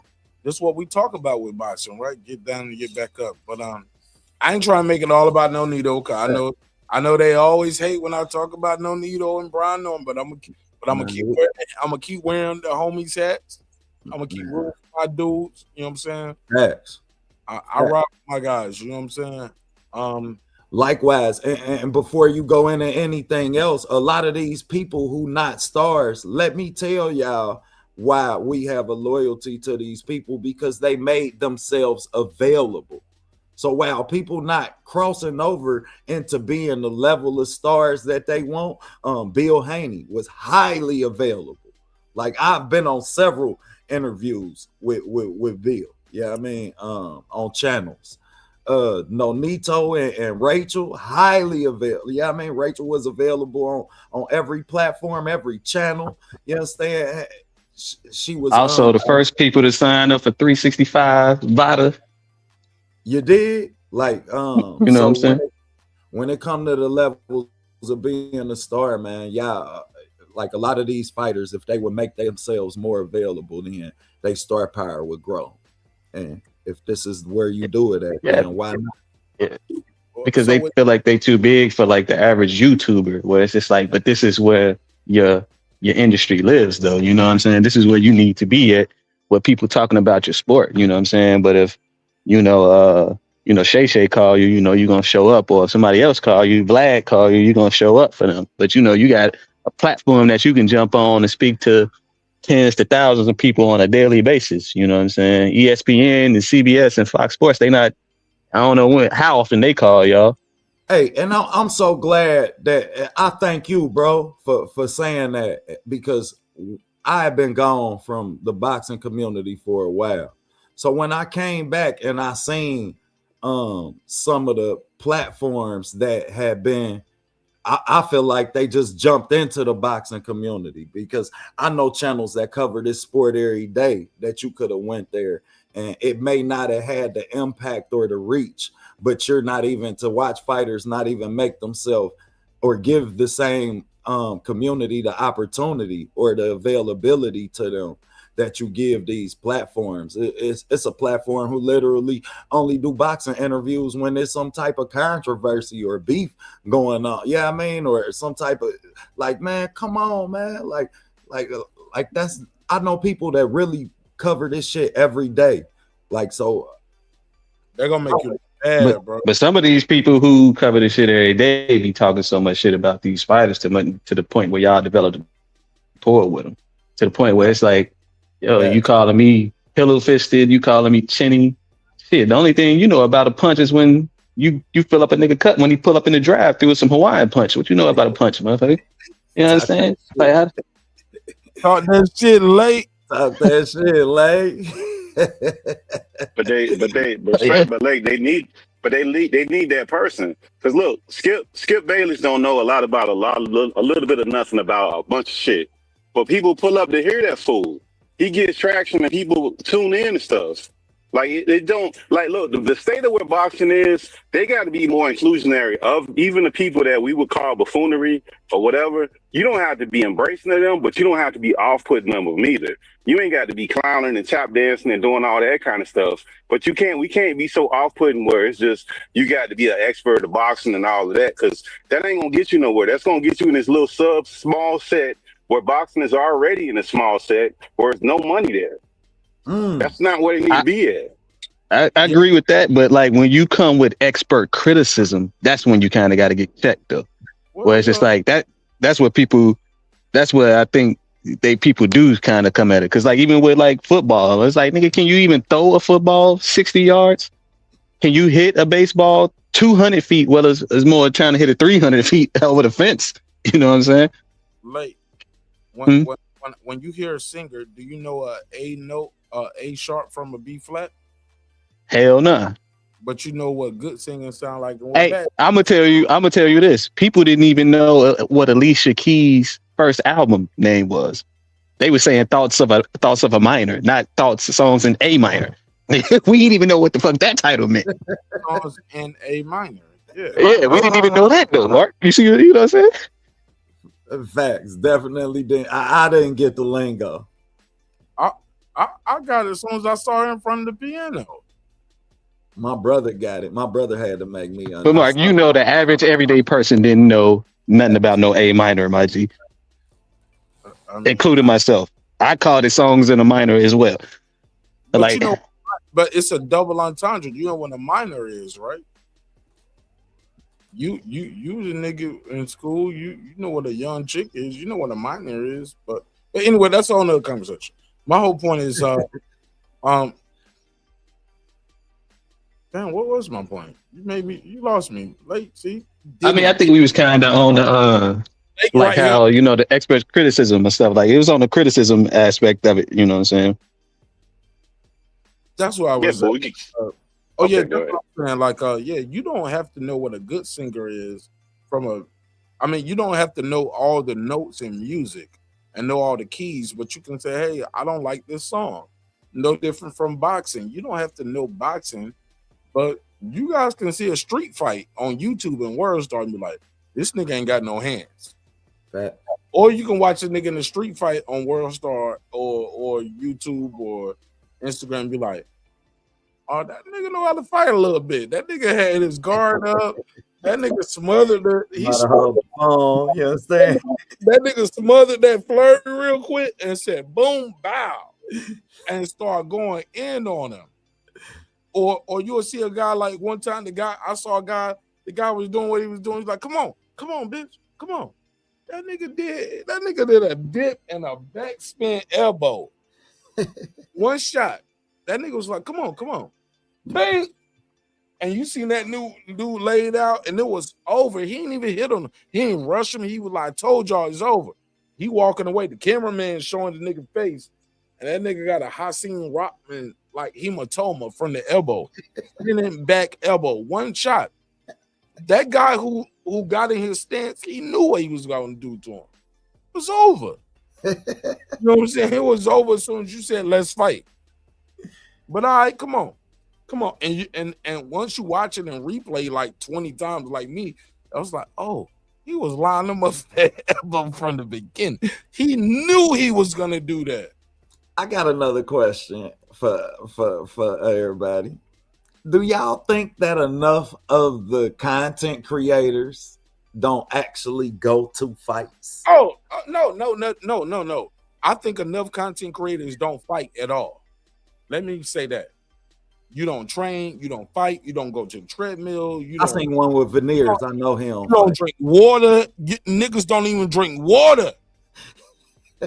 Niggas don't even drink water. They don't go to the dentist. You know what I'm saying? Like niggas don't take baths. They don't wash their ass. Say niggas don't own Vaseline for their face. They don't get their beard trimmed. They don't even get their locks twisted nice. Like niggas that no, don't get me on these niggas, these avatar ass niggas. A whole bunch of avatar famous wannabe motherfuckers. Like don't get me on those niggas.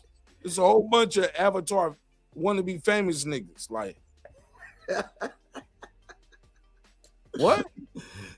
Niggas decline you about your jersey, but not the Joe Carter. But do they even know who Joe Carter is? Won't cut their camera on at all and show you what they wearing today, though.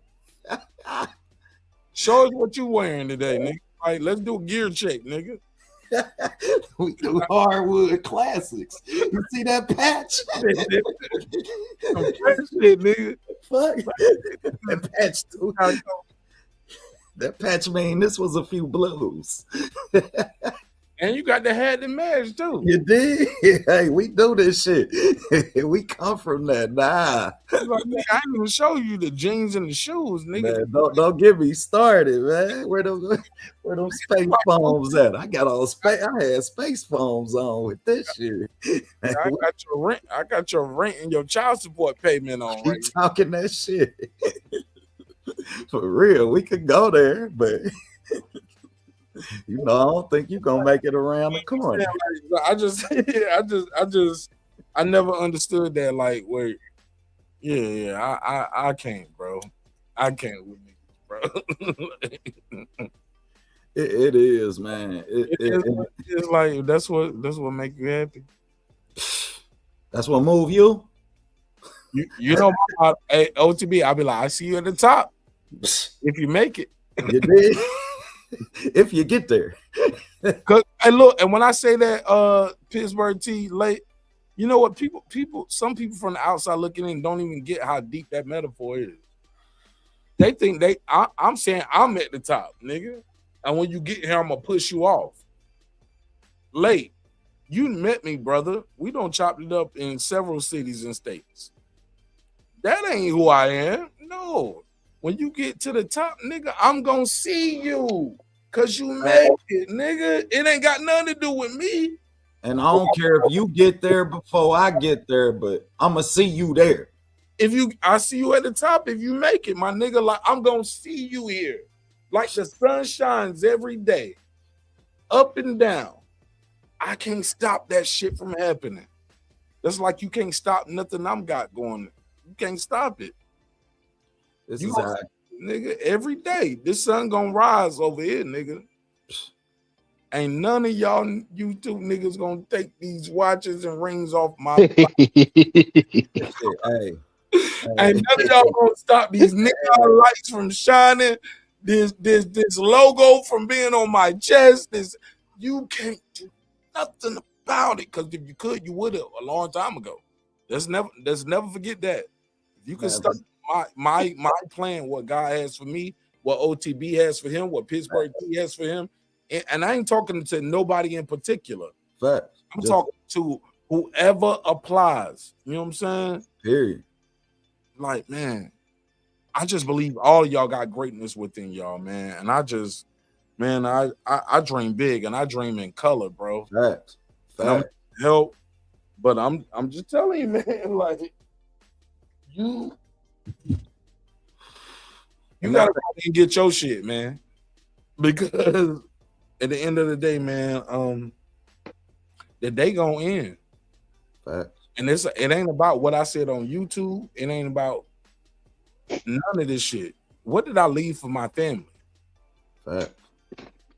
My daughter go to college. Do my wife got to hit the stroll? Is the house paid for? Why you think? I'm just dead ass. Cause look, even without YouTube, y'all know this shit is a business now too. Yeah. This shit set up. Facts. Y'all gonna get some Martin Ash lives, even when Martin Ash dead. Facts. Set up that way. Facts. My family's involved in it. It's a business. Yeah. Small business, very small portion of what I do. But it's a business nonetheless. Y'all niggas just playing Madden. Y'all think this shit is a hobby. No. What we doing right here is intellectual property, and I challenge each and every one of you guys to invest in yourself. Every time I talk to this nigga OTB, what am I talking about? Branding, marketing, promotion. Planning, marketing, bro. What you want to do? Where you want to go? You do. What do I say? How can I what? Help you. And I ain't gonna hold you, man. I done been on a lot of different platforms. I done been part of a lot of different projects. But that's the first time somebody done asked me that question. All the shows you done seen, OT, and I done been on all of them.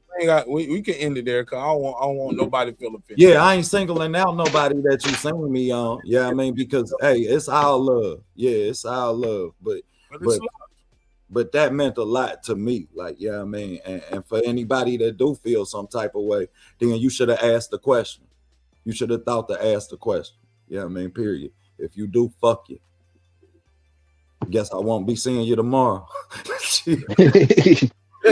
Nah, man, I'm dead ass, man. I'm like, man. Yeah, I mean, me too, bro. Real talk, man. Because that's something that we don't. That's a responsibility that we have as a culture, though. You're supposed to, I mean, leave that behind. You're endeavored to leave your experiences on the youth that you come around. I mean, on anybody that you can keep from experiencing what you do. So if I watch you go through the same shit that I went through, then shit, I ain't failed you, I failed me. Because I took the time to watch you go through the shit that I went through. And also, somebody like myself who's went through this a couple times, I'd be remiss if I say, hey, look, let's try something different. You know what I'm saying? Let's try something different this way. And that's something else that from my own mistakes. You get what I'm saying? Facts, that's dope, but that's something else that you don't see a lot of people. YouTube monetization, they get that little $sign in the chat and they lose their fucking mind. And I'm like, nigga, I'm not your enemy. I'm still the same nigga. I know, look, but I get it though. Whenever you open a shop, you open the store, you need to get customers in there. and you get that $sign in your chat, and now you need customers in your shop. Man, everybody eats, B. Everybody eats, B. Everybody eats, man. They sitting there talking like Cam was talking in the club. You know, niggas see what you doing, eh? But everybody want to be in position to make the best move for themselves. Like no, I'm gonna tell you what it is. It's niggas in the back seat with Ox and Belly, and DMX was like, I know, like, and he want to make a move, and Ox is like, nah, we good. He was like, nah, I mean, I see you good. He was like, hey. So maybe you scared. Oz was like, don't bring scared business to me. You did. Got that shit out there. I'm good, but like, don't ever tell me you think I'm good. I start counting my money. Like, same shit. I think Jeezy and what's the nigga? I think he from your city. Late. Oh, that wasn't a blood. Yeah, you talking about Freddie Gibbs? You know. Yeah, Freddie Gibbs. Yeah. He helped him, man. You know, he helped him out until he couldn't no more. And now I feel like Freddie Gibbs may be a little bit bigger than him right now. Freddie Gibbs ain't big enough. You stop that, bro. Ooh. I don't know about that, man. You know, Freddie Gibbs is out there. He bigger than Gary. Yeah. Nah, I ain't gonna say Gary, just Gary. He bigger in Indiana than Jeezy, but he ain't big in the United States of America or the world than Young Jeezy. I ain't gonna say the globally, but now I don't know what's the name, Jeezy and the Elder Statesman right now. You know, the Hall of Fame, like he like certified. That nigga just did I went to Jeezy symphony concert for his album. Oh yeah, I saw that. That was pretty dope that he did that. That nigga was up there with the symphony. Shout out to Nas who made that shit cool too. Facts. Yeah, he said that on Light Years too. Bro, nobody did. And I'm like, genius. And then everybody doing, and Nas got so many albums, 20-year anniversary of this one, 20-year anniversary of that one, 20-year anniversary of this. He could do that shit for a couple of years and be like, fucking library desk concerts and shit off of that shit. Like, look at the things that branched off of that. Yeah, I mean, you got a whole concert in the library with a band and everything, which be dope. I like them desk concerts, but you right. Without that symphony shit, not the desk, not the tiny desk. I'm talking about when niggas go, they do a show and they have a orchestra, have a 36, have a 36, yeah. Yeah. But you don't have the tiny desk concerts without the orchestra. Man, I'm still working on my tiny desk. Respectfully. I got some shit for y'all. You deserve it too, man. Hold on, what my man say? Within my community. What my man say? Where are we at? I sold 30. Where are we at in society today? Come after me. I'm a man. I'm 40. Gundy, that was the y'all hear that shit real quick on some hip hop shit, on some business shit. Y'all hear LaRussell? I sold 30,000 albums independently within my community. We was really excited because with 30,000 albums, you know, we were supposed to chart, and I would have been like top 5 albums in, and I was like, man, we did it. And I get a call from a company called Luminate. Luminate works with Billboard. They decide who charts and how it goes, you know, and we like, man, we sold 30,000 units. And they come back and they say, none of your units count. All that hard work you did, it's for you and your community to enjoy, but it don't count for what we do. And we like, well, why? And they said, well, you called some of your fans that bought albums, you did pop-up shows, you did live streams, and you set a goal and said you was gonna sell this much. That's incentivizing them to support you. And I said, so marketing and promoting. Right. At first it was bothering me because it's like, man, you know, like we grind. What you talking about? Like we really did. I broke records. I sold out for 20,000, 18,000, 11. What y'all talking about?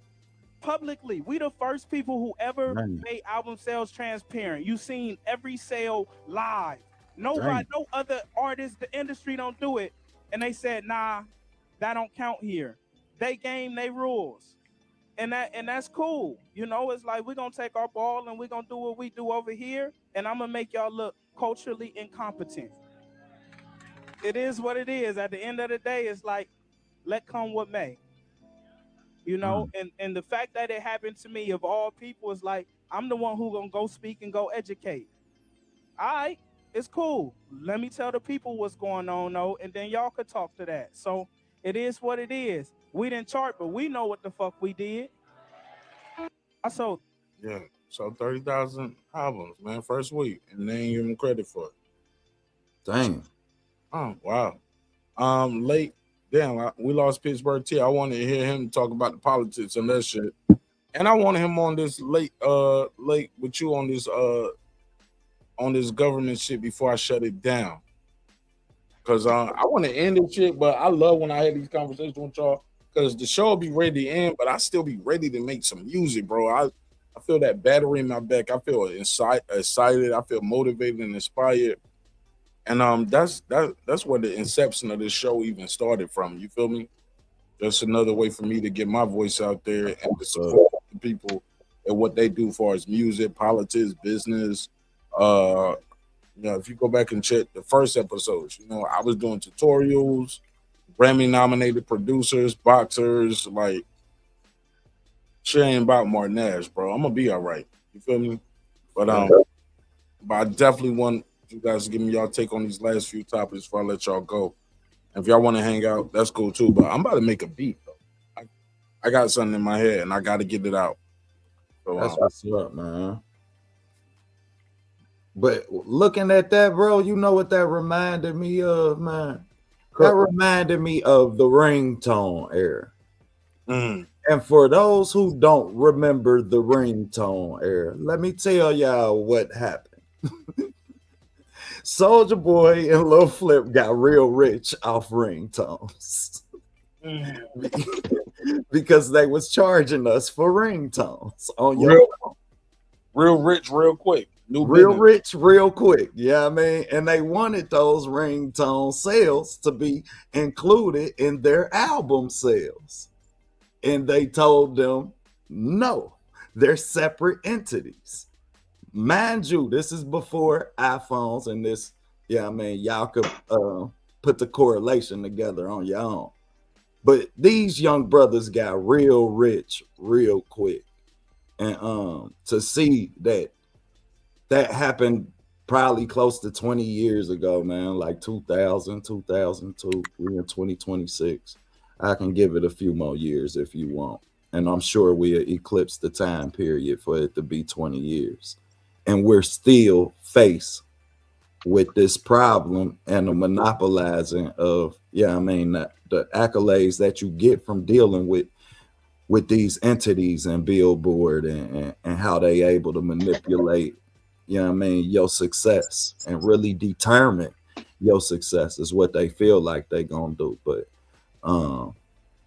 weapons that the God form against you, boy, they don't get to prosper. So I'm glad that young brother still figured out a way to for it to be a level of success for him. I don't want him to diminish what that accolade meant and what that accomplishment meant. And how iconic that shit can be and should be for the state of hip hop, because whenever you do something that ain't never done before, you deserve a stage that ain't never been granted to you. And I hate to see him deprived of it, but I know that, he'll have his day in one form. It might just be, in a different sport. He gonna get his just due. Shout out to homie Just Do. Facts. He'll get his just due. Big shout out to Just, man. Shout out to Just Do boxing, nigga. Facts. Oh yeah, I like everything that you just said, because it kind of sounds like what happened with Tory Lanez, man. Whenever somebody figure out a way to think outside the box or defeat the matrix, it's like, yo, here's a problem. Tory Lanez figured something out with the NFTs, how to make $1 million just that quickly. oh man, this looking like this may be an issue with what we got going on with this streaming right here. No. Corey shot himself in the foot at the same time too. Okay, damn, that was a nice pun right there. Well, he shoot himself in the foot, but somebody that was I gotta give you a props for that. That was like that was a full court. Yeah, that like Hey, I'm not just the host. I'm an MC too. Yeah. He say he cheddar bobbed himself. But no, I mean like the whole NFT thing was something I think. I'm not just a client, I'm the president. Well, yeah, Russell, man, because I don't know, did they count those sales that J. Cole was doing out of his trunk? I know he was selling those for like $1, but you know what I'm saying? Like, are y'all gonna say those don't count to his traditional sales as well? You know what I'm saying? Because I think that's great, man. Like people like Russell and J. Cole is showing that just because we got these new modern technology implementations, we still don't have to throw away old school out of the trunk hustling. You know what I'm saying? Like, you know, hey, yeah, use social media, use online, use streaming, but don't forget, man, you know, you can still get it out the trunk yourself, man. You know what I'm saying? And still make money that way and have a, you know, develop your direct to consumer audience. Hey, look, because let's keep it about how many niggas walked up to J. Cole with the 5 or the 20 or the 100? Man, facts. And said, just keep it. And how many products can we support that we get direct? Wrong button. That was the wrong button. I hit the point up button. Totally wrong button. Respectfully, J. Cole, I don't think you were doing that for the $1. You know what I'm saying? I was just trying to hook the NPC up. That nigga don't hit the. But nah, though.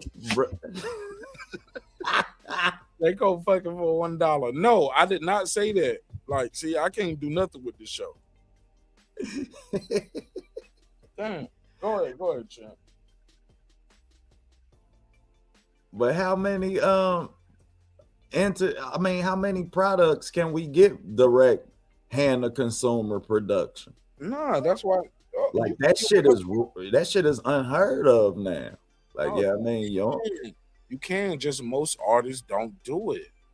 But it's easier now than ever. Well, I'm saying even in economics is not something that's very bigger the artist, the easier it is. How about that? That's why they trick you. You feel me, late? They feel you need they get you to feel like you need the machine, but absolutely. But all the biggest of the biggest artists that keep telling you, you know, I don't even need y'all niggas no more. The label is what they always call the record label nowadays, late. The record label is the what? What they call it? What is the bank? They call it the bank. Well, because they just give out loans. The bank. That's it. Record label is a bank. They give you a fucking loan. That's it. That's it. So if you and when you hear all these big artists, you know what they always tell the artists, man, if you can do it on your own, man, you good enough to do it on your own, try to do it on your own, man. It's gonna take a long time. You might not ever get there, but whatever you make, it's gonna be all yours.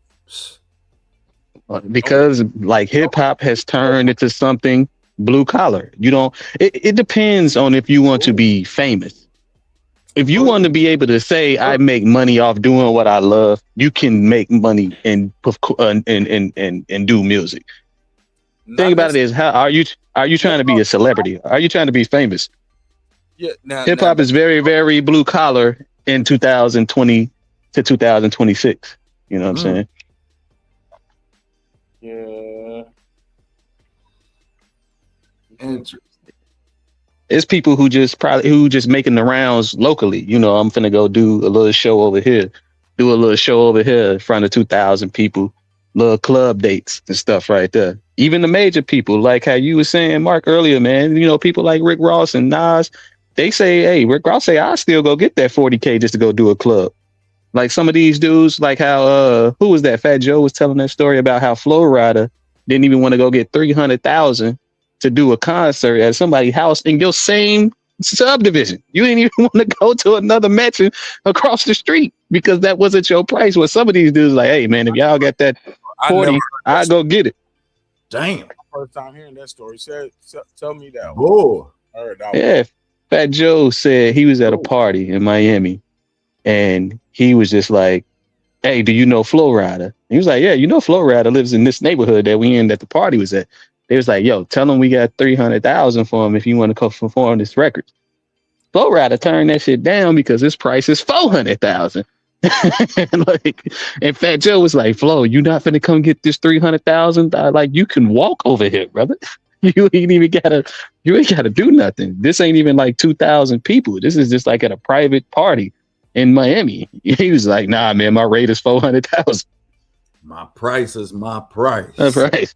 Bro, I learned some shit the other day, man, and I've heard it before in a different way, but I never heard somebody explain this shit. They was talking about some economic shit. Y'all got anything else? Because I want to end this episode, and I want this last part to be members only. Matter of fact, you know what? I'll keep y'all here. We can go ahead and shoot, bro. I'm gonna give him this one because every now and then you got to give it to him, right? You got to give it to him, but shit, it's your call. Goddamn. No, I'm gonna give him this one. If you want to drop a jewel for just your members, man, you good. I'm gonna give it to everybody right here. Man, if you want to drop a jewel for just your members, we good. No. I think everybody need to hear this. I think everybody need to hear this, and I'm not selfish. You know what I'm saying? God bless me. Dope. I'm good. I'm good. Dope. I'm super good. Dope. You and me both, bro. Bless, man. And I'm building every day. You know what I'm saying? Y'all see me in a couple days, nigga. I'm gonna have a new hairline and everything, nigga.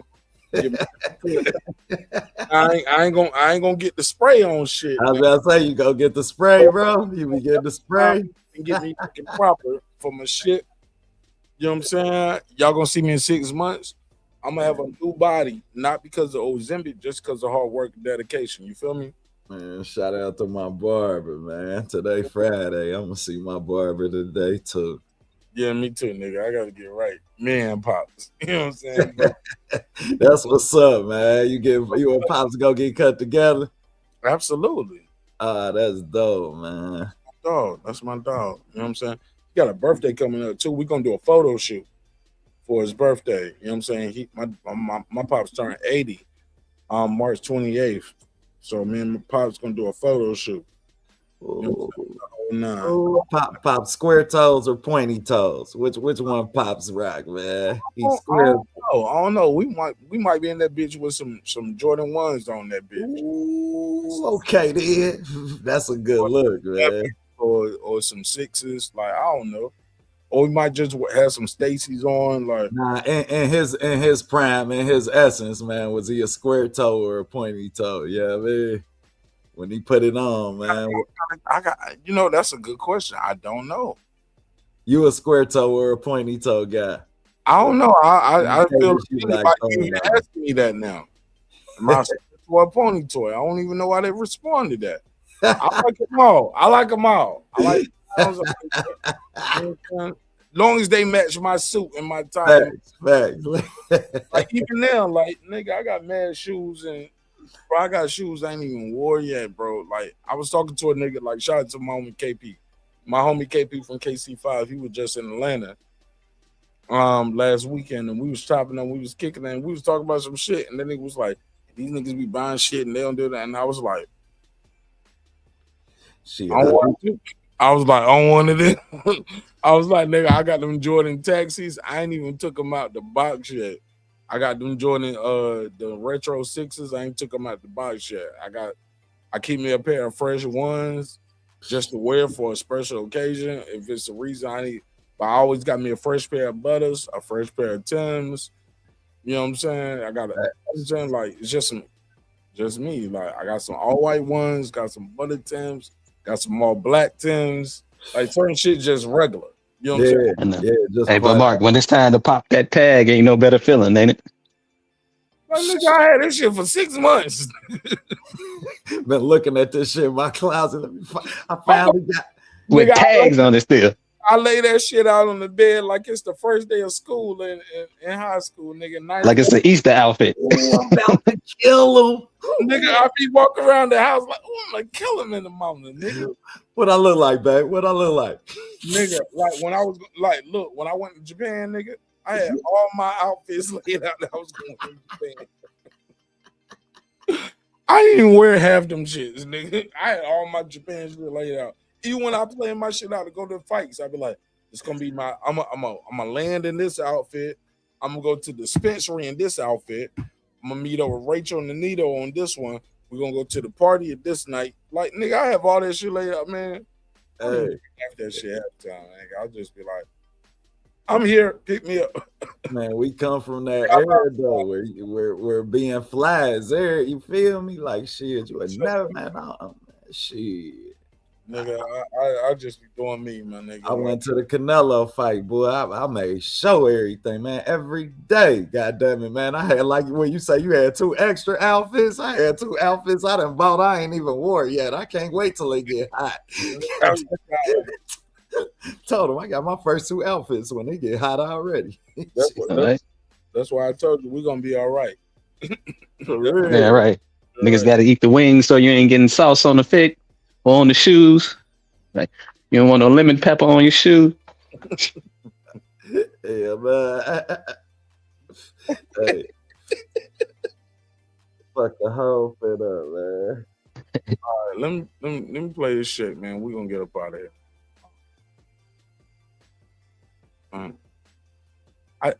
But this is what I thought was so dope, and we're gonna leave. I want to leave on this note, and I thought this was so dope. For Kamala Harris, yes, sir. I did not vote for Donald Trump. Yeah. Unlike many black people who believe you must vote even if you have nothing you're looking for, I'm not. Let's take the election part out of it. Y'all hear that, right? Yeah. You can take the election part out of it. The part that I liked the most was, because it relates to me on real estate, right? Y'all, anybody who know me know I fuck with a little real estate, right? Right. So it really caught me on the real estate part. Like that's what I thought about. Listen, in that group. I had economics. So I ignore that part because yeah, like I don't fuck with Donald Trump. Anybody who know me know I don't fuck with Donald Trump and what he's doing with our country. Right. As a military veteran, as a business owner, just period. I don't fuck with Donald Trump. I don't think he's doing honest work by the people. Right. Just simple as that. Like this shit ain't benefiting the people of America. Right. But this guy said he told a dope story right here about business and economics, and I never heard this story before, but I like it. I want y'all to hear it. And after this, I'll let y'all give me your final thoughts, and we close show out for all the good people out there. Let's go. Professor in college, I would always talk about how to abandon emotion whenever you're in a financial or economic negotiation, and how to dominate that negotiation.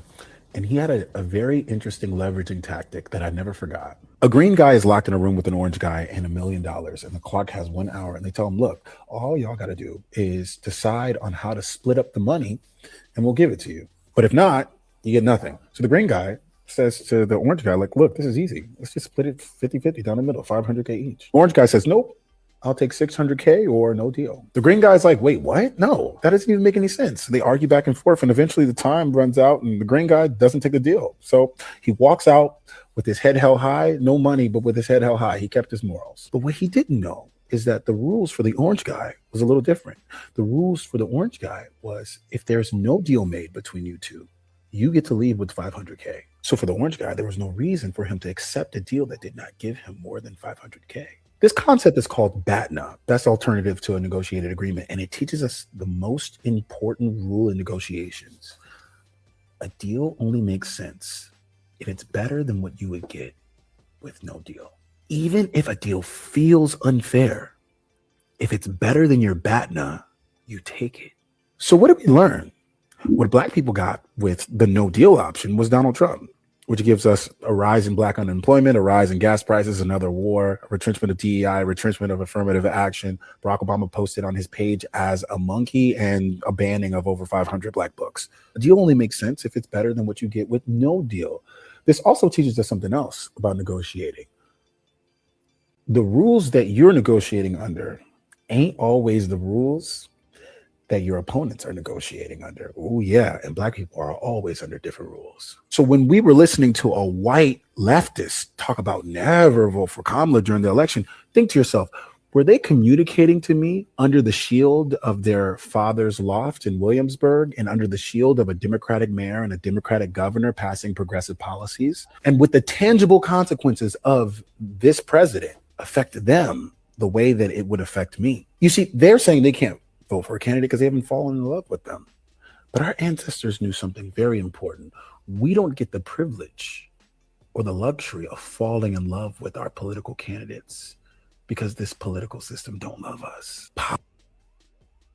Politics ain't a love story for us. It never has been. It's a business deal, a negotiation.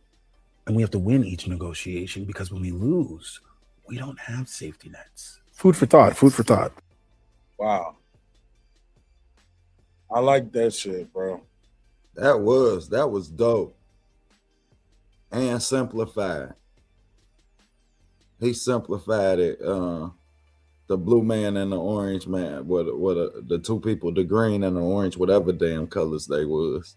That was a dope analogy, though. That was a dope ass analogy. That nigga OTB said, I forgot already, Martin. Man, I did. I forgot what damn colors they was. I already. What colors was they? Wasn't they orange and green or some shit? Or nigga, you lost your money. Green and orange, nigga. It's my money now. You lost. All right. See, I said green and orange or some shit like that. I knew they was something like that. But that's crazy because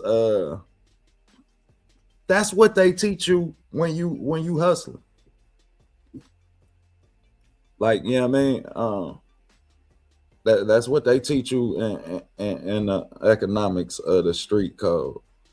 If you make $5 more, it's more than you would have had. So, drop this in your lap, fool.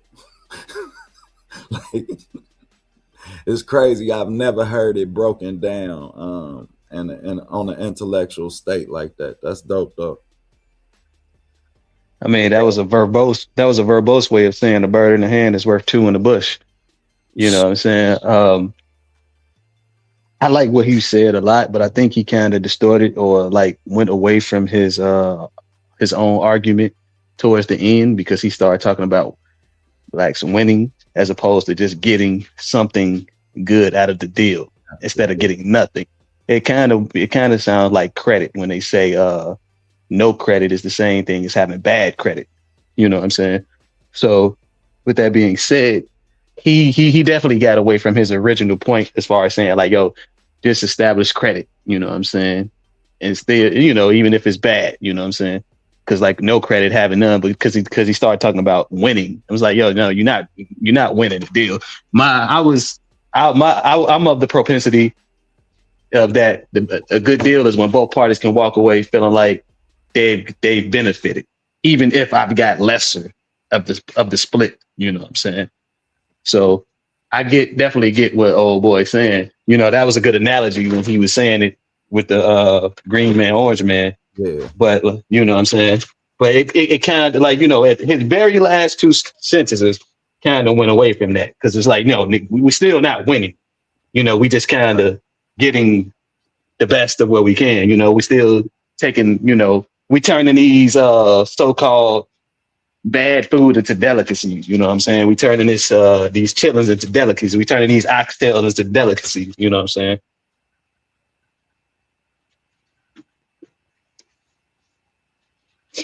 But that's it. I'm past the mic.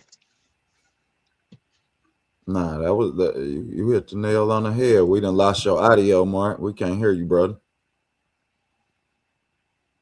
Well, shit, I say I smoke it back. As always, the guest and my co-host will get the last word, man. Final thoughts, ladies and gentlemen. Anybody in the chat, anybody calling in, and also the panel. Final thoughts. Let's close it out. Facts, man. Great show, man. Love the hip hop. Love the mixtape thing, man. We got to do it again sooner than later, man. Definitely got to do it again. We're gonna have to do it on Friday night. Everybody off on Saturday for the most part. So let's try to lock in and try to do one tomorrow. I have a good topic for us, and let's collab again, OTB. Facts. We on. Say no more. We love having you, and you're a member to the neighborhood. Nah, I appreciate it, man. I appreciate it, man. And as you know, the invitation is always extended as well at the school. Whenever you want to come up and teach class, you are more than welcome, my brother. Gotta say that, man. Just bring. Damn, nigga, I thought you done turned into Umar Johnson for a second. I'm like, what school, nigga? What you talking about? What did you just say, school? I'm like, wait a minute, nigga. Slow down, brother. Slow down, brother. I gotta say it one more time, like Umar. Slow down, brother. Nah, we was talking earlier about trolling, bro. You know what you mean, bro. The point of the community, yeah, I mean, and my channel was really predicated, so I ain't have to deal with that. So I do a lot of film and boxing. Yeah, I mean, I do a lot of film. People just got here. They weren't here 4 hours ago when you did the intro. Tell them again. Yeah, man, I run OTB Boxing School, man, where we make casual fans real fans, man. We just give you some things to appreciate about the essence and the mechanics of boxing and what's going on in the ring. So you get to see the punches before they connect. Everybody watch boxing just to see people get punched. If you want to see the punches before they connect, then come to my channel, man, and we'll make sure you do that. Yeah, and he knows hip hop and he knows politics. So he's a member to the neighborhood. My dog. Lake County, tell people how they can reach you and follow you on all platforms, man. Man, if you on Mark Nash TV, you can find Lake County. That's all I'm gonna say, man. Besides that, you know what I'm saying? Good. I was listening to the show earlier. I like the Iran talk. Late. Late. We gotta go to that J. Cole. You going with me to Lake Cole? The J. Oh Cole yeah. I messed with it. He got 2 shows. Just decide which show you probably want to go to, and bro, you I'm know, trying to go buy us some tickets, bro, and all them shit sold out. You know that? Damn, for real? Damn, I ain't even think they was on sale yet. Nigga, both shows are sold out on Ticketmaster. Like, we gotta get us some StubHub shit. So we gonna have to pay extra. But I mean, shit, let's just get in there, cop some merch, and you know. Yeah, but you going with me to the Lake Coast? Hell yeah. My dog, because me and Late went to the Wu-Tang show. That nigga hooked me up with the Wu-Tang tickets last minute too. That nigga was like, Martinez, get your sad ass out the house. I was going to go, man. Get your sad ass out. Yeah. I got this motherfucker Mark was like, damn, nigga, I thought you was still in Africa. Like, nah, nigga, I'm over here Wu-Tang stuff. That nigga said, and I got floor seats with your name on it. Hurry up, nigga. And I just jumped in the whip and went downtown, man, and now I'm at floor. I got floor seats with Wu-Tang. And look, and he gave me some throwaway seats, respectfully. Like, I know you don't remember, but he had better floor seats. But what he didn't know was the other joints, huh? No. He know what seats he gave me, but I'm a finesse nigga. I finessed my way to all the way where he was there, all the way up front. Right. Mark, you always coming up, bro. I had the floor seat. He gave me a free floor seat, but I was back here. Bro, be wiggling. Where you at? He was like, I'm up here. I was like, I see you in about 5 minutes. Give me 15 minutes tops, nigga. But you know what? I don't Wu-Tang clean my ass all the way up to. I was like, hey, LTB, my nigga that entered the 36th row. I'm in the 36th chamber. Hey, look, and I brought you a hoodie when I came up. Did I have some merch? Facts. I don't came up with some merch. I'm like, and I brought you a hoodie, nigga. Hell yeah. Hey, look, I had extra hoodies, nigga. I had one I had bought that I'm wearing. I had one for him. I had one for my sister, my brother-in-law, nigga. I look like I still t-shirt, nigga. I look like I still Wu-Tang shirts, nigga. That bitch, nigga. Yeah. I don't finesse my way all the way. And my sister and my brother-in-law was up there. They was like, "Where you at?" I was like, "I'm down here. Where y'all?" She was like, "We up here, nigga." All the way up there. right here. I was like, yeah, I'm down here. One of my niggas from the shout. I'm jealous, man. I just to see them Nah, do man, Killer you ain't gotta Bee. get jealous, man. Come to the A. Fuck with us, man. We good. Hey, Yeah. I'm coming, man. Because even Mark, what's the name, man? I pointed out, old boy, what's ARP? I'm like, Mark, I thought Mark knew the nigga. The way Mark, him and they was gelling and stuff. I'm like, damn, you know this nigga, Mark? Nah, He's like, nah, I ain't no ARP. I knew him when you told me that was him. I was like, yeah, that's ARP. But I just started doing my Mark Nash thing, man. Natural networking. The Nash networking. That's what you got to call it. That Nash networking. I'm just like, hey, y'all niggas, You I know thought y'all knew each other. You got to be able to wiggle. I had ARP on the show. We still been, damn, matter of fact, let me, we got to do that tomorrow. I'm going to call that nigga tomorrow. I got to call him tomorrow. You know, he live here in the city, too. Yeah, yeah. He here now. You know what I'm saying? So I'm going to chop it up with AR tomorrow. I'm going to call him. But damn, that's dope. We've been talking about doing the show together, man. Just collab. But anyway, final thoughts, man.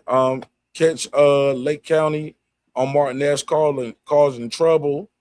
Because they had last week trying to get a triple double. If you know, you know. Hey, man, I love y'all. Thank you for your time, your energy. Thank you for supporting the show in a major way. Make sure you subscribe to OTB Bots in School, man. This is my guy, man. I got nothing but love and respect for him. I appreciate him reaching out to me and invite me to be a part of his world and vice versa. And yeah, man, we just trying to have a good time, have good content for you guys, mixing up hip hop, bots, and politics as usual. What we've been doing, you know what I'm saying? But we gotta expand the brand. So look, respect is free. Disrespect gonna cost you everything. Your family, your finances, most importantly, your life. So let's show each other love, respect. If we can't do that, let's just show each other the door. You go your way, I go mine. God willing, we both do fine. Or we can fight, nigga, and I beat your ass. Hey, look, I'm just saying. I second that motion. Saying, nigga, you can die about this shit too. It's up to you. Hey, look, I go Sin City Manny on your niggas. You know what I'm saying? Like on my mama's mama, nigga.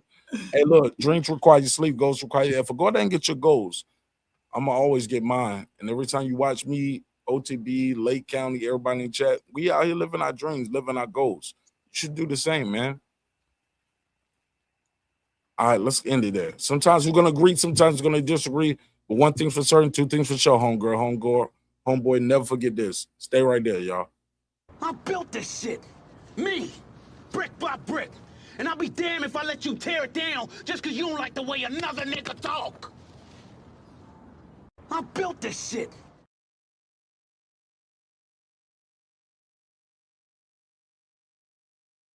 Hey, it's Antonio Tarver champion. You watching Mark Nash at Breaking Beach. I usually don't do drops, but I'm gonna give you one, bro. I'm gonna give you one. I love you, champion. Hey, it's Antonio Tarver champion. You watching Mark Nash at Breaking Beach. I usually don't do drops.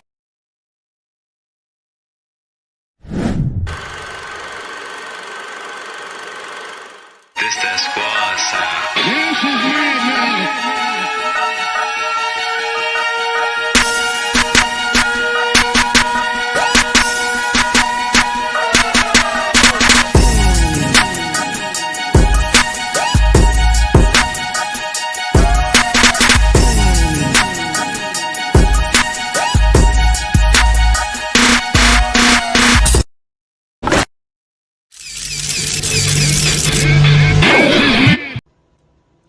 Subscribe. I don't care how many subscribers he has. Support him.